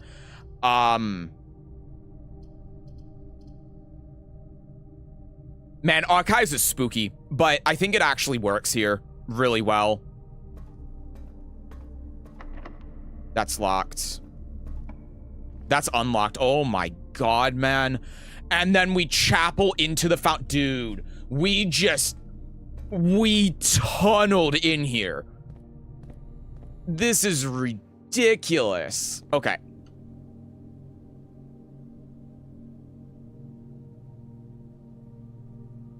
Thank you. You got sheltered? I forgot about that.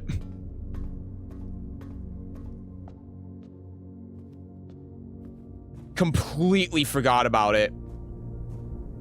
The shelter kind of saved our ass there with the archives.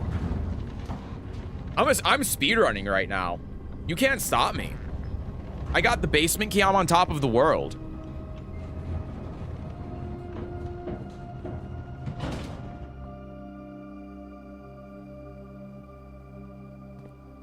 Elevator button is locked by keycard.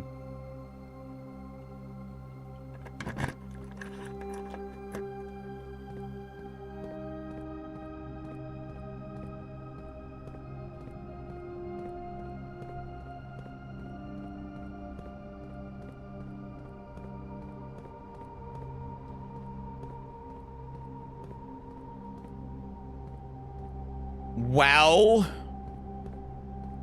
this doesn't really help me right now. We managed to get in here. I don't know if that door stays permanently unlocked. I doubt it does.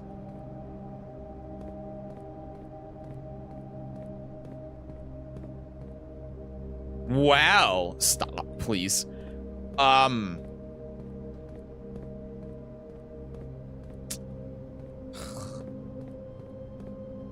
So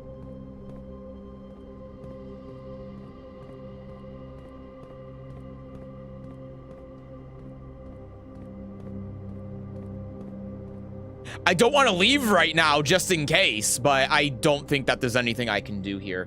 I need a key card. You know, I have all of these rooms. I don't have a lot of keys, but I have all of these rooms.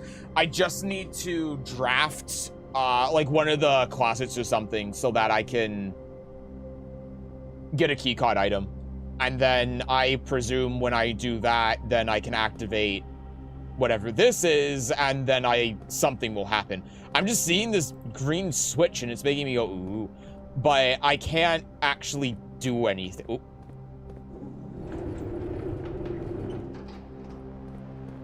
You cheeky fucker.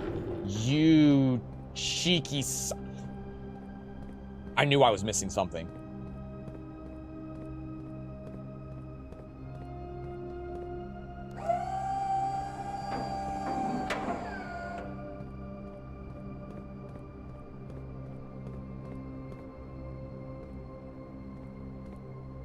It's just two. I maybe.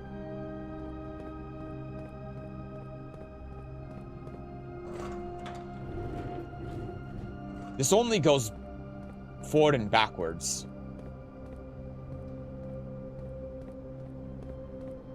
I can't get on top of this, can I? I can't. This must do something then.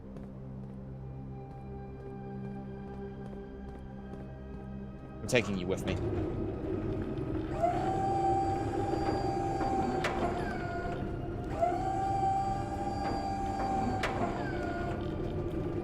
Oh, I'm on. Ooh, there's a little path over here. I'm a damn gremlin.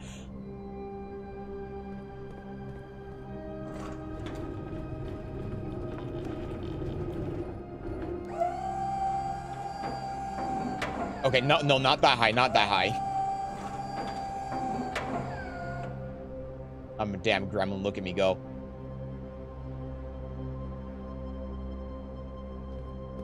There's a second one here. Oh my god, this is a puzzle. Jesus. Okay. No, it's fine, it's fine, it's fine. What?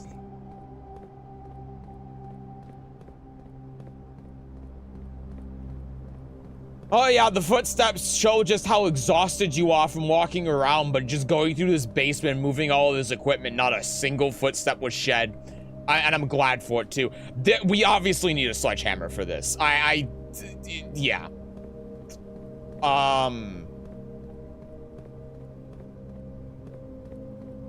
And I'm...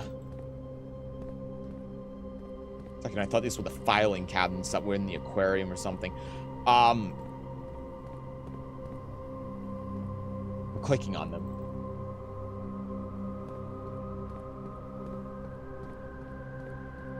I don't know what the elevator button does, though, is the thing that we need the key card for.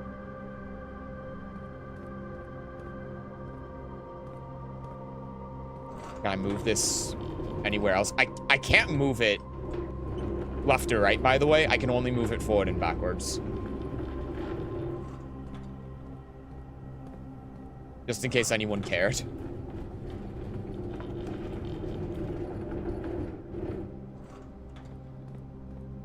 So yeah, that we go there. And then there's this back here, but I don't have a way of getting back there?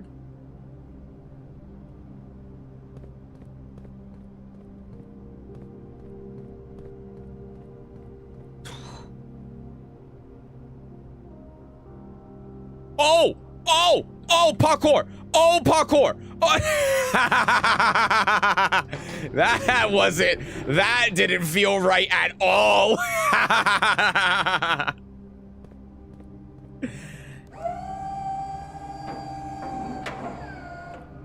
Oh, I see. Go here. Okay.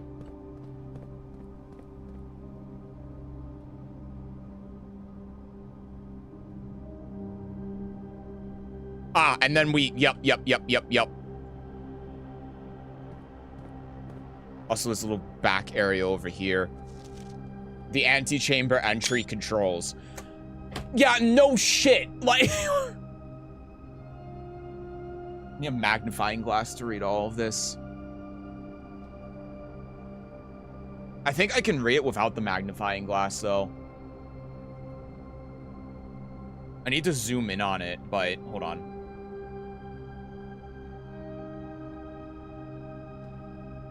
Let me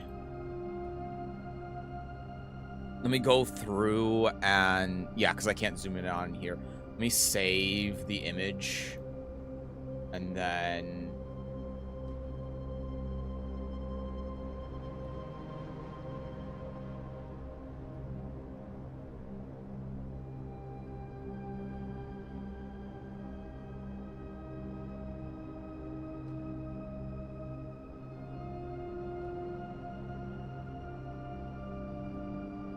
You can't really make out what it's saying. I think it says... There are some words I can make out. Hold on. It says...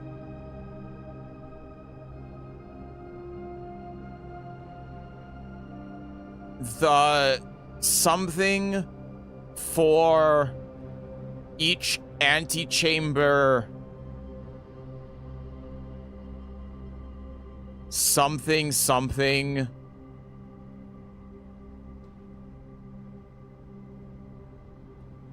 I need a magnifying glass, man. I can't read it without a magnifying glass. The north lever is underground. I guess that's important. East lever is the Great Hall. West lever is the Secret Garden. We already knew that. Okay, we need a magnifying glass. Just, that's how it is. You mean the moon door at the reservoir area? Yeah. Thought you bought... That was the previous day. That was not this day. Is it gibberish if you zoom in? It's not... No, it's not gibberish. Not for this one. Like, you can make out words. It's just too hard to read. 100 Bells. Sandy Heights, 5 p.m.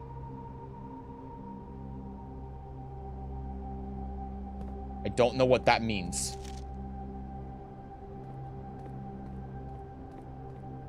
Yeah, I mean, I need every tool for this, right?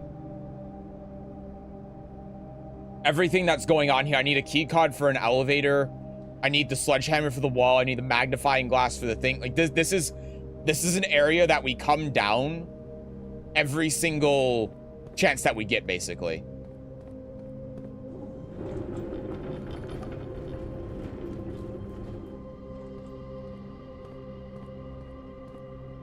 We need to come down here every single time that we can, because we need a different piece of equipment for each part of this. Let's play against the lead play. I keep coming across. Dude is up 4-3 into hot knee. Up 4-3 is fucking -9. I was sidewalking left after it, and the knee launched me while I was nearly behind him. Wins the round, wins the game, leaves. Dude leaves every time anyway. I'm just blocking him. I don't like Lee on a fundamental level. Yeah, Seth, we know. Yeah, I know, you know, but I still feel the need to say it. I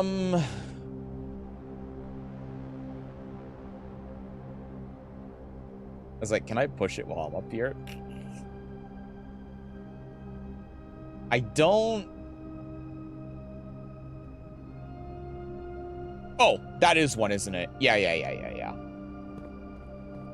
I'm sitting here like, I don't know what to do next. I just push this.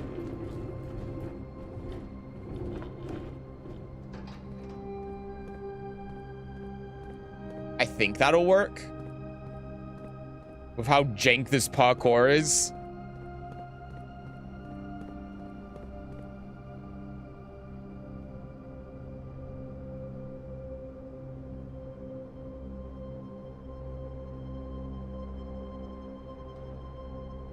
Ha!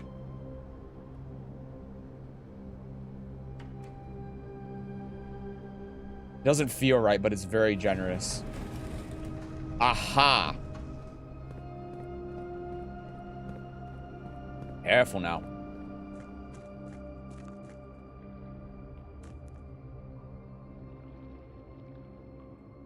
Oh! This wasn't the... Oh, shit! This side wasn't from the fountain. Or maybe it wasn't. They're connected. Oh my god. What? I need key. Are you out of your mind? I need keys to open these. You are. I just had 47 keys.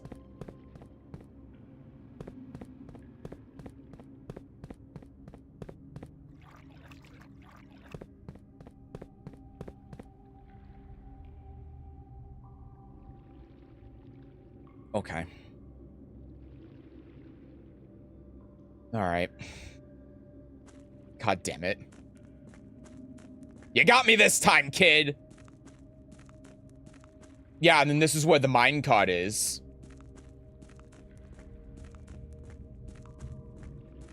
Yeah.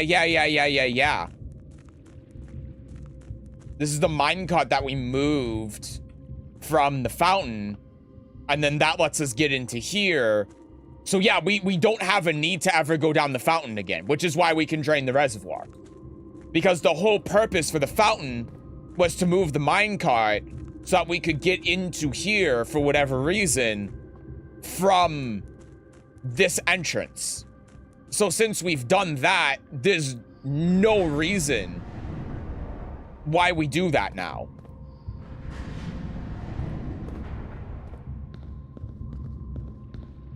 Holy shit, wait, I can get on here. Yo, what? What is happening?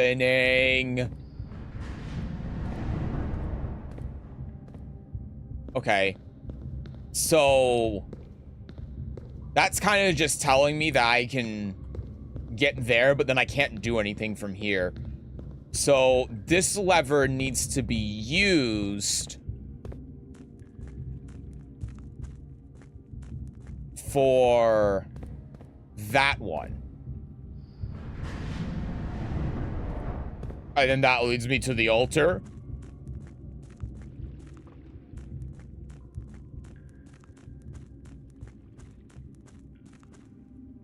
Fuck, it's one more over. Okay. It's one more over. It doesn't lead me to the altar. Oh, it'd be so nice if it did, though. It'd be so cool. Hi, Kevin. Hello, welcome in. This is what lead me to. It's leading me to that?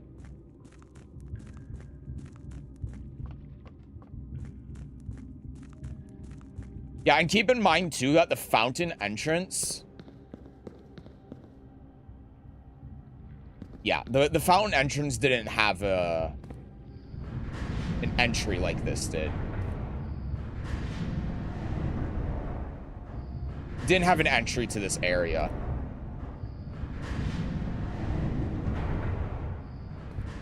What the hell is this Star Wars shit we're about to go down? Is this game like Stanley Parable? No, it's nothing like it. It's a roguelike puzzle mystery game.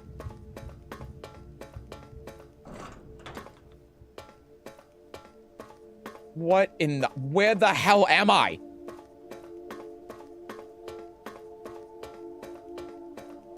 Something just loaded.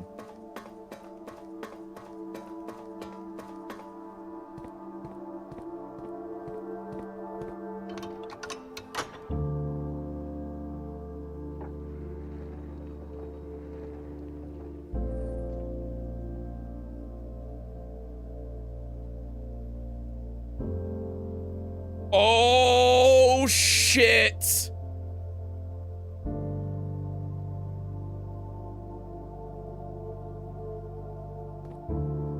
Oh, shit.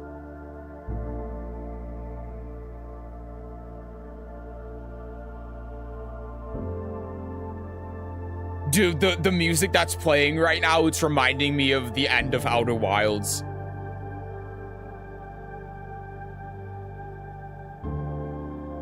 Holy shit. I can't get in there right now, though.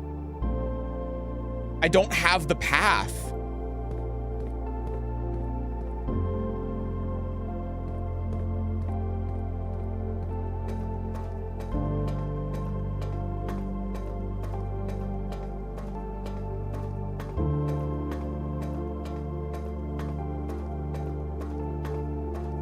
The door.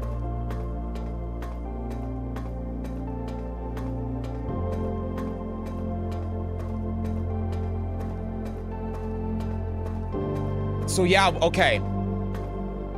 There's another thing here too. What the hell?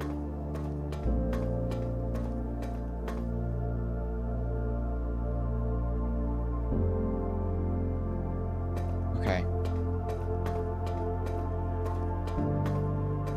Can't get in there.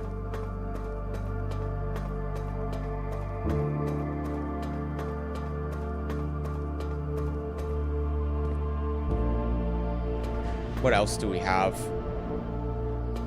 So, we have basically no hope of being able to get in to the antechamber right now. But you know I'm sure as hell going to try.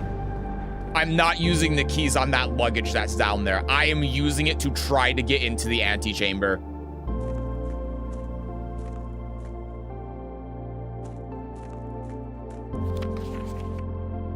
Woman's log. May 3rd, 1918. After almost 3 years in the tunnels, SNR has informed me that we will be closing up the site in June. It has been a somewhat bittersweet experience working on such a historically significant excavation over the past 30-odd months, yet being unable to share any of that work with the world. Maybe one day. Still, there's a significant amount of work that is yet to be done, and it's vitally important that we conclude our efforts in the main cavern and reinforce the structural integrity of the site before we seal the tunnels next month. Maybe many generations before they are reopened.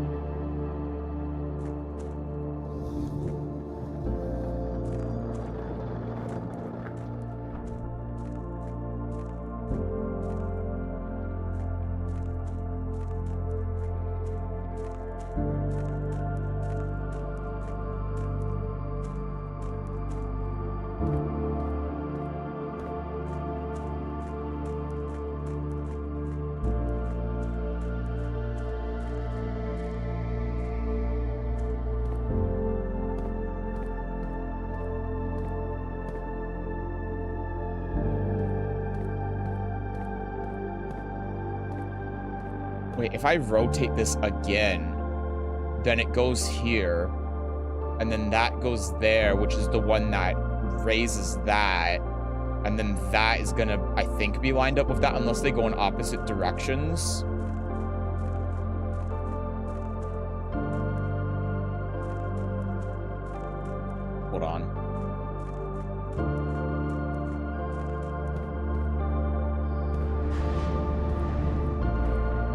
Yeah.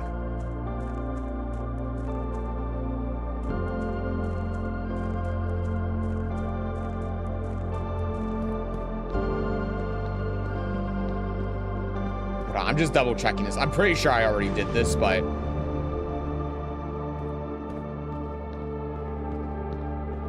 What the hell?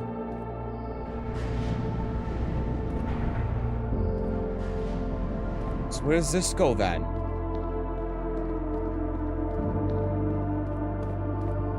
Ah, this just goes back here.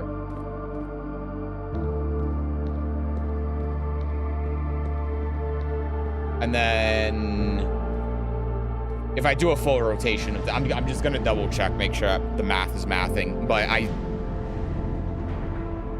yeah, it won't make a difference. Don't want to draft anything else today. I think you should spend all the keys now to unlock the reservoir chests. Nah, because we can get here easily by unlocking the antechamber door and then being able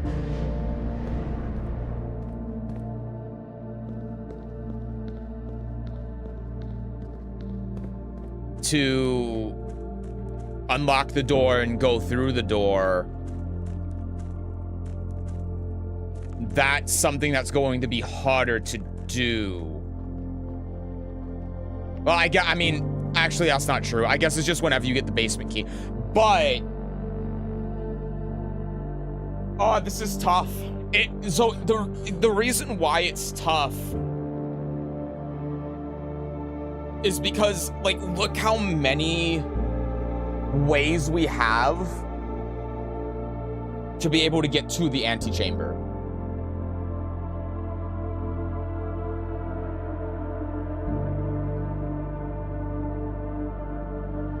If we can get in the antechamber, then we win.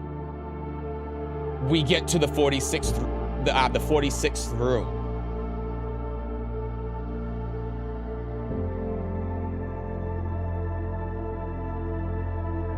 But if we spend all of our keys now, we have no chance.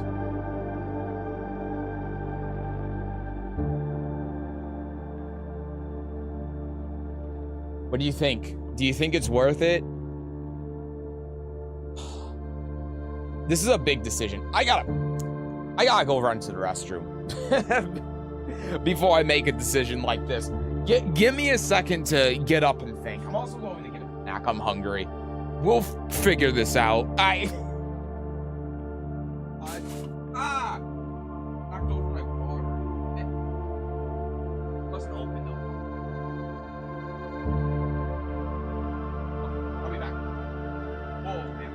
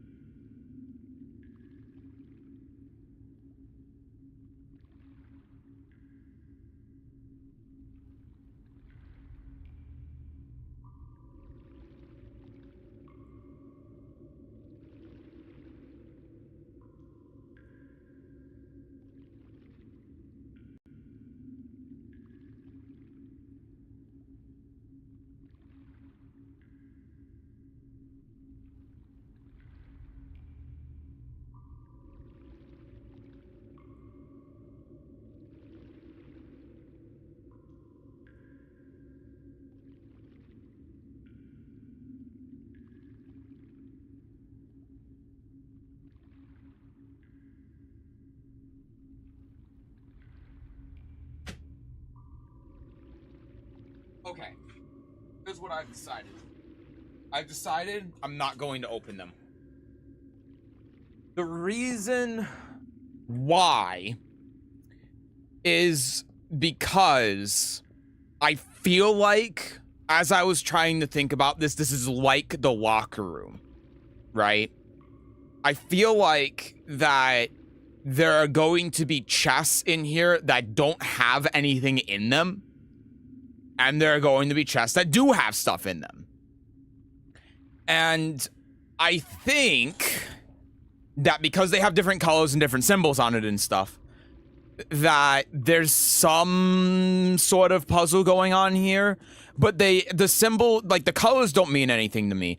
And the symbols, I remember the moon symbol. Yeah, there's like a sun symbol on here. I have no idea what it could be referring to. I have absolutely no idea. And there's nothing else in here. So I think that this is a puzzle with an answer that I don't know right now. So I'm just not going to bother with it. I think what we should be doing is trying to open the antechamber, and that is what I'm going to do. So I did get somewhat disillusioned with the game towards the end. In the end, it basically turns into RNG fest for a lot of people. Get the right rooms to restart, get the right items to restart. I think I am at that point now, yeah. I think I am at the point where I need to get into the well, and you know, really, I don't actually need to keep the basement key because I just get into the antechamber, right? All I need is a run where I get into the antechamber because it'll give me the basement key. Then I go through the foundation. I get down here. I open the door. I go back up, go back in, go through the door, and I'm done. So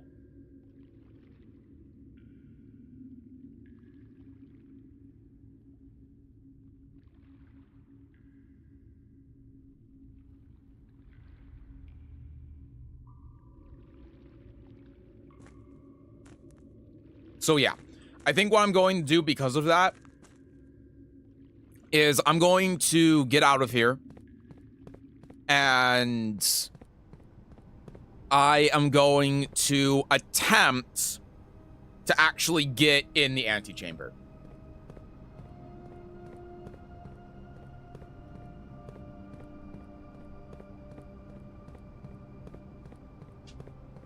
I'm also gonna take a screenshot of this. Try to go for the antechamber today, but if you're still stuck, I have enough steps, you can spend the keys on the reservoir chest. Also true, yeah. If I get to a point where I have the steps to come back down here, but I can't do it, then yeah, I absolutely spend the keys on there. But I'm not gonna do it right now. So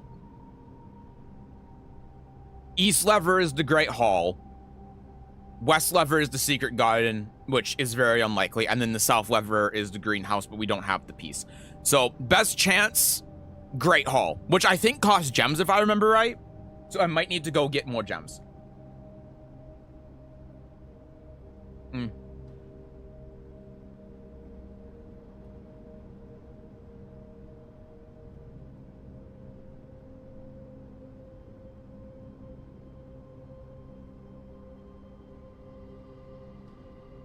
It costs 0, but it's the one with 7 locked doors. So I need keys. I only have 3. So it's about a 50-50 shot then that I'd unlock the door. Try draft the commissary too. Yep, that is the other thing too. If I do see a commissary, I will get it. And I'll come back down here. Yeah. Everything that I'm doing now in here and from this point on revolves around this area. That's it.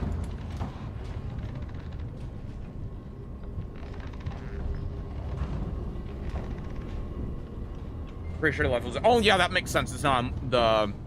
Yeah.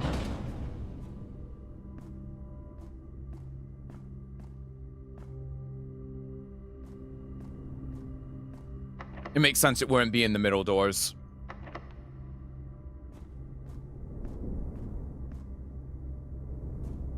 So, with 3 keys, and we're gonna go back down and up through the pantry just because. We can go here.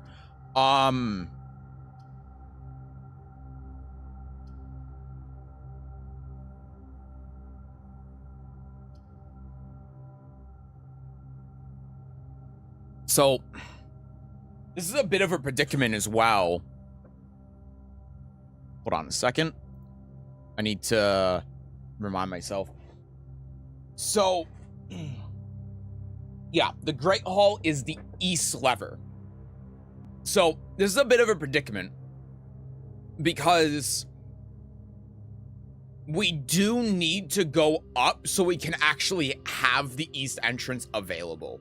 I don't want to use the gem here, but I think it's the right thing to do.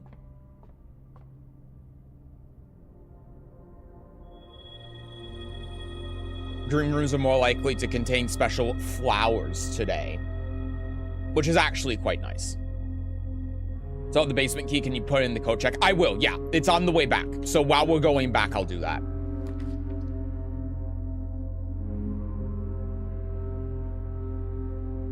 There's a courtyard. It's my last gem. But I have the shovel. Or now I have the shovel, I guess. And it grew flowers. Rock. Rock.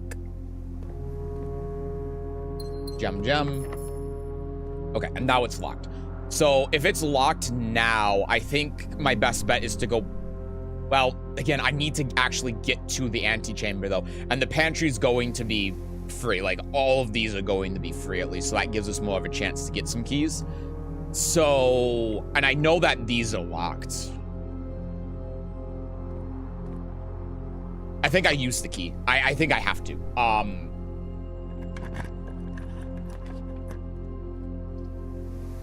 Commissary. I mean, master bedroom. I would love to take it because I haven't been in here before. But no. No. Magnifying glass. Sledgehammer. Running shoes. Use it.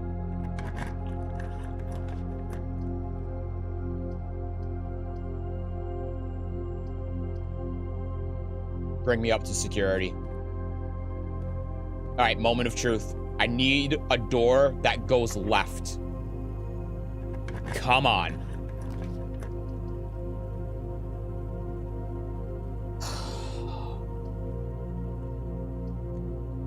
Wild berry. Come on. Give it to me. That is so mean.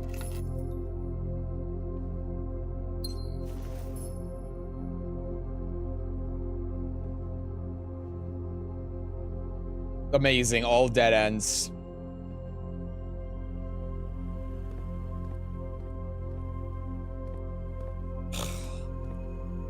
I'm upset. I'm so upset I'm not even going to interact with the computer. But, it's not all that bad. Because we did get the commissary and we got all of the items from the commissary, so we can go back down there and then do all of the stuff that's downstairs. So it's not, like, the end of the world, but it's not great. I know that feeling. It's disgusting. It's unfortunate, to put it mildly.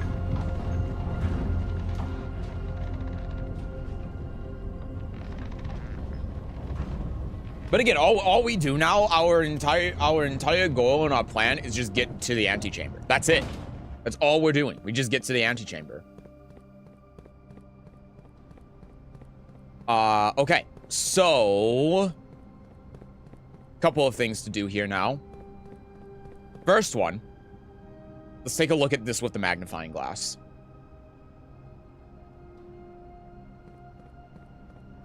So, yep, underground, north of reservoir. Okay, we don't care about that.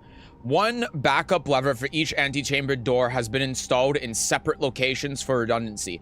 However, we've been told the locations of this reserve system will not be disclosed to the staff.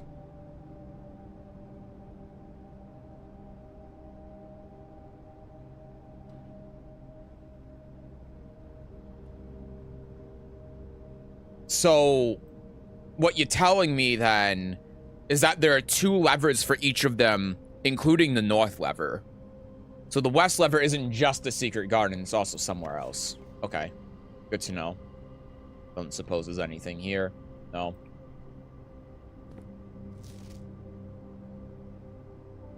I'll just take a screenshot of this just in case. I don't see it being relevant, but may as well. I didn't think a game like this could get me angry after 10 runs of, okay, what could I have done though? I was just fed up. Yeah, I can see that.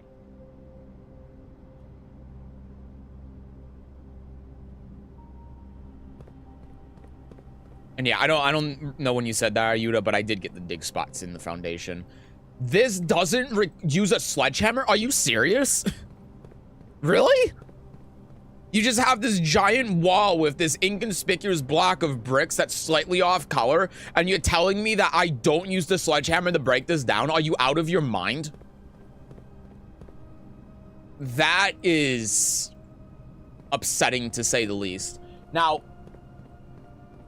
here's another thing, though. Can I use the sledgehammer on the chest? Can I tell you?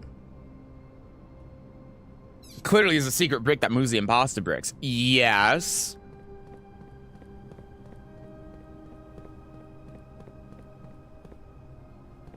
Because I'm clearly missing something. I'm not clearly missing something, but it seems like I'm missing something. This isn't just here for sport. Surely there must be a reason why this brick wall is here. Is dynamite the train pole? You're right, but how do I pick it up? Because he keeps saying, no, it's dangerous. I can't touch it.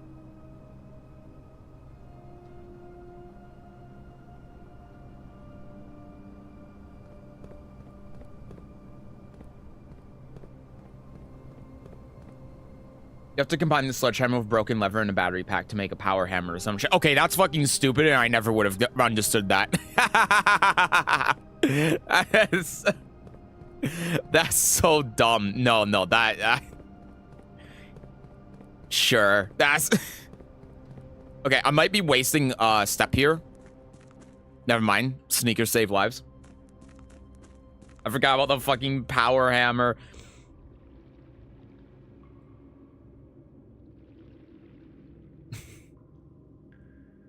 I wonder if that has to do with the redundancy. I can't use the sledgehammer on these trunks. Oh, I'm pissed.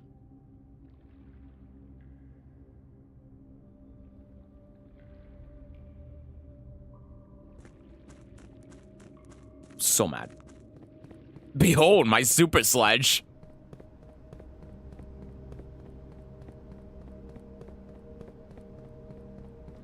Where am I going? Trying to get out of here.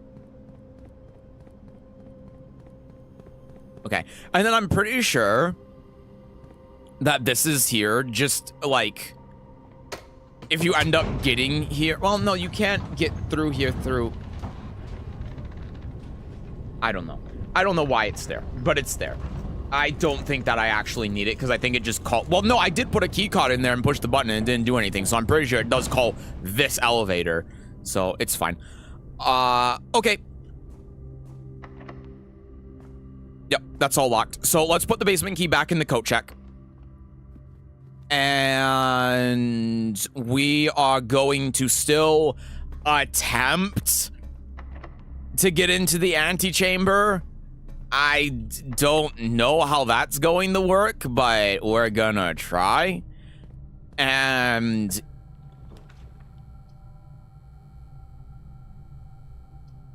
office is funny, but doesn't really do anything. Yeah, let's just bedroom. And even outside of that, we can try to find some keys so we can go back down there and open luggage if we can. So.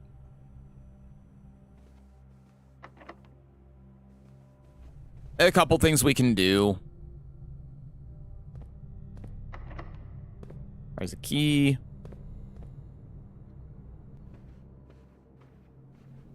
Go back here. Check the basement key.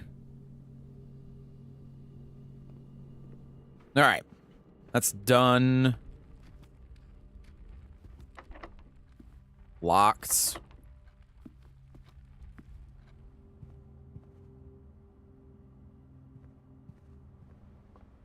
Also, I haven't seen any chests for my sledgehammer. Okay. So, we can try to do now. Dude, that is so fucked up. That is so unbelievably fucked up.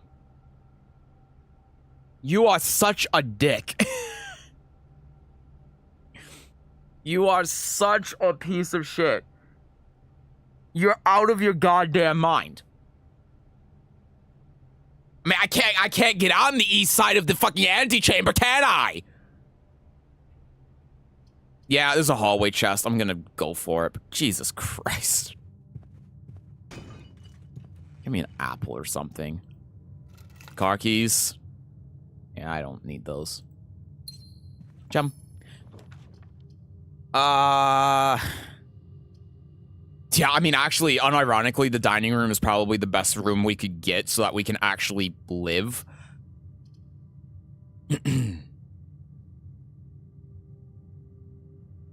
Patio spreads gems. So it costs a gem, but then I get a gem from the courtyard if I go back up there, which I might, depending on if I get keys.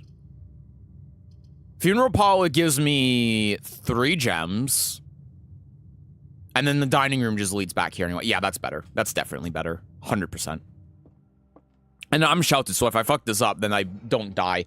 The gems are in a box with the word blue on it. That's blank. The gems are in a box that is actually blue. Okay, so this is a lie. This is blank.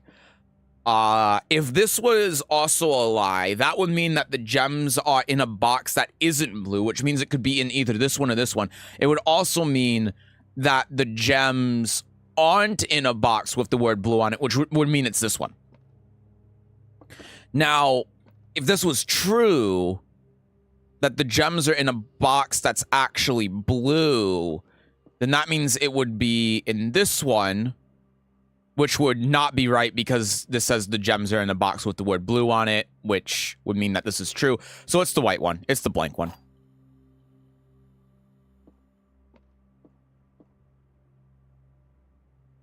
Oh yeah, I keep forgetting, but you're right. The X mark in the patio. What?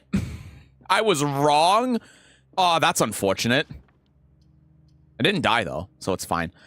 Wow. I'm surprised. I don't know how I was wrong. I was thinking way too fast, I guess. Key card.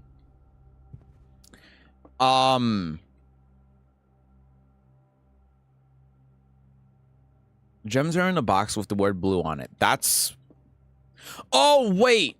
No, I'm stupid. I'm thinking that's like, it only means I'm so dumb. No, if this is true, that they're in this, it could be in either this one or this one. And then if this is true, then it's in this one, and then that's false. If this is false, then it's in either this one or this one, but this is the one that has the word blue on it. Oh my god, I'm so...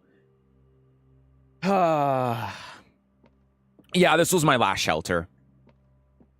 Oh, I'm so dumb. I'm so dumb.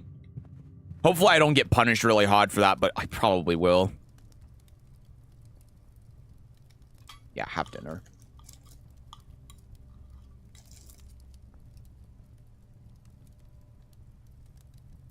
Finally, the pause streak is broken. It's getting scary. Yeah, that's the first one I've gotten wrong.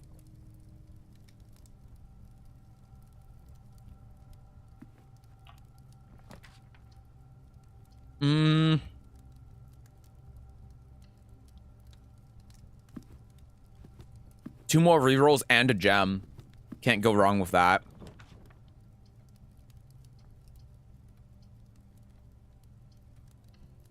Yeah, guest bedroom is important. It gives us 8 steps. So now I don't have to really worry about steps for the rest of the run, which hopefully is going to be another 6 rooms. But again, I'm mainly just looking for keys right now. I have... Well, no, I could still get to the garden. But the problem is, even if I get to the garden, I have to go, like, through here to get to the antechamber. And I have the rerolls, but I don't have the keys. I just need rooms that give me keys.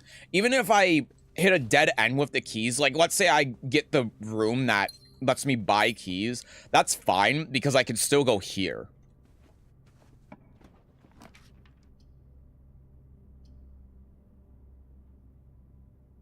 Laboratory, library, and dock room. I'm not protected anymore if I go into the dock room.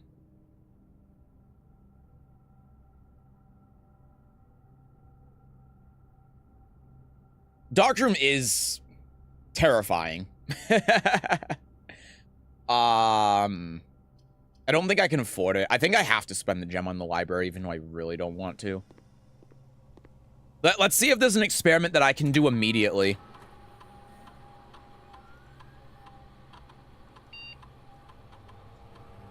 I'm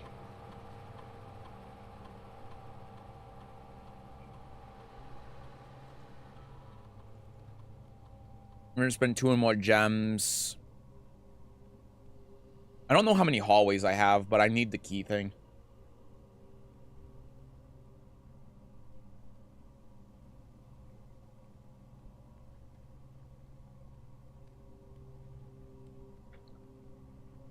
I mean, I could do this because I have the sledgehammer. So sure. Let's do that and hope that we find a chest.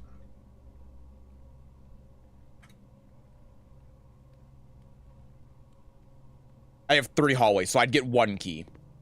Unless I draft in a hallway, then I get 2.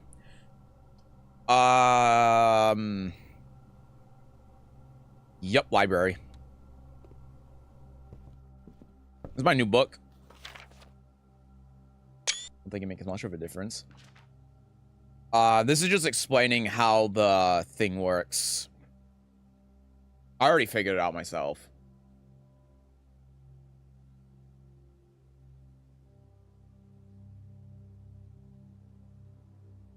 Yeah, okay. It tells me nothing. Alright, I've read everything in the library then. What the hell is that?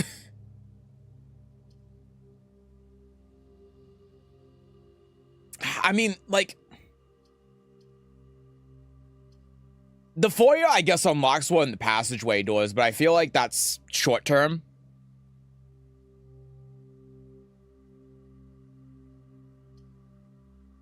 The clock tower gives me 1 key tomorrow, which is, like, it's fine. Oh, no, it gives me 2 because I have coat check. Oh, is that worth it? Is it worth... Ooh, is it worth ending the run to get 2 guaranteed keys tomorrow? I think it might be. Because I need to be getting to the antechamber. And if I'm gonna do that, I need keys. I think it's worth it. Fuck. Man, I don't want to accept defeat. But in order for me to even be able to get to the antechamber, I would need to get conference room. I would need to find the secret garden key in either this room or the adjacent room. And then the adjacent room would have to have a... no, I can do this. No, yeah, I can do the secret garden on the bedroom as well. Yeah, because it would have to be keyed. So I can do the secret garden here. But I would need to get the secret garden key in either this room or one of these 2 rooms that I draft. Oh, I guess there's an empty spot here too.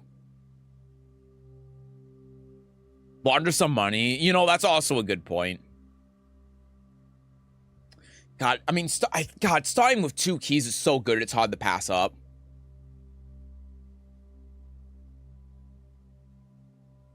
But if I do conference room, I do get 1 here, and then hopefully here. And maybe that's enough.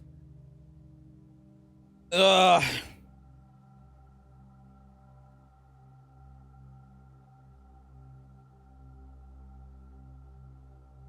I feel like taking the conference room is so greedy for no reason. I mean, come on. The chances of me actually, like, having the keys to get into the antechamber is... Like, I already need the secret garden key, but then I'm going to need another at minimum 3 keys to be able to get in here, assuming that I even get the path, which honestly, I probably do because I have the rerolls, but still. Foy opens the passageway door, but then it's just, like, it doesn't do anything. So at that point, I'd rather do conference room because then I have a higher chance of actually getting 3 rooms, which might have a key in it.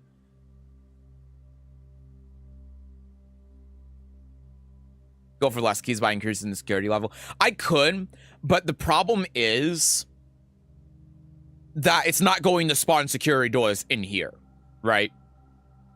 So, you know, I guess that is a good point, though. If I do the foyer, then I draft a room for the hallway, I go to security first, then I come back and go through, sorry, not the hallway, the passageway, and then whatever I end up getting here, if I can go up, is probably going to be a security door. But then, okay, here's the problem, though. If I do that, if I was able to get into the secret garden, just hypothetically, I would have no way of actually being able to use the key. So if I do, because the bedroom is going to be cut off after I go through the passageway, unless I get it on that room. So the only way I could get into the antechamber then is through the south entrance, which requires another garden room and for me to find the lever. It's not happening. Because I don't have the lever in my inventory. It's just not happening. I guess the other thing I can do as well is try the high roll for a vault. But no, I've talked myself into it. It's best for me to just take the clock tower and take the 2 keys for tomorrow. That's what I should do. So I'm doing it. Hello. It's a rook.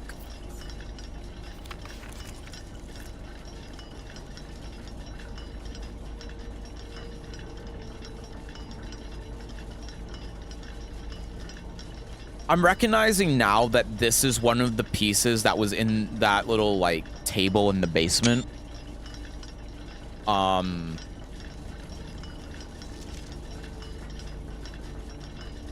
does this mean, though? I have no idea. Call it a day. Screw it, conference room. So, yo, no, it doesn't make any sense to do it. It really doesn't. So basically what I need to do, I just need to open the antechamber again. That's where we're at. That is my one and only goal right now. Exactly my point. That my one and only goal right now is open the antechamber. And it's kind of funny and interesting how, and I'm sure this is intentional too, how the game comes full circle now. Where in the beginning, you wanted to open the antechamber, and now we're at the end of the game, and we want to open the antechamber. Honestly, it's kind of neat. I'm not gonna lie. And now all of the other stuff with the safes and everything is all side stuff. It's all side quests.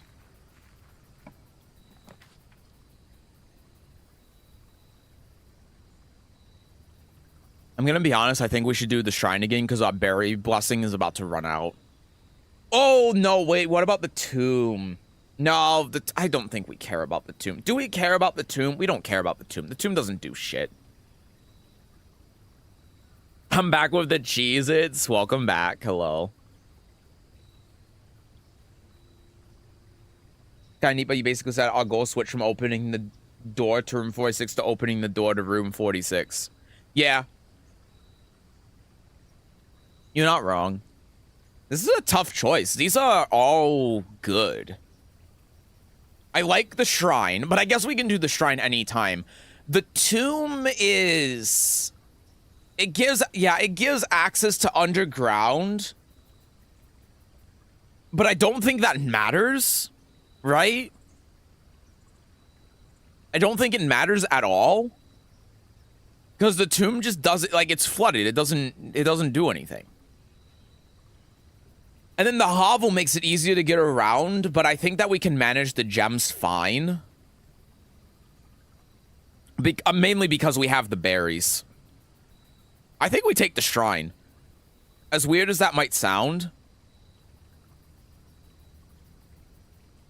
Because the direction with the shrine, basically, is that we're going to try getting in the antechamber. But if we can't get in the antechamber, then we focus on money so we have a blessing when the wild berry blessing ends. So I'm going to do that. I think it makes the most sense. You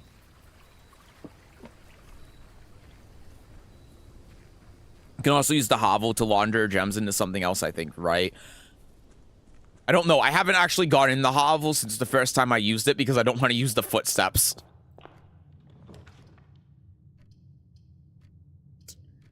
I mean, not a great start.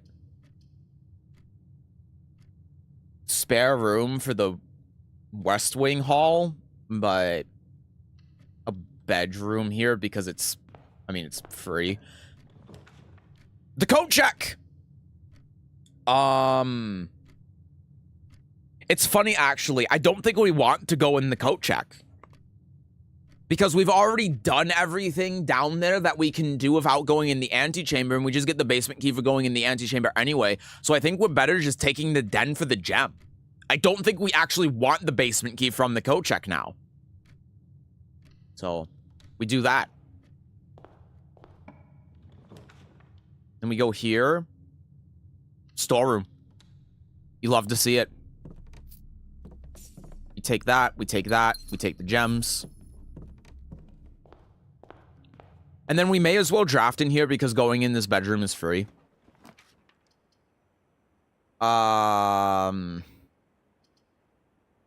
Do we just take the closet?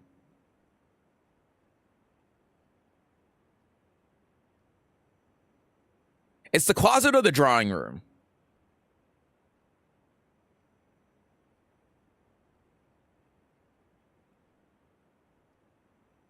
I think we take the closet just to get the items. Because we already have a branching path from the den. So I'm just going to do that. We get a reroll. I think that's worth it. Making it, like, rerolls are so vital to being able to get into the antechamber.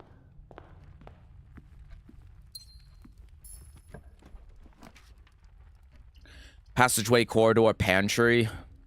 It's tempting to take the passageway, right?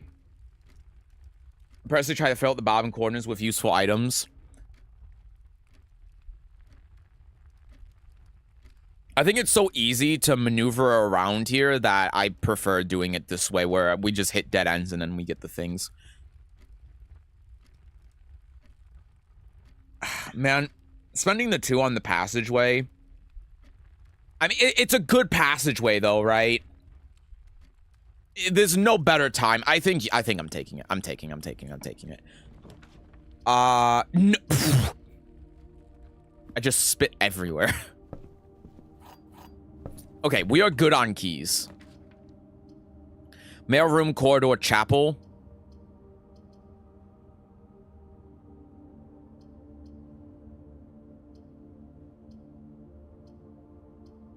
Maybe the chapel, so we can go down the right side. We need to get... I'm looking right now. A great hall, a greenhouse, or a secret garden. So mainly we're looking for a greenhouse or a great hall, which means that we want to try sticking on the outer edges because that's where it's more likely to get a greenhouse. So I think because of that, we get the chapel. Even though it's of course anti-synergistic with the shrine, the passageway is going to be a way for us to be able to avoid the shrine in the future. So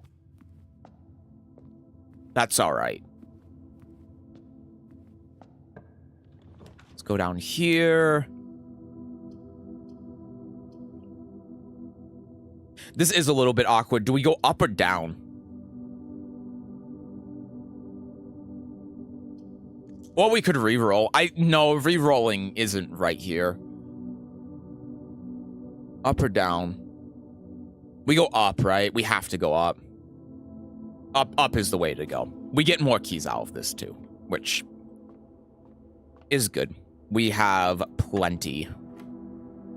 25 minus 15 is 10. What's 10? There it is. This is 8 squared. How does that work? 11 minus 64? What? Am I crazy? Or is it after you do the subtraction? So is it 3 squared for 9? That is what it is. Okay. Yeah, 3 squared again. Okay. They're getting harder. Courtyard. Yeah, we take it. We take it. Honestly, we have 8 keys. I think we open this chest. Yeah, I would happily trade a key right now for more rerolls.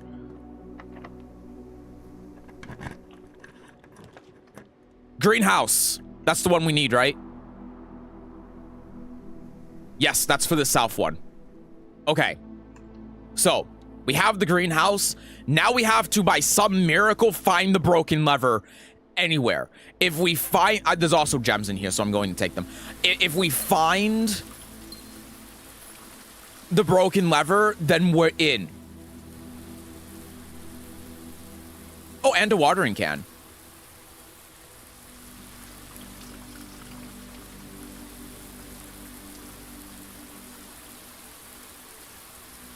Yeah, it's only the first time I enter a green room, so I can't use it in here. Oh, I guess I can. Wait, so if I do this... Oh, yeah, okay. That was worth it. Cool, so we're up to 5 gems. We're looking so good right now. Do I do this? Is this insane? Because we get 1 gem and 2 rerolls out of it. I think we do it.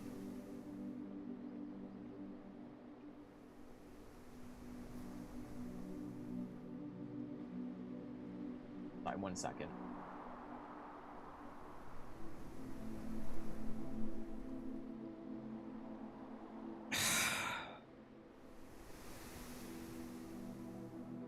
I think we do it. I think that getting the 5 rerolls is really good.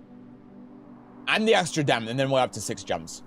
And we have the passageway here, and we can go so many directions. We can just go... Yeah, because if we go the passageway, then we just go around like that. Yeah, I think we do it. Yeah, don't spend steps on Jim. It doesn't really give us any meaningful benefit.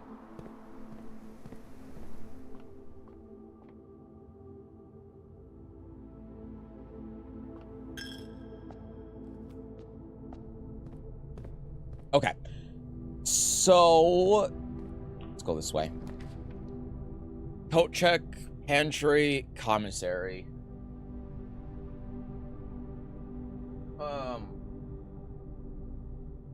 I don't know. Do we just take the pantry? Where does this go? Yeah, it goes up. I guess they both go up. Could take the commissary and try buying something, but we don't really want to spend money if we can help it.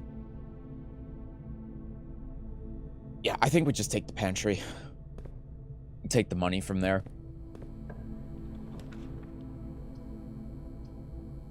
The closeter.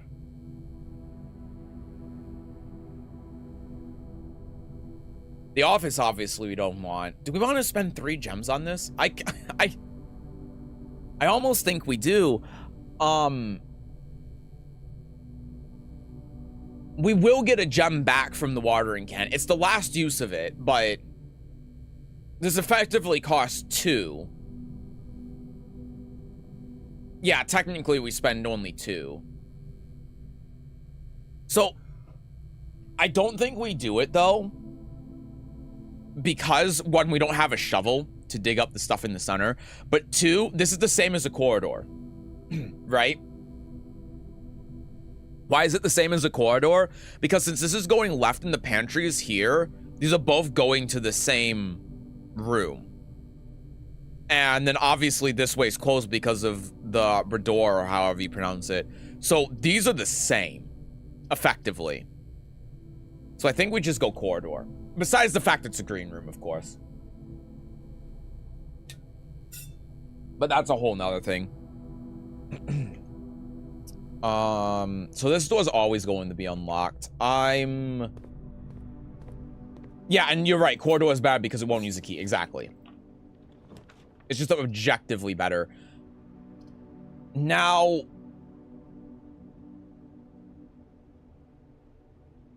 the thing is, the aquarium is free because it costs a gem.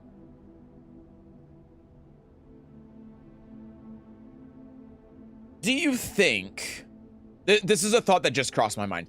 Do you think that green rooms are more likely to contain a broken lever? So here's the other thing too, right? If we take the aquarium here, like, this is really weird. But if we take the hallway and then the corridor banks off to the left, which we probably don't want because we want to get to the foundation. But if it banks off to the left, and again, these are leading to the same way. So I guess the hallway does lead here.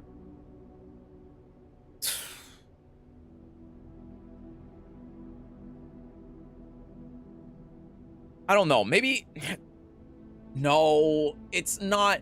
Because, like, I'm pretty sure the shovel is more likely to be in green. I'm trying to think if this broken lever... Have I seen the broken lever in the aquarium? I think I have.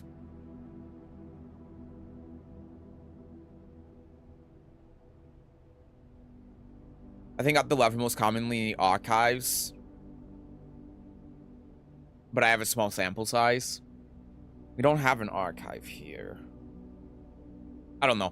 Like, the hallway in the aquarium is effectively the same thing except for the locked trunk, but I don't have a sledgehammer. If I had a sledgehammer, I'd just do the hallway. This is an insane play. It's objectively incorrect.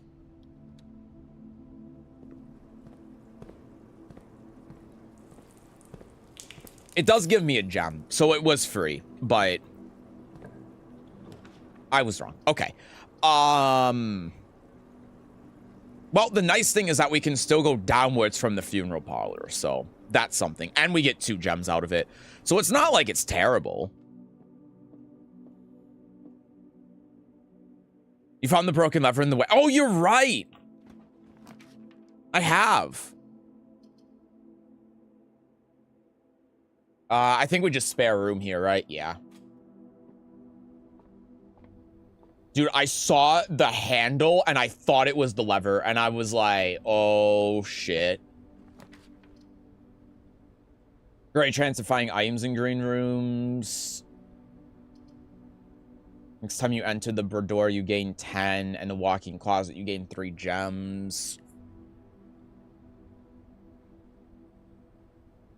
More likely to draw unusual and rare item rooms while drafting.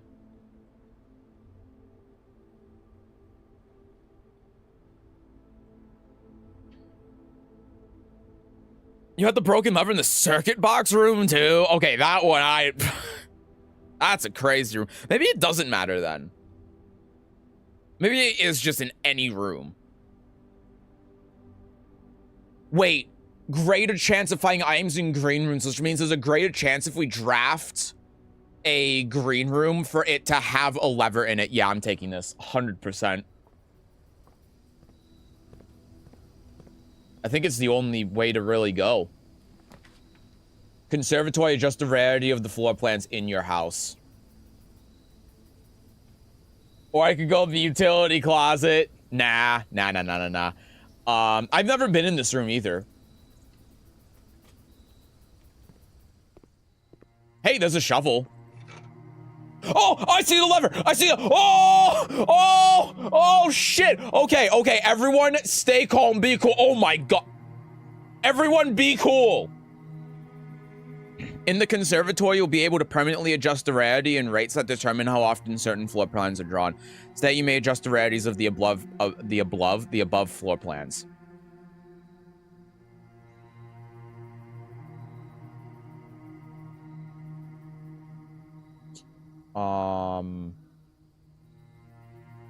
Do I get to adjust all of them?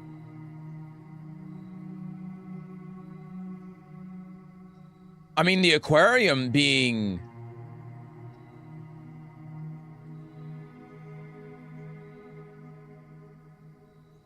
commonplace might actually be kind of nice.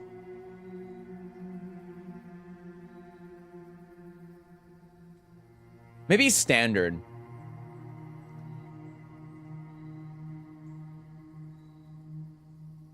Do the conservatory? Oh, sorry, you with the drafting. Yeah, my bad. Sorry, I'm behind. Oh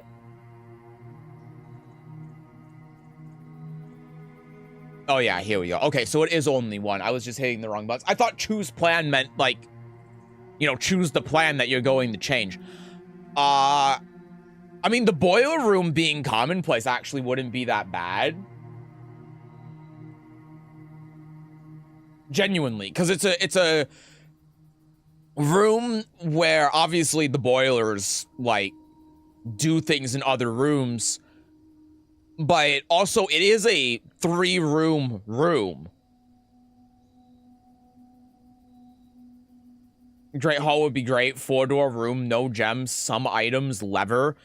Well, oh no, you're right. You're right. Yes. You're 100% correct. Yes, you're 1,000% correct. I didn't even consider the lever.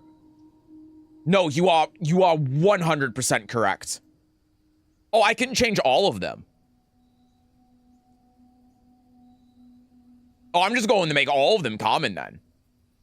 No, I'm going to make this one standard because it costs a gem and it doesn't give me a benefit unless I benefit from one of the colors of the room. Being able to go to use it more though because of its versatility is nice, but I don't think I want it to be commonplace. The other two though, absolutely.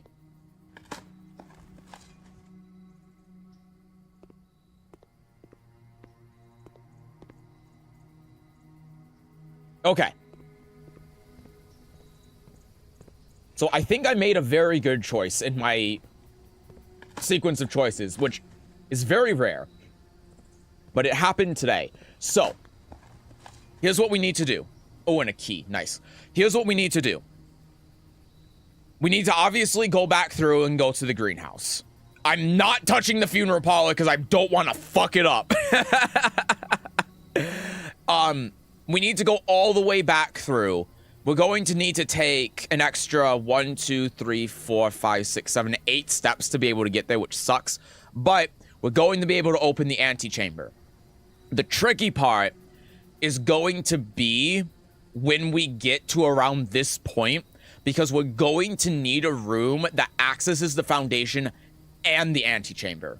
Now, we do have 5 rerolls, so it's not going to, like, we can probably get there. We also have the keys, so as long as we don't get screwed by RNG, we're going to be able to do it. Holy shit. This box is blue. Okay, that's true. The blue box is true. That's true. The blue box is empty. Okay, so I know that it's the blue box. I failed, so they reset it to make it super easy. This is the blue box. That's true. The blue box is true. That's true. That's true. The blue box is empty is false, so this is true. Don't fuck me. Okay. I was so confident, and I was... The only way I was ever going to attempt that is if it was that easy. Resume for 6 before Fox release may be happening today. It might be, yeah. Time to get 2 dead ends in the dark. Well, that's why I got the Bordoro, so I have the 5 rerolls. I'll be fine. I'll be okay. I got this.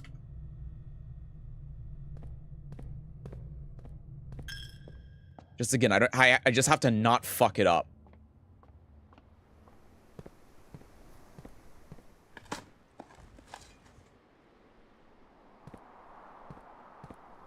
I also have the berries too, keep in mind.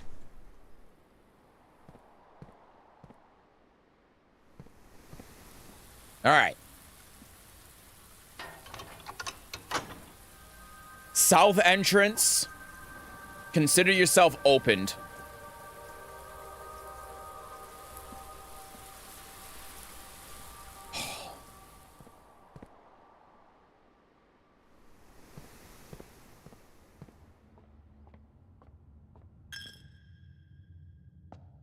I'm making sure I'm doing my steps right here. Do you really want to use the lever and pass up the power hammer? Yes, I do want to pass up the power hammer. Sorry to tell you. No,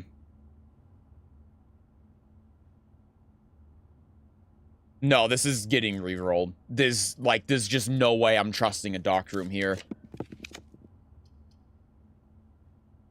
Great hall. Or a hallway. No, the hallway I have is commonplace now. So I'm doing the hallway because the Great Hall I can more reliably get into.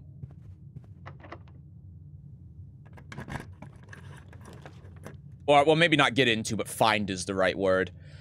Yeah, we dining room here, and the reason why is because all we need is to get into the foundation, and then foundation leads us back to the antechamber.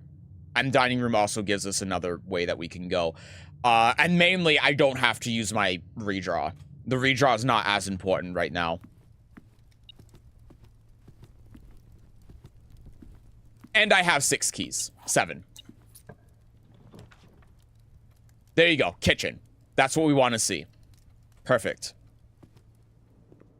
I'm not even paying attention to anything else. I am so focused on this.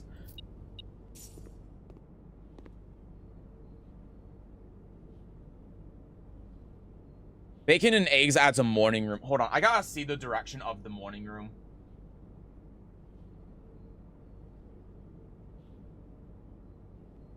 I'm looking it up. It is only to the left, so I don't want that in my draft pool. I don't want it in my draft pool. Okay. Foundation is here. More dig spots. Turn it. A rock.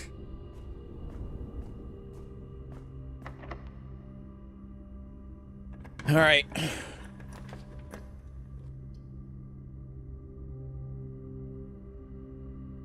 Gulp.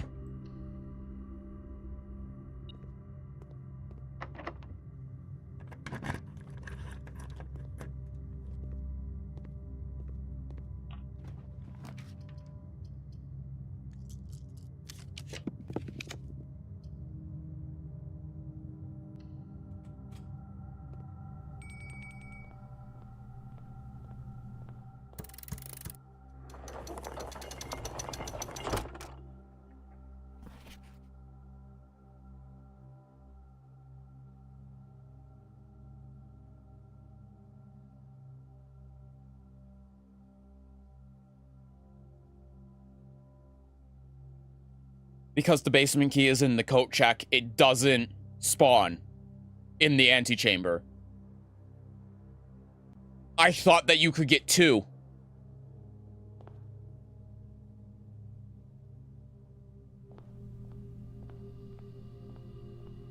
Well, this is a bit of a fucking problem, ain't it?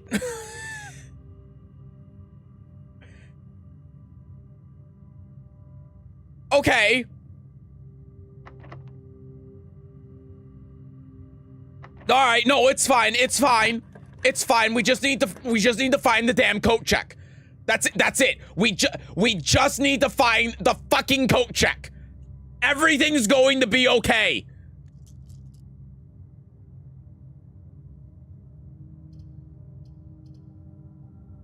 We can also, like,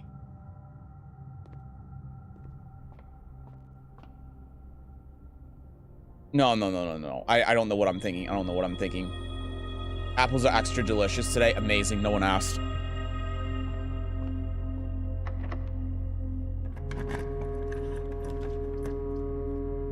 I have 3 rerolls. Please, God.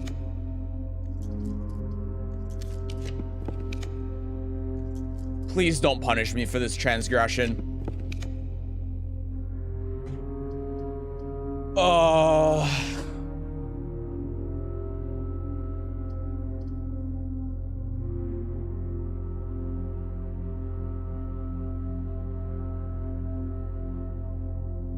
I do this.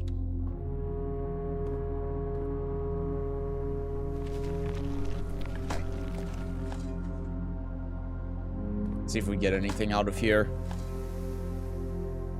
It's okay. We still have a ton of rooms we can go into. Oh my God. That was free at least.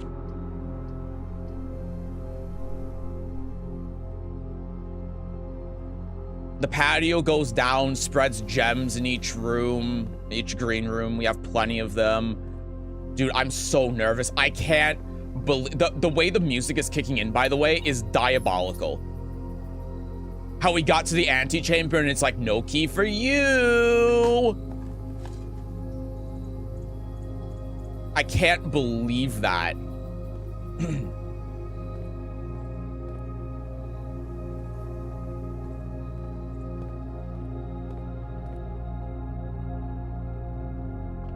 I can't risk it.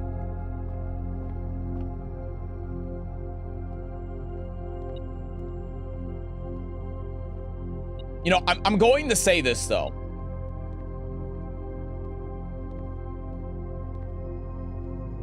Where? Is the metal detector telling me what the antechamber lever is? Is it telling me that's in like here? Oh, whatever. I don't care.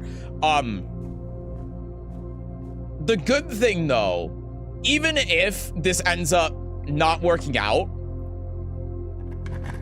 we made one of the ways to the Great Hall common. So we should just always be able to get it. As long as we have the keys and we get a little bit lucky, we should be able to get in there. I'm gonna pick a berry, man. Hey, I'll take the music room. Silver key. Tells you where the items are. Sometimes next to the chamber, it's a 50-50. Okay. Not that really matters right now, but...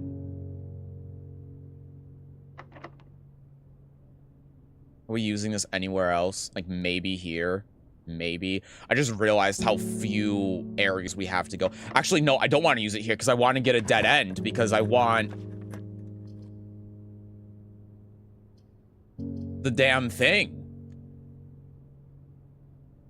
Pick a wild berry. I don't want any of these. Ballroom? More like boardroom. Less likely to find items lying around in the house. It doesn't cost any gems. Again, we're looking for one thing. We are looking for the coat check. That's it.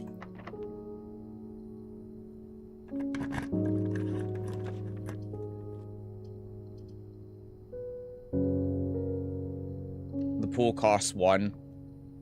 It has to be done.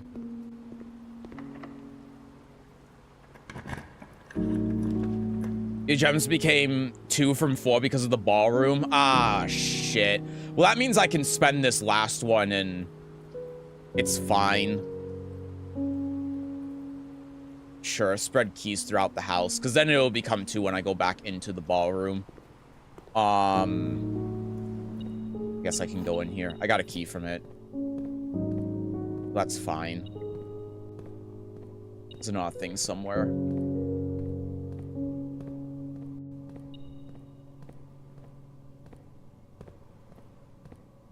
Where?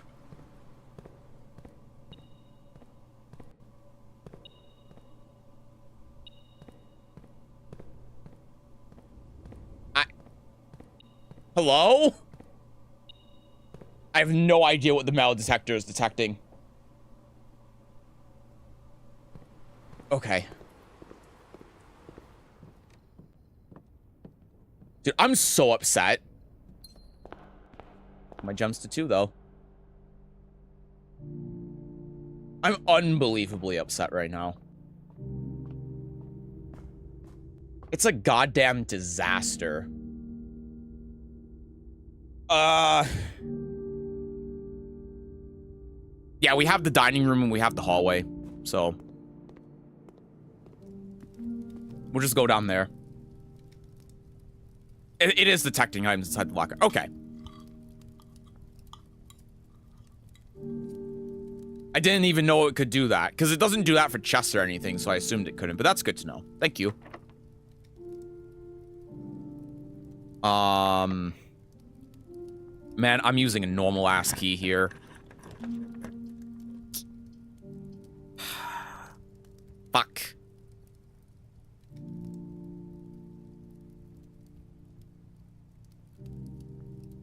I guess workshop. Because this just leads to where the hallway is anyway.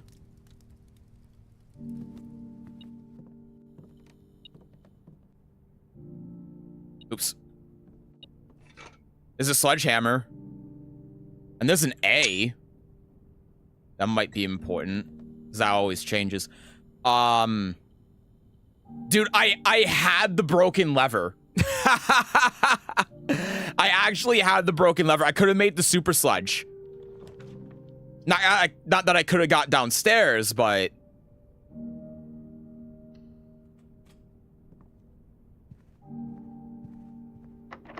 Let's cost a key.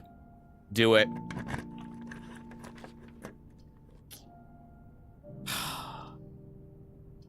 Pick a wild berry, man.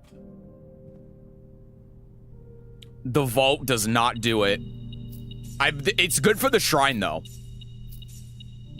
It's not the worst thing it could have possibly been. I mean, the worst thing it could have been was the toilet. Yeah, so that does stay open. Okay.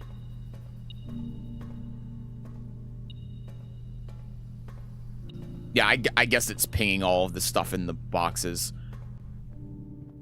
Please don't need a key. Okay, good.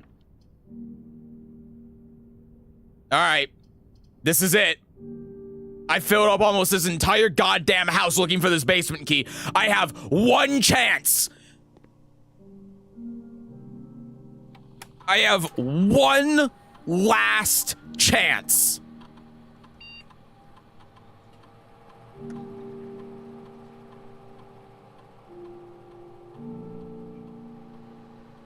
This is not even worth my time.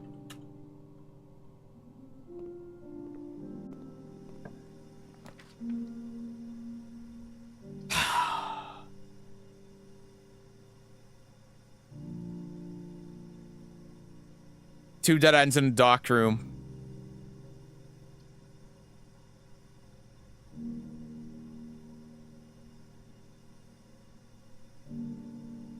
This is more than two ends, goddammit. Two dead ends, sorry. This is fucked up. This is fucked up. If I didn't put the damn key in the coat check, we would have beat the game right now.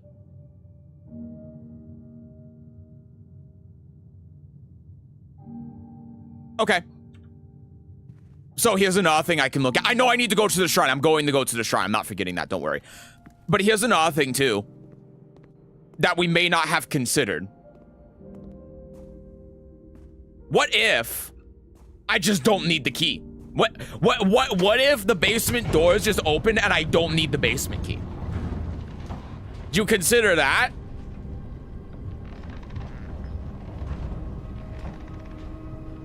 I'm going to kill someone. I'm going to strangle someone to death.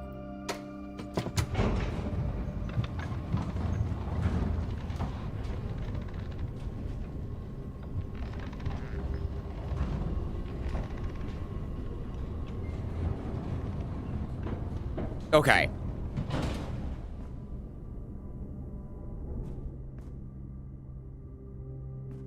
All right. You know what? We have the nice thing though there's a silver lining. One, Great Hall is common. So as long as we can get to the Great Hall and we have a fuck ton of keys for some reason, then we win. So we have multiple ways to do this. We were able to get to the greenhouse pretty easily, just having a set plan in place, and it worked out very well. Even more money, beautiful. So that was good. And now we have another plan too of the Great Hall as long as we have the keys and we get lucky. So even though this ended up being a unfortunate and complete failure. Another key, amazing. We still made progress. Is basement key guaranteed to spawn in the antechamber? It is, but I think because it's in the code check, it didn't. There are multiple basement keys, so it didn't spawn in the antechamber. I was so ready for the game to just end there, too. I was so ready to just be like, yup, this is it. The game's over. What the fuck? The gold is still in the goddamn shrine? Are you kidding me? You have to wait until after the blessing ends to put the gold. I have 91.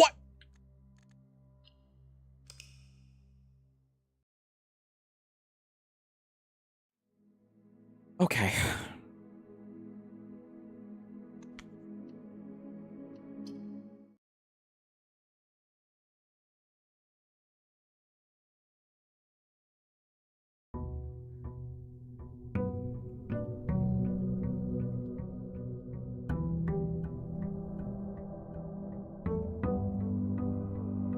I'm in physical pain. Mental anguish. We no longer have our goddamn bears. The berries weren't even good.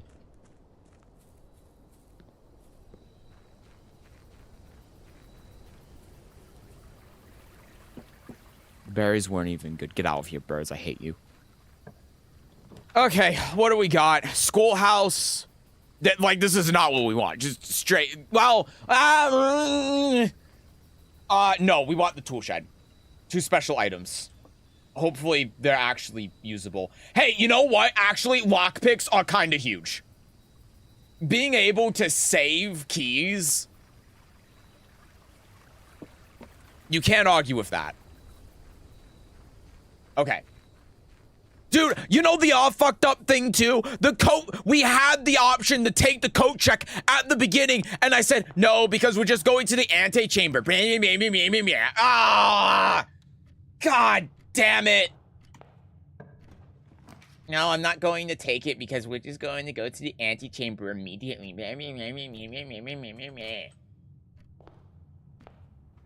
What's in here? Gimme. Where's the 4th item?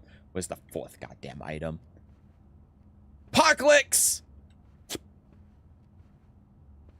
Oh, there it is. Car keys. Amazing. I'm not active in streams recently, but I do want you to know I've been lurking this entire stream to support the... Oh, thank you, Till. I appreciate it. Thank you. Storeroom.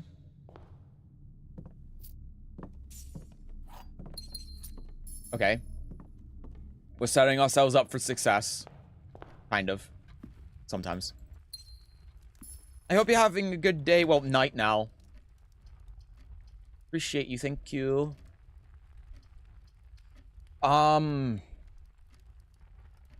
Fuck it, dude. I'm going nuclear. It's paying off.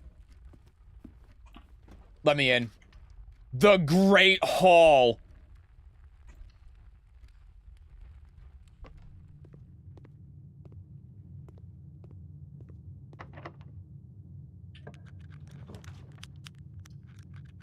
What do we got? Weight room, lose half of your steps. Don't mind if I do. I'm not going that far. No. We have 6 gems. I think we boiler room just because of the extra spot. Can't lockpick this one. Can't lockpick that one. Nope. Oh, I got that one at least. That's good. Cool. Oh!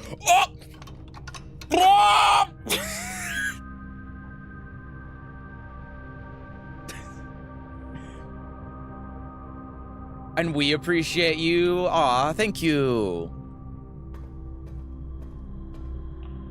I think I said this yesterday, but I try my best, and I'm glad that my best is enough. Seth became a chicken.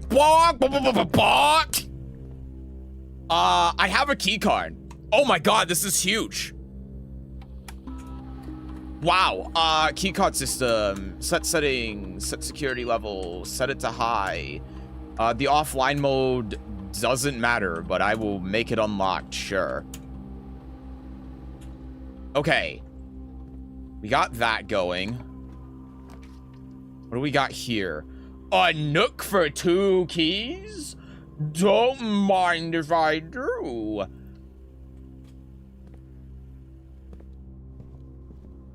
Dude, that door opening on its own scared the fuck out of me. Magnifying glass. Okay, so now all I need is the goddamn coat check. If I get the coat check, I'm 100% taking the rerolls, by the way. I don't care that Spooner's off into the boiler room. If I get the coat check, the game ends. If I get the coat check here, the game, you are a piece of shit and I hate you. Sorry, that was rude of me. But it's also true, and you know it. Whatever, I have 4 keys. I shouldn't have done this. That was a waste of a key. Oh, that's going to matter, isn't it? Oh, fuck. Because I could have just gone back to the boiler room. Oh. Ah! Okay. I'm rushing. I need to calm down. This game is a piece of shit and I hate it. Like, a part of me is actually tempted to just take the coat check to get the key now, so that it's not in there in the future. I'm not going to do that, but I was thinking about it. Okay, give me the coat check now. That's a utility closet. That is not the same thing. I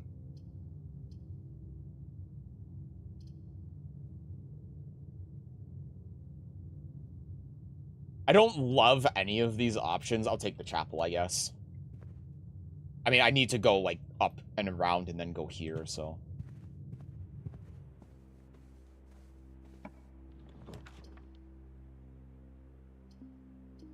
Passageway is completely useless. Dining room could be useful, but probably isn't. I think you just...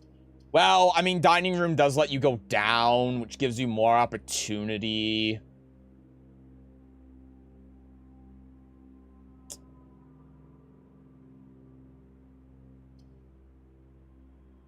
Passageway actually isn't terrible the more I think about it. It's really not.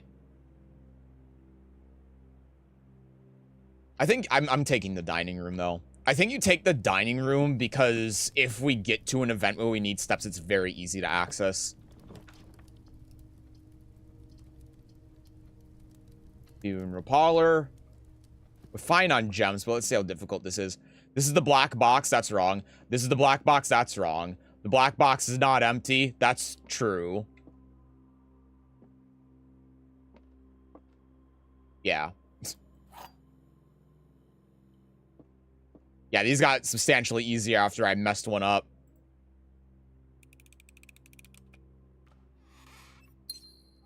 Cool. I should have drafted this room first before doing that for this exact reason. The fucking toilet. But it's fine. I want to do this anyway, so I wasn't going to draft that.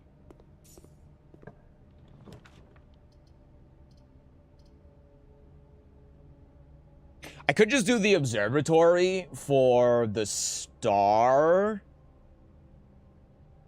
because this leads to the same spot as the chapel anyway, so it doesn't make a difference. Yeah, I'm gonna do it. Because the observatory, I have so many stars now that the observatory is always giving me good benefits, so. Dead end rooms.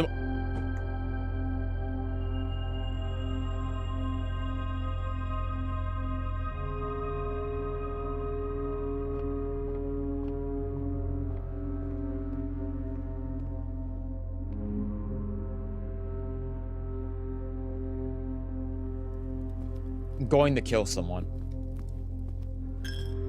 No, it's actually kind of good, though, in a way. Because that makes it more likely that the coat check's actually going to come up. It's obviously not ideal, but at some point, I do need to go into the coat check.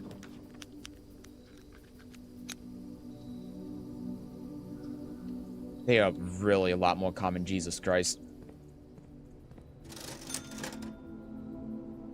Yeah, sledgehammer. That works. And running shoes. I'll take that. And set of gems. And a single gem. Why not?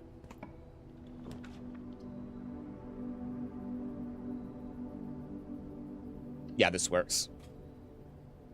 The gems help keep my options open. But yeah, I need to draft the coat check at some point anyway. So if this is giving me an easier avenue to do that, then that might actually be good. You just get cursed? I did.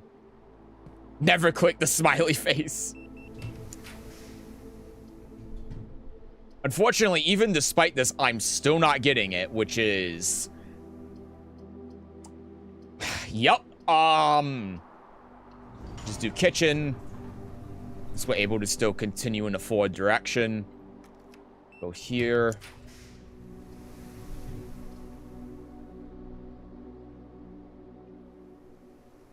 Freezing 6 gems is fine, but it's not like the best thing I could be doing. Aquarium. Let's do that. Sure.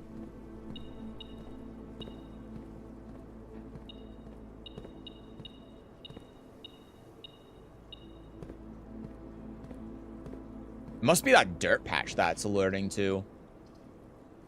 Yeah, I mean, we need to go up this way to be able to get to the right side of the antechamber. So, sure. I'm just going in a straight line. It's alright. The lockpick has been coming in handy, though. Oh, there's a key on the barrel. I didn't even see it. Thank you. The attic has 8 items in it. I don't think I take it. It costs 3 gems, and it's a dead end right at the spine. Because otherwise, I need to go here. I need to get one that leads to the foundation and up here. And then I need to go here, and then I need to go here, and then I have to have this room go in here. It's just... That's a tall ask. I'm gonna take this.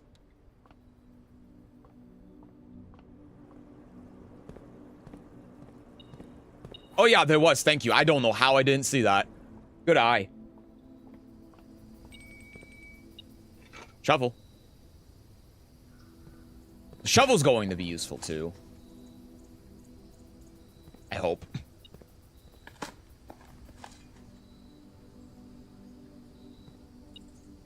Fine. Damn. It's fine. I still got 5 keys. Yep, billiard room. That's what we want to see. Now we just need a straight line, and then you know the rest. 16, 13, 10, 3, 9.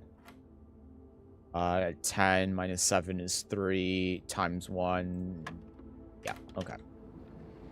All right. Allow me to proceed in a forward direction. You know what? The gymnasium, I'll take it. Because I'm only going in here when I actually unlock the thing anyway. And I have a kitchen that I can go in. And I have the other thing. And I don't want to use my reroll on this when I don't need to. So we'll just do gymnasium. I'm not going to go in there right now. Yeah, I think we're good. I just have to be mindful that it is the gymnasium. But I can also dig this up now. Curse of Raw, man. Although honestly now, it's a good thing. It's actually good. Well, okay, after this room, it's a good thing. I need to go in here. Can't lockpick. Gotta use my key. It's fine. I got 6. Yeah, no, I need to be able to get in the foundation. So I need to reroll. I have to. Fuck. Because I still need to be able to get a room so I can get the damn coat check, man. Oh. Okay, okay, dark room, dark room. It's fine. Oh my god, okay.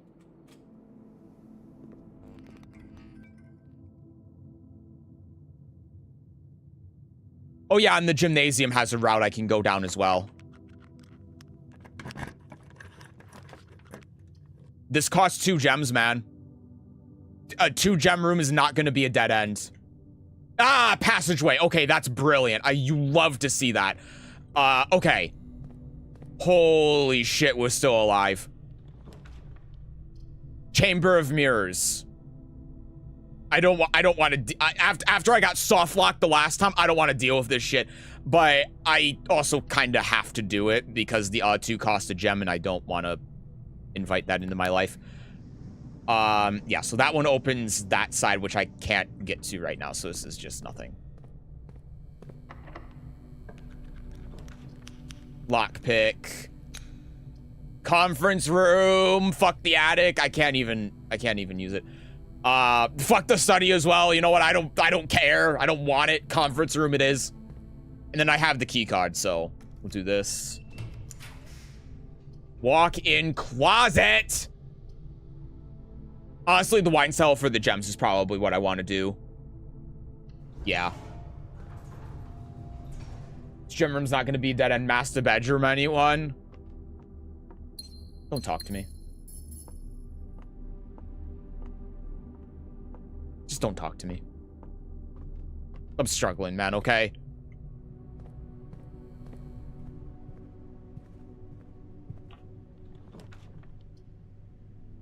Oh my fucking god!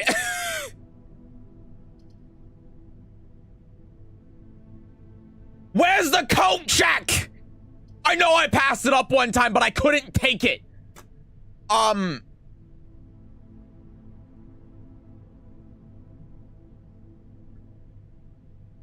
Does this allow me to get through the Chamber of Mirrors? It might.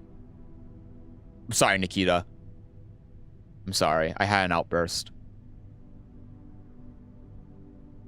Closet could at least turn the gem effect off. Or the gem effect off. It could, but I don't think it's gonna come up. Because I have the dining room down here. So I just take the dining room and then it's like 1, 2, 3, 4, 5, 6, 7, 8, 9, 10, 11 to get into the antechamber. It's a lot. It's like half of what you take. But then I also have the kitchen so I can buy something from here on the way back. Now, I'm going in here because I think... Did it again. Jesus Christ. I think... Is there something upstairs?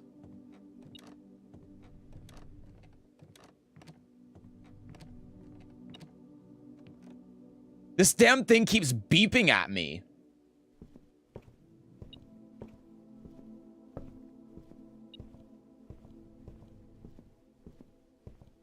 It's supposed to be hot or cold, but I'm always cold. I think it... I don't know. Yeah, it does. Okay, this does let me go through the Chamber of Mirrors, so that's good. Let's go up. Can't lockpick. It's fine. Still 2 more routes. There's still hope. There's a little bit of hope, and that hope is now gone. Nope, I still have the Chamber of Mirrors, so I still have a couple of tries. Let's take the guest bedroom. Hop on in here.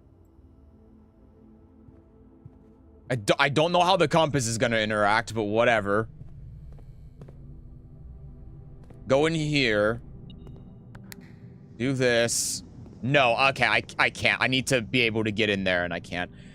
Okay, so what I've gotten into the antechamber 2 days in a row now. So I know I can get in here when I want to. So here's the plan for tomorrow. Because I'm screwed. And I don't think that there's anything else I'm doing here, right? It was just the antechamber and I can't get in there. Yeah. So here's what I'm doing. The second I see the coat check, I am getting in the coat check. I'm taking the damn key out of there and I'm ending the day. Oh, right. Gym door. You're right. You're 100% correct. I forgot about that. There's a sliver of hope.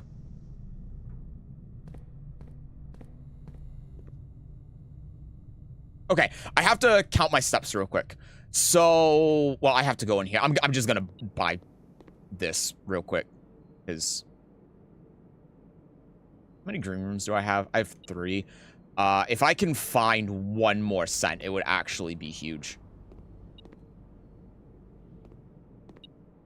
Dude, I don't know what this metal detector is trying to ping me on.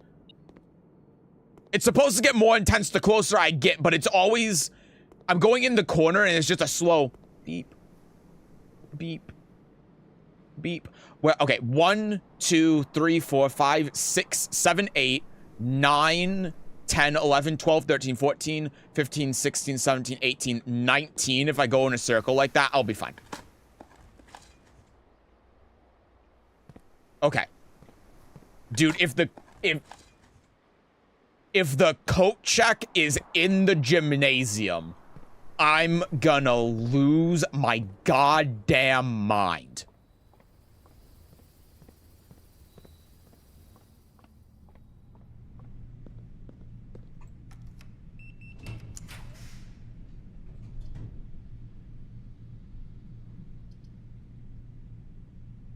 I could take the guaranteed key or try my... I'm trying my luck.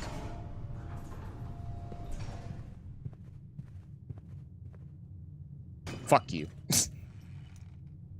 Oh! Oh, wait, that's huge. That's insane. Mail room. That's not what we want to see.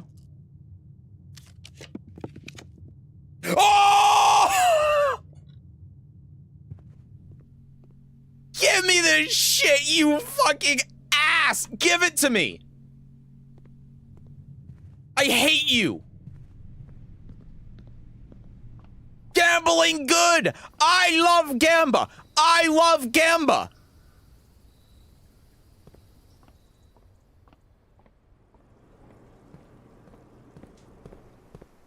Oh my god. Get me back here. +5 for every green room in your house. Give me 20 steps for free. And... the best time to go back to the dining room is after we get out of the foundation. Because we have to go to the courtyard anyway to get back up here. So we're going to go here and then come back here. And then the route is going to be... we go down here, get the thing from the dining room, go back up through the antechamber. I think we win.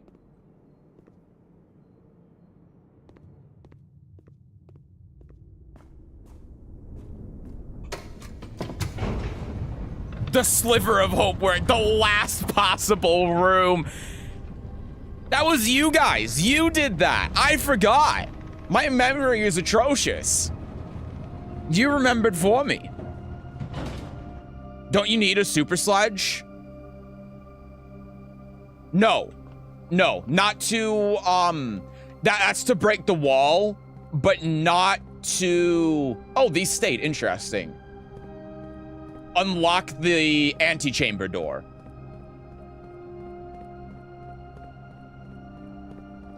No, this whole thing is separate. And I also don't have the lever, so I can't open it even if I wanted to, which I do, but that's beside the point.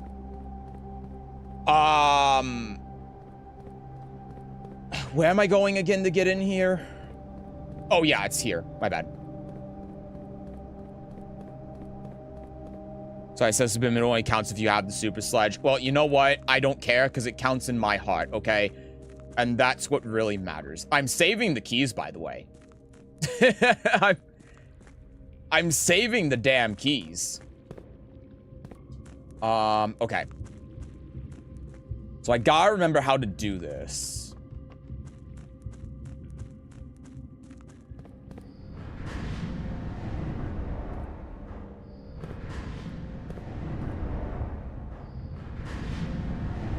It's 1. I'm mocking this run as illegitimate. I don't care. Time to spend the keys on the wrist. What? Nope. I am not risking it. After everything I've done, after where I've come to, I am not risking it. Nope. It's not happening. Nope.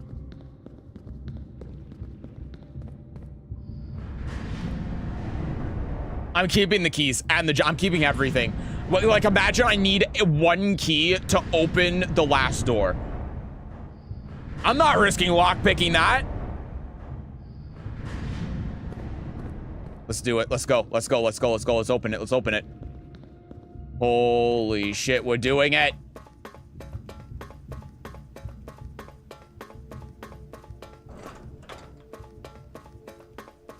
But gambling, good. There's nothing to gamble. Do you play gacha games? Oh, I swear to God.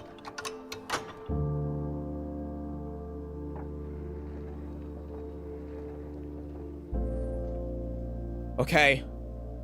Here we go. No, I fucking hate gacha. Okay, good.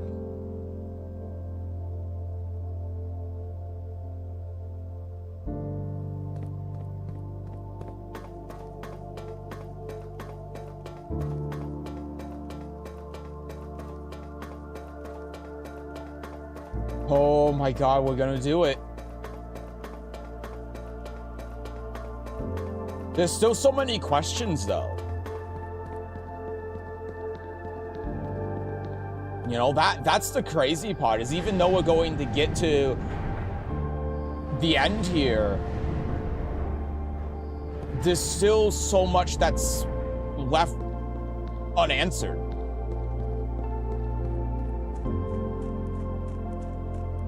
And figuring out the answers to those questions is, I feel like, a big part of this. But at the same time, it's hard to find everything and uncover everything. I can't believe that we're about to do this.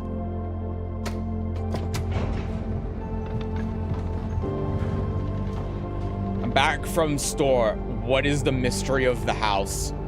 We're just about to get to we're just about to finish the game, Lily. Fuck the mystery, we got a new house. Also true.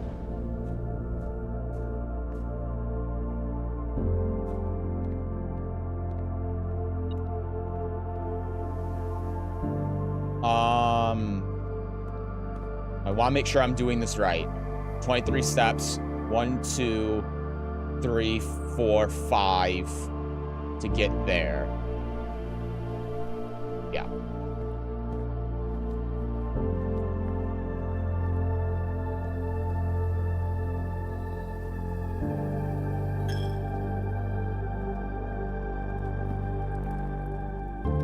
Eat my dinner.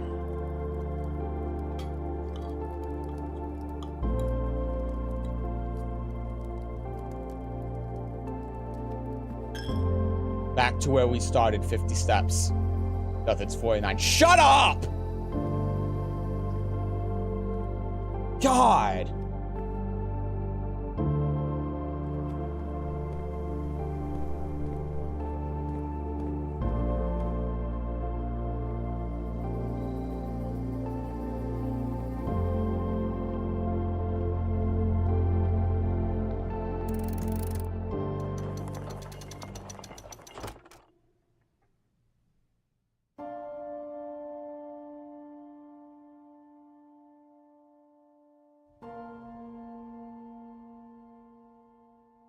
This is so exciting. There was once a red prince who sat on a red throne. He had a red crown made of rubies and a red castle made of stone. The prince had a love for all things red. It's the only true color, the prince often said. He could not stand the sight of a canary or a crow. He could not stand the white of a swan in the snow. And he never looked up for fear of the view. He had heard that the sky was not a red hue.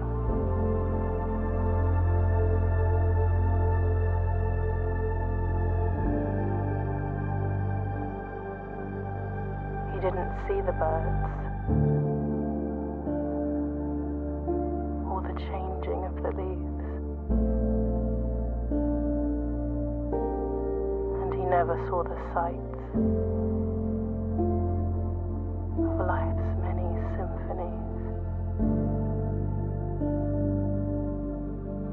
He couldn't see beyond the red shade he was aware. He never caught a glimpse of the world I had to share.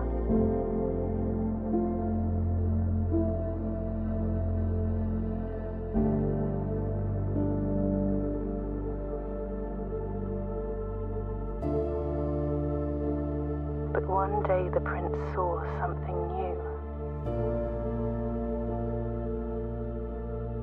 And if you look closely, you might see it too. The skies parted and the clouds withdrew.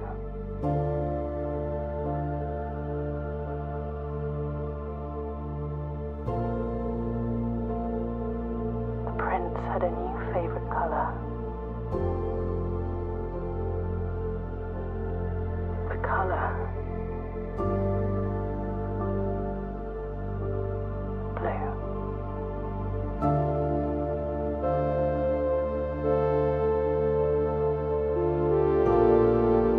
So this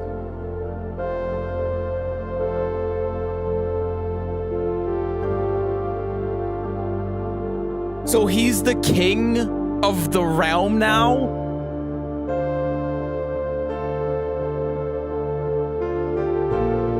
The Red Prince becomes the Blue Prince? It's in the name. So the Blue Prince was, in fact, the friends we made along the way, was just us.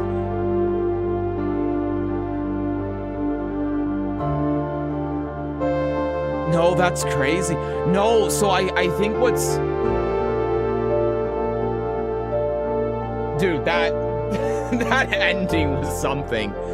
So I think, based on what I've kind of pieced together, is that... What the fuck was the house then? What was the plot? Okay, so here's how I understand it. So... like the character that we're playing as, I think, is the son of Mary Marigold.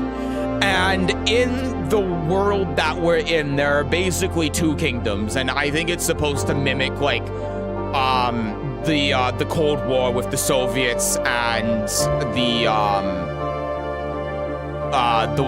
West, right? And so I think what it is that Mary Marigold was a spy that was deep undercover within the realm of whatever the Reds are, just say the communists. So when we, the character we're playing, were born, we were born in there while she was while she was being a spy. And so the character we play as grows up with all of that sort of propaganda surrounding them. So they look at red as being their favorite color, but because of our actual background, that's not who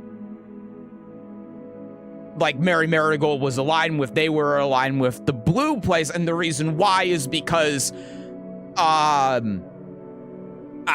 uncle who gives us Mount Holly in the will is the king of the blue realm. That's how I understand it. I'm pretty sure that's what's going on. So basically, short of it is, I want to lick Lily's feet. That's not the short of it. That's not what I was getting at. Short of it is, Simon's mother is Mary Marigold. Mary Marigold has multiple names because she's a spy for the Blue Kingdom that is in the Red Kingdom. Simon is born in the Red Kingdom, so he grows up with the Red Kingdom propaganda, and that's all the thing. Maybe something with his brother too that we don't know exactly. And then we go back to like Mount Holly, and then we inherit the Blue Kingdom. That's sort of how I interpret everything based on the ending.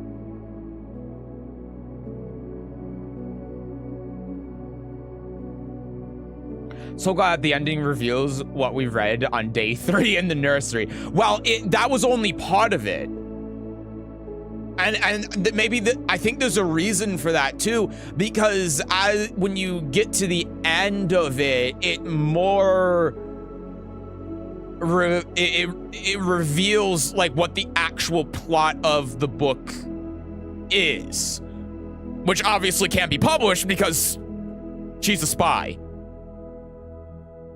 So, I've heard enough. Exile the child to Siberia.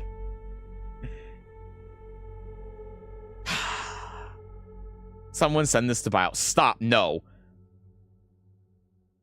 3K redeem one and got 1K reduction in dudes. Makes sense.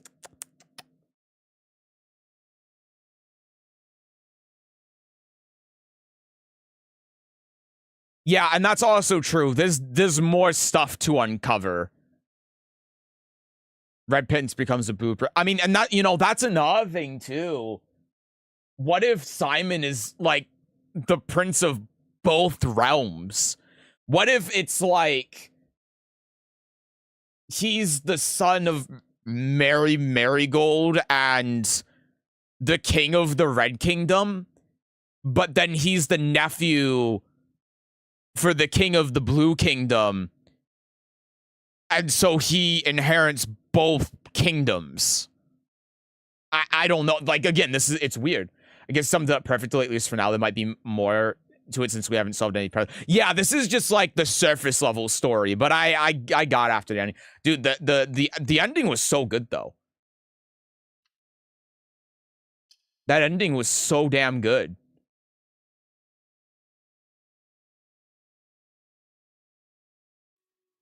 The music is what really did it. Wait, Simon has a VA? We haven't heard our character say anything yet, right? I don't think so.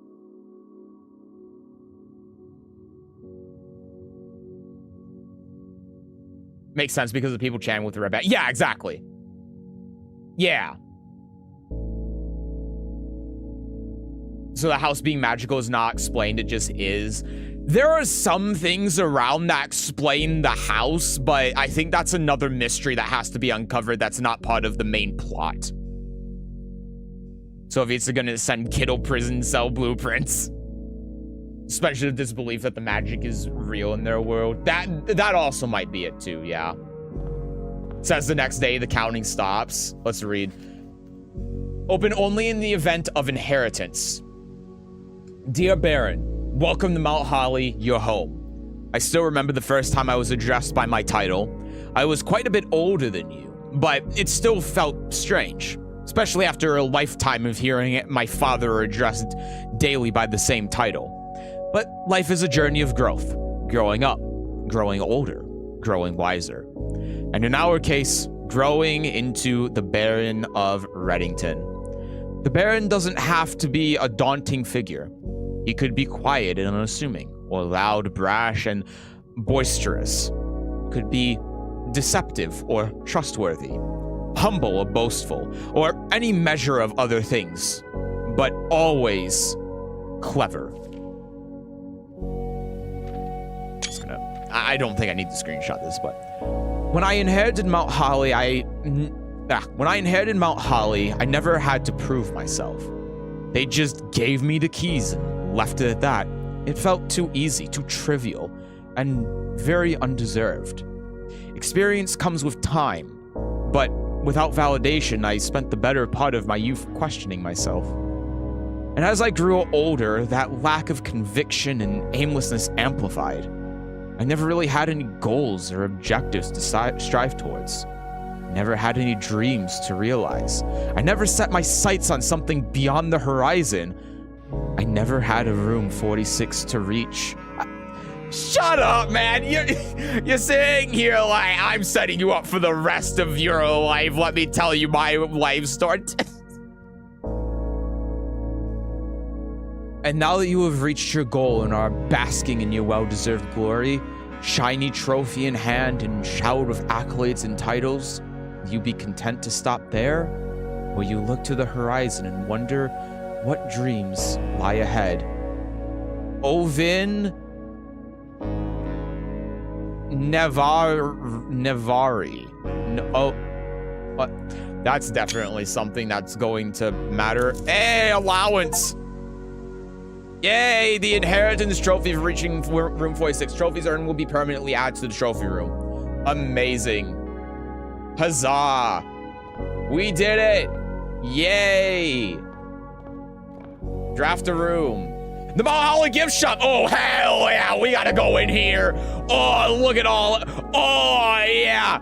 Thanks for visiting. Oh, you're damn right. We got a Mount Holly tea. We got a lunchbox. We got swim trunks. We got... Diringi Blocks Console Edition, the Swimbird plushie. Oh my god. And you know what else this means too when I think about it? This also means because we're not bound by the confines of the will, we get to keep our items, right? Fuck dreams you mean? This monk did nothing with his life but wander around the house and inherit wealth. He got to solve a mystery. Keep screenshotting until all red letters are found, until all torches outside are lit. Yeah, I mean, that's another thing I want to do, too. Yeah, and, you know, like, the other thing is, too, those, I'm thinking about it, those other things that are, like, outside, like, that one plug that's outside that we have to take, and then there's other stuff. Yeah, it makes a lot more sense now if we can just keep everything in our inventory and we don't have to get rid of anything. Like the damn explosive hammer thing, whatever, the super hammer. Now we can make that without having to worry so much.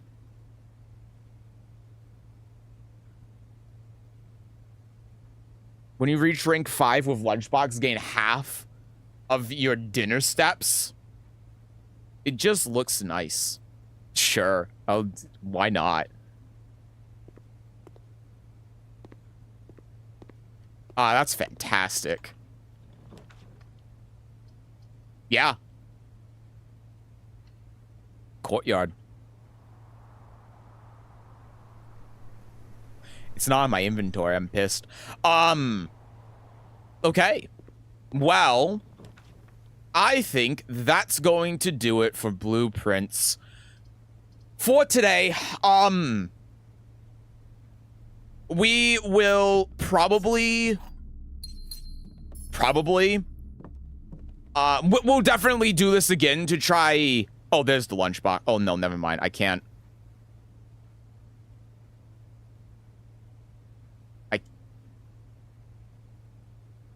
Oh, it's in addition to the dining room. Oh, I'm dumb.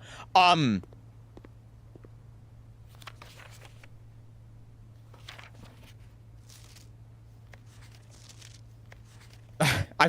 give up. I'm stumped. Shut up.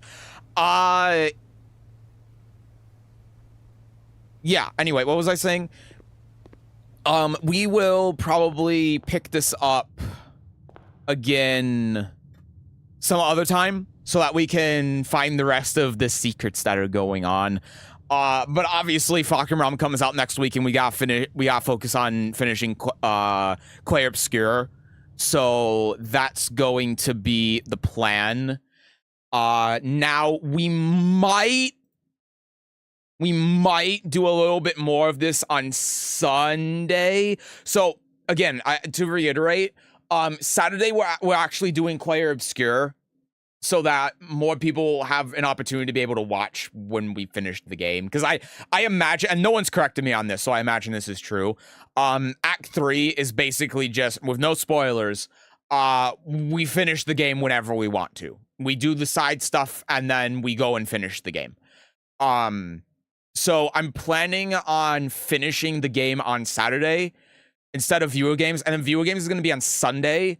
And depending on how that goes, we might also do a little bit of blueprints on Sunday as well to try figuring out the rest of this stuff that's going on, because there's obviously more to figure out and more to do, and I'm curious about it.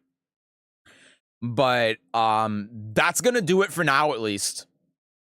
We are done with the game, technically.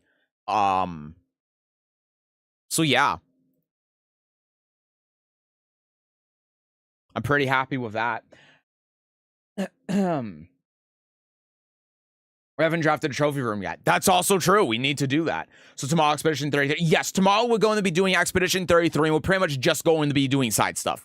We're not going to be doing any of the main story. If I get to a point where I've exhausted all of the side stuff, which I don't think is going to happen, but if I get to that point, then we're just going to end stream, and we are going to finish it on Saturday. That's the plan. So I'm just going to do all of the side stuff I want to do tomorrow. I'm going to binge it. We're going to start at noon as well, like we did today, because I want to have enough time to be able to play as much as I want. I don't think anyone's going to complain when, again, we're just doing side stuff. We're not doing main story stuff. And then Saturday, we're just going to finish the game. That's the plan. So last time I fell asleep, I'm sure I missed a lot of it. If you fell asleep the last time, you missed pretty much everything that the game is kind of led up to. So it might, if you don't know what's going on, it might be a little bit confusing. I don't know how I woke up at 2 a.m., but I'm grateful I did. Well, I'm glad you were here, Yuta. I know you've been here for every blueprint stream that we've done, so I'm glad you could come around and catch it. Because I wasn't planning on actually beating the game today, especially because we didn't go for too long. I was planning on beating the game on Sunday, but yeah. Tomorrow, more coffee then. Oh man, don't keep yourself up for it though. Again, we're just doing side stuff, so don't take it easy. Make sure you take it easy.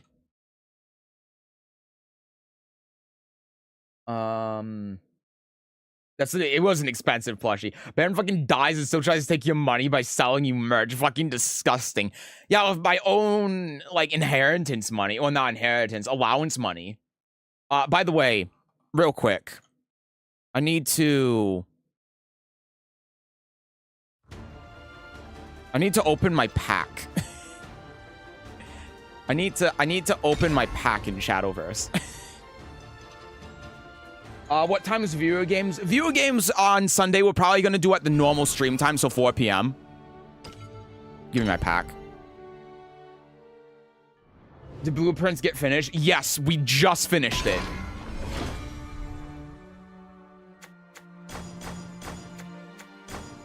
This game fucking sucks. This game... I hate this game. God damn it. Okay. Anyway.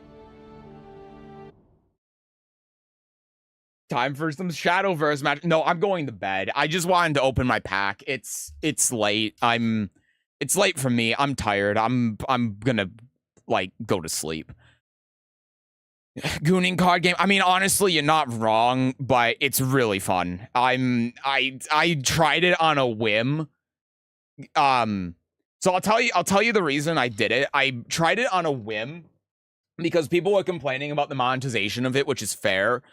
But I was also the game just came out and it's going to have playing a card game when it first comes out is the time to play. If you start trying to play a card game even a year after it's come out, good luck. So I was like, you know what? The game just came out. Let me download it and give it a shot despite all of these things. Because at the very least, with the game having just come out, I'll probably be able to get enough for free just to be able to give it a shot. And I was right. And I did. And the game's actually great. And I'm really liking it. So I don't know, man. Like, I'm liking the game so much, I'm tempted to actually spend money on it and buy the battle pass. I'm liking it that much. The only reason I'm hesitant to is because I'm kind of afraid of what the monetization is going to be like when future sets come out. So that's made me a little bit worried because like, I don't know, the way that this game is set up monetization wise, it's really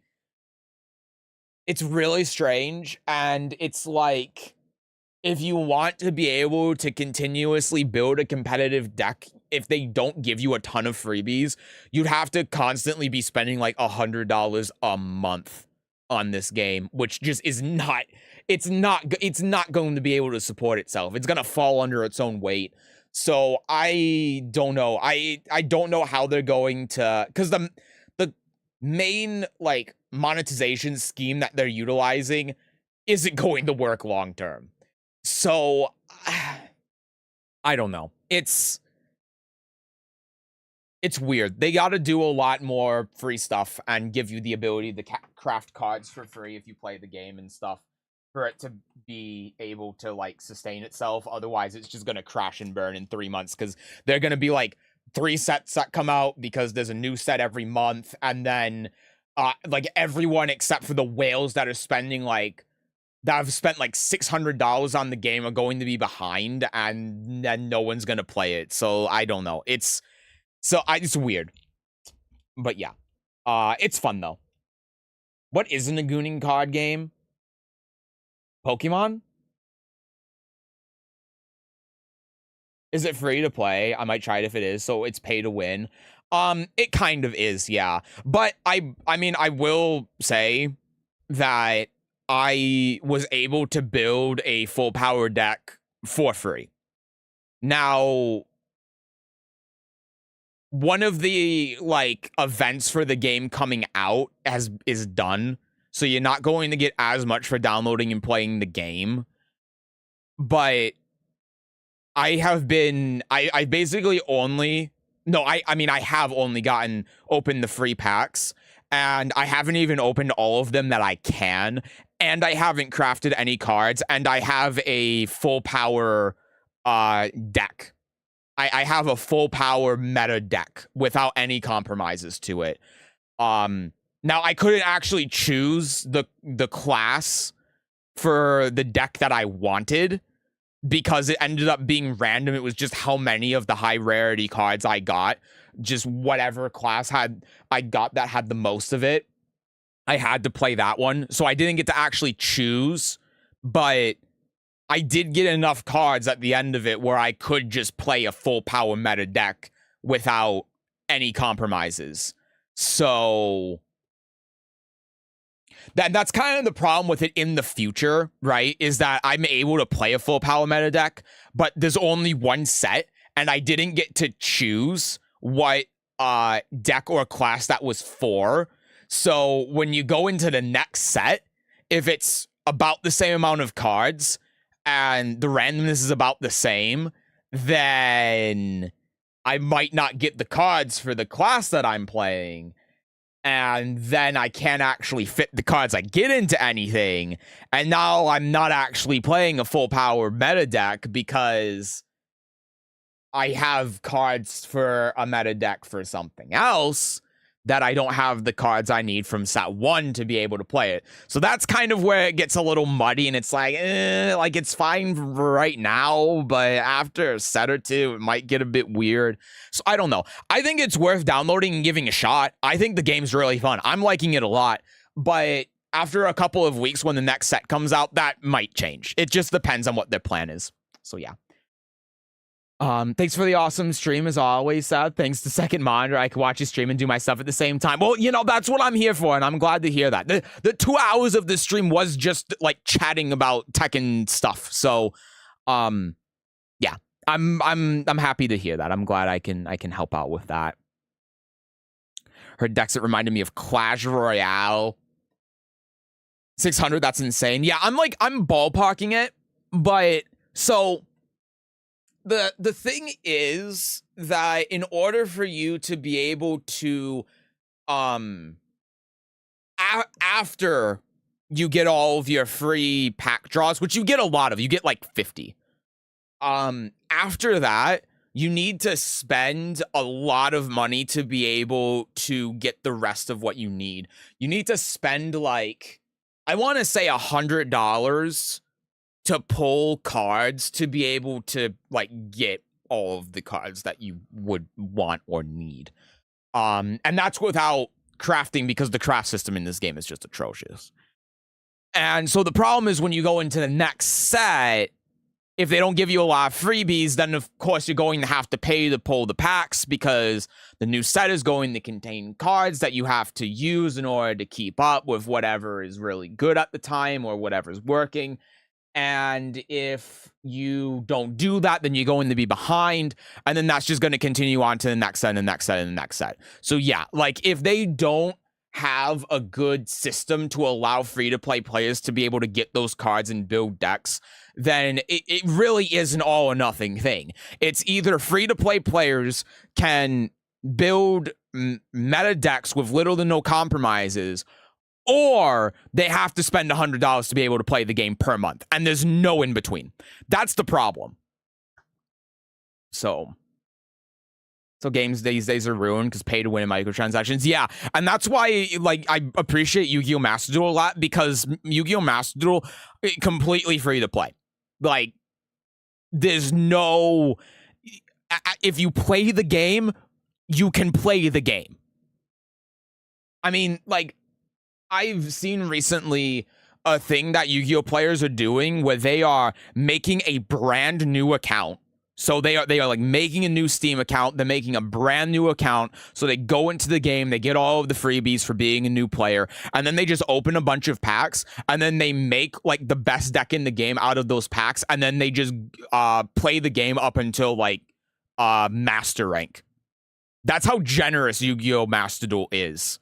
You can create a brand new account and get so many free premium currency to be able to draw free packs that you can, off of that alone, build a super expensive top tier deck and just go all the way to the highest rank. No compromises. So it's really good. And yeah, I think that, like, that perspective might warp how I look at Shadowverse.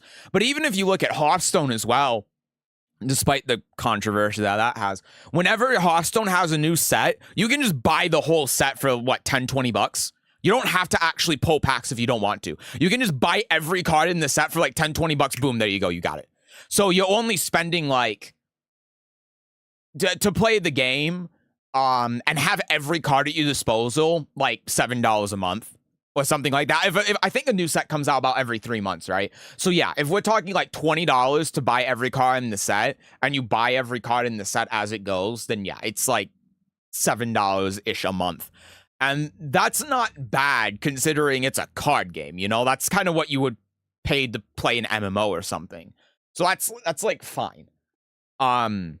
But yeah, it's a whole nother thing when you can't do that and everything is determined by RNG and it's really expensive and they don't give you anything for it. So, yeah, it's like right now with the amount of free stuff that they give you, it's not good, but it's fine. The game is playable if you're free to play. But you have to get lucky to be able to actually play like the top decks, which is bad, of course.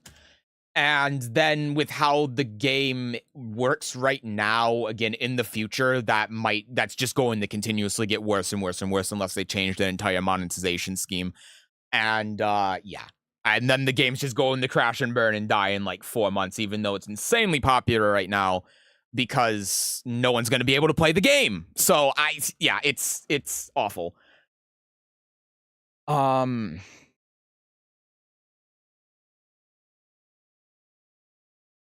Was a Yu-Gi-Oh fan from the shows in the OG days, never got disappointed. I'm disappointed in Konami with how expensive like the physical card game is, but the digital card game's good. My opinion, I say, is generally you purchase stuff, live it on the game, you feel happy, gonna realize later you regret it, but that's just my opinion. Oh yeah, no, that I'm with you 100%. Yeah, and that's kind of one of the problems too with something like Shadowverse, is that it just, like, I don't like how digital card games in general work because it preys on people's gambling tendencies, right? And I don't think that's good. And that's why I like stuff like, again, Master Duel and Hearthstone, because Hearthstone, you can just buy all of the cards without gambling anything. And Yu-Gi-Oh, you get so many gems that, like, you get the dopamine rush of gambling, but you don't actually have to spend any money. So I think that's, I think both of them work in their own ways and they're good. And you see that and how, like, everyone, even people that don't play Yu-Gi-Oh, like Master Duel, right? Even if people don't like Yu-Gi-Oh, everyone that plays digital card games likes and respects Master Duel and their monetization system. And that's great. And that's how it should be. And, like, the game makes enough where it's in the top, like, 5 card games on at least Android by gross revenue. So it's like, it works. Even though everything's basically free, they still make a ton of money. So, yeah. I just wish that worked more like how, like, the Mahjong gacha games do. Where the cost isn't in, like, getting the cards. The cards are basically free. The cost should really be in the cosmetics. And that would work perfectly in this game. I don't know why they don't do that, because if you just get basically all of the cards for free and then you pay for, like, animated cards or characters or whatever, which they already do, then that would be fine. And the, like, Mahjong games already do that. You basically get all of the characters that you want for free, and the bulk of the cost, if you pay for anything, is in the skins. That's what this game should do. Just, like, double the price of all of the skins. Make it so that the skins cost, like, $25. Make all of the cards basically free, and then boom. Like, everyone likes the game. Everyone's happy. Everyone's able to play. You get more people that are willing to buy the skins for whatever class that they play. And no one's pissed. I don't get it. Also, hi, Ombre. Long time no see. How are you? I'm doing all right. I'm ending stream right now. It's been a pretty long stream and I'm tired, but I'm doing all right. Thank you for asking. I hope you're doing well. Is there a werewolf-based deck in Yu-Gi-Oh? Not one that is playable. I feel like you could do something with warrior monsters and moon-based tuners that lead into beast warrior sinkers. I don't know. Yeah, no, there's none that's playable. There's been, like, gazelle support. I want to say, like, within the past couple of years, but the deck isn't playable. Or you could play Hearthstone only for Battlegrounds because other modes suck ass. Also true, yeah, absolutely. And again, that's just free. You don't have to pay for anything to play that game mode, and it works well for Hearthstone. That's what I never understood about these gacha games, is that they have all these really shitty monetization practices that no one likes, and it's been proven time and time and time and time again that you don't need to do that to actually make money. So, I don't know. I feel like with Shadowverse, the new Shadowverse, they weren't expecting. No, I know that they weren't expecting the game to do as well as it did, because if you look at the damn hold on, I'm gonna show this to you. Hold on a second.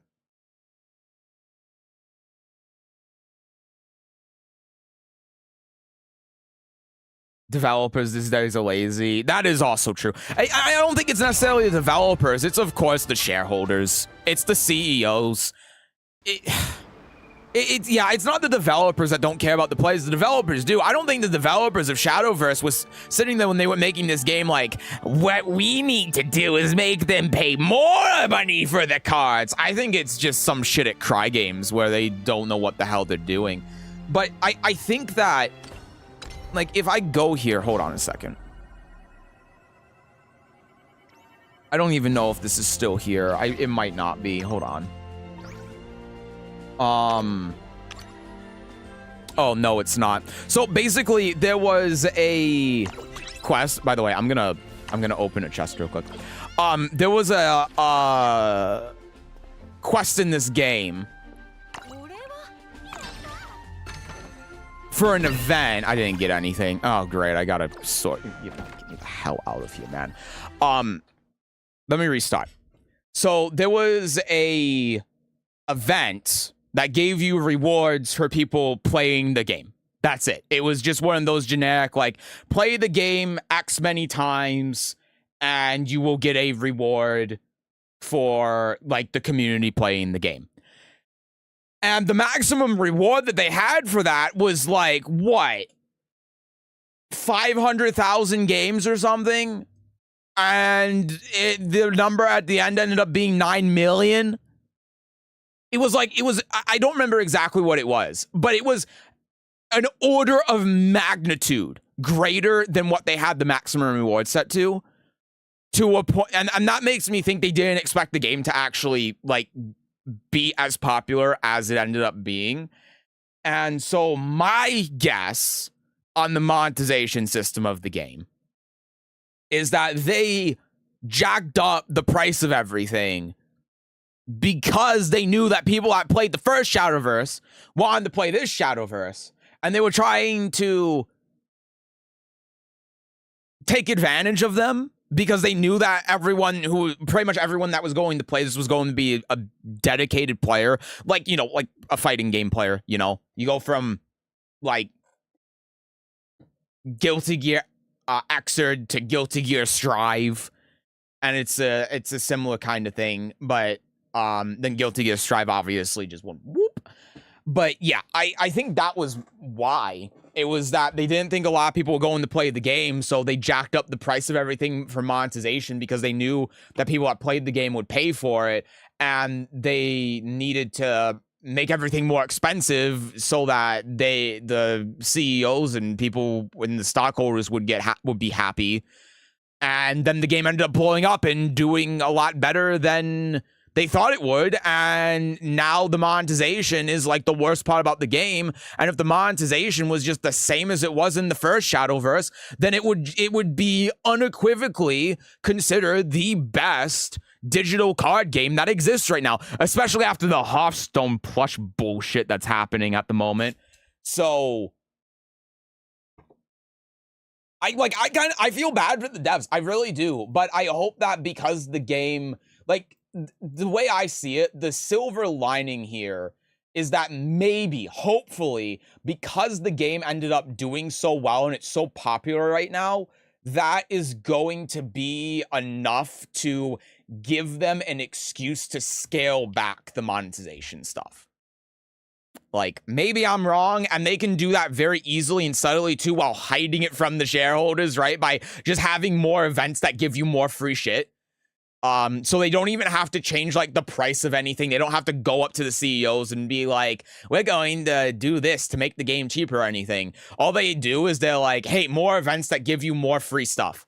And then, like, the CEOs and the stockholders and everyone aren't going to know because they're stupid and they're out of touch. We know how it is at Bandai Namco. And then they're still going to be making a shit ton of money, and any drop off in what they make can just be explained as, well, it's not the launch of the game anymore. So that's where I'm hopeful for with the game, because I genuinely enjoy it. Like, I've been in a bit of a rut with Yu-Gi-Oh for the past, like, year, especially because Yu-Gi-Oh Master Duel for the past year has just been Snake Eye Turbo.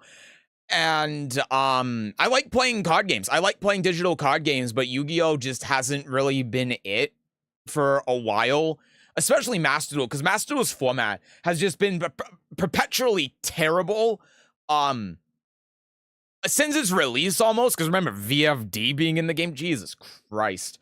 Outside of a few small instances where it's been really good, for most of its life, it's been terrible, and this past year with Snake Eye has just been, what? So, Shadowverse has been nice because, like, I've been enjoying it. It's new. I'm learning it with everyone else. And I just hope that the monetization gets better because I would love to play it more and not be worried about spending my money on a game that's going to die in 3 months because it costs $500 to be able to play the game. So, you know, I'm going to say, is it so wrong what they're doing? Oh, no, I agree. Yeah. Yeah. But it's not the devs' fault. Again, it's like the people who are telling the devs what to do. It's not the devs. The devs don't want to do this. The devs don't care. They just want to make a good game.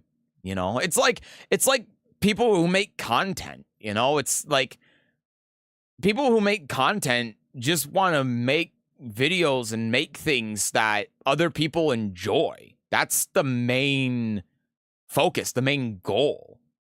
But if they are like hired by, let's just say, for example, a TV station, a station's not going to give a shit about what they make and how people think about it. They're going to care about money. You know, and then you have to start considering that when you make whatever content you're making for whoever hired you. And that sucks because that means you can't just make what you want. Look at Claire Obscure, right? That's the antithesis of what I'm talking about. So the one gacha I knew I wanted to make a good game before good gacha went end of sale after 30 months.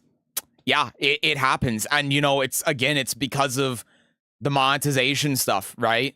You can, maybe not every, there are some exceptions, but almost every single gacha game or any game that has, like, these sort of microtransactions where you have to roll for something, every single one that shuts down like that is because the monetization is bad. That's it. That's the reason. It's always because there's something going on with the monetization that is shit. Wasn't there like a Marvel game where that happened? A very long time ago. I'm not talking about Marvel Snap, although I heard there's like a $150 card you have to buy in Marvel Snap or whatever. But there was another one many years ago that I'm thinking of that had just egregious monetization and died in like a couple of months. It doesn't matter how big the franchise is. If it's too expensive to play, people aren't going to play it. It's simple as that.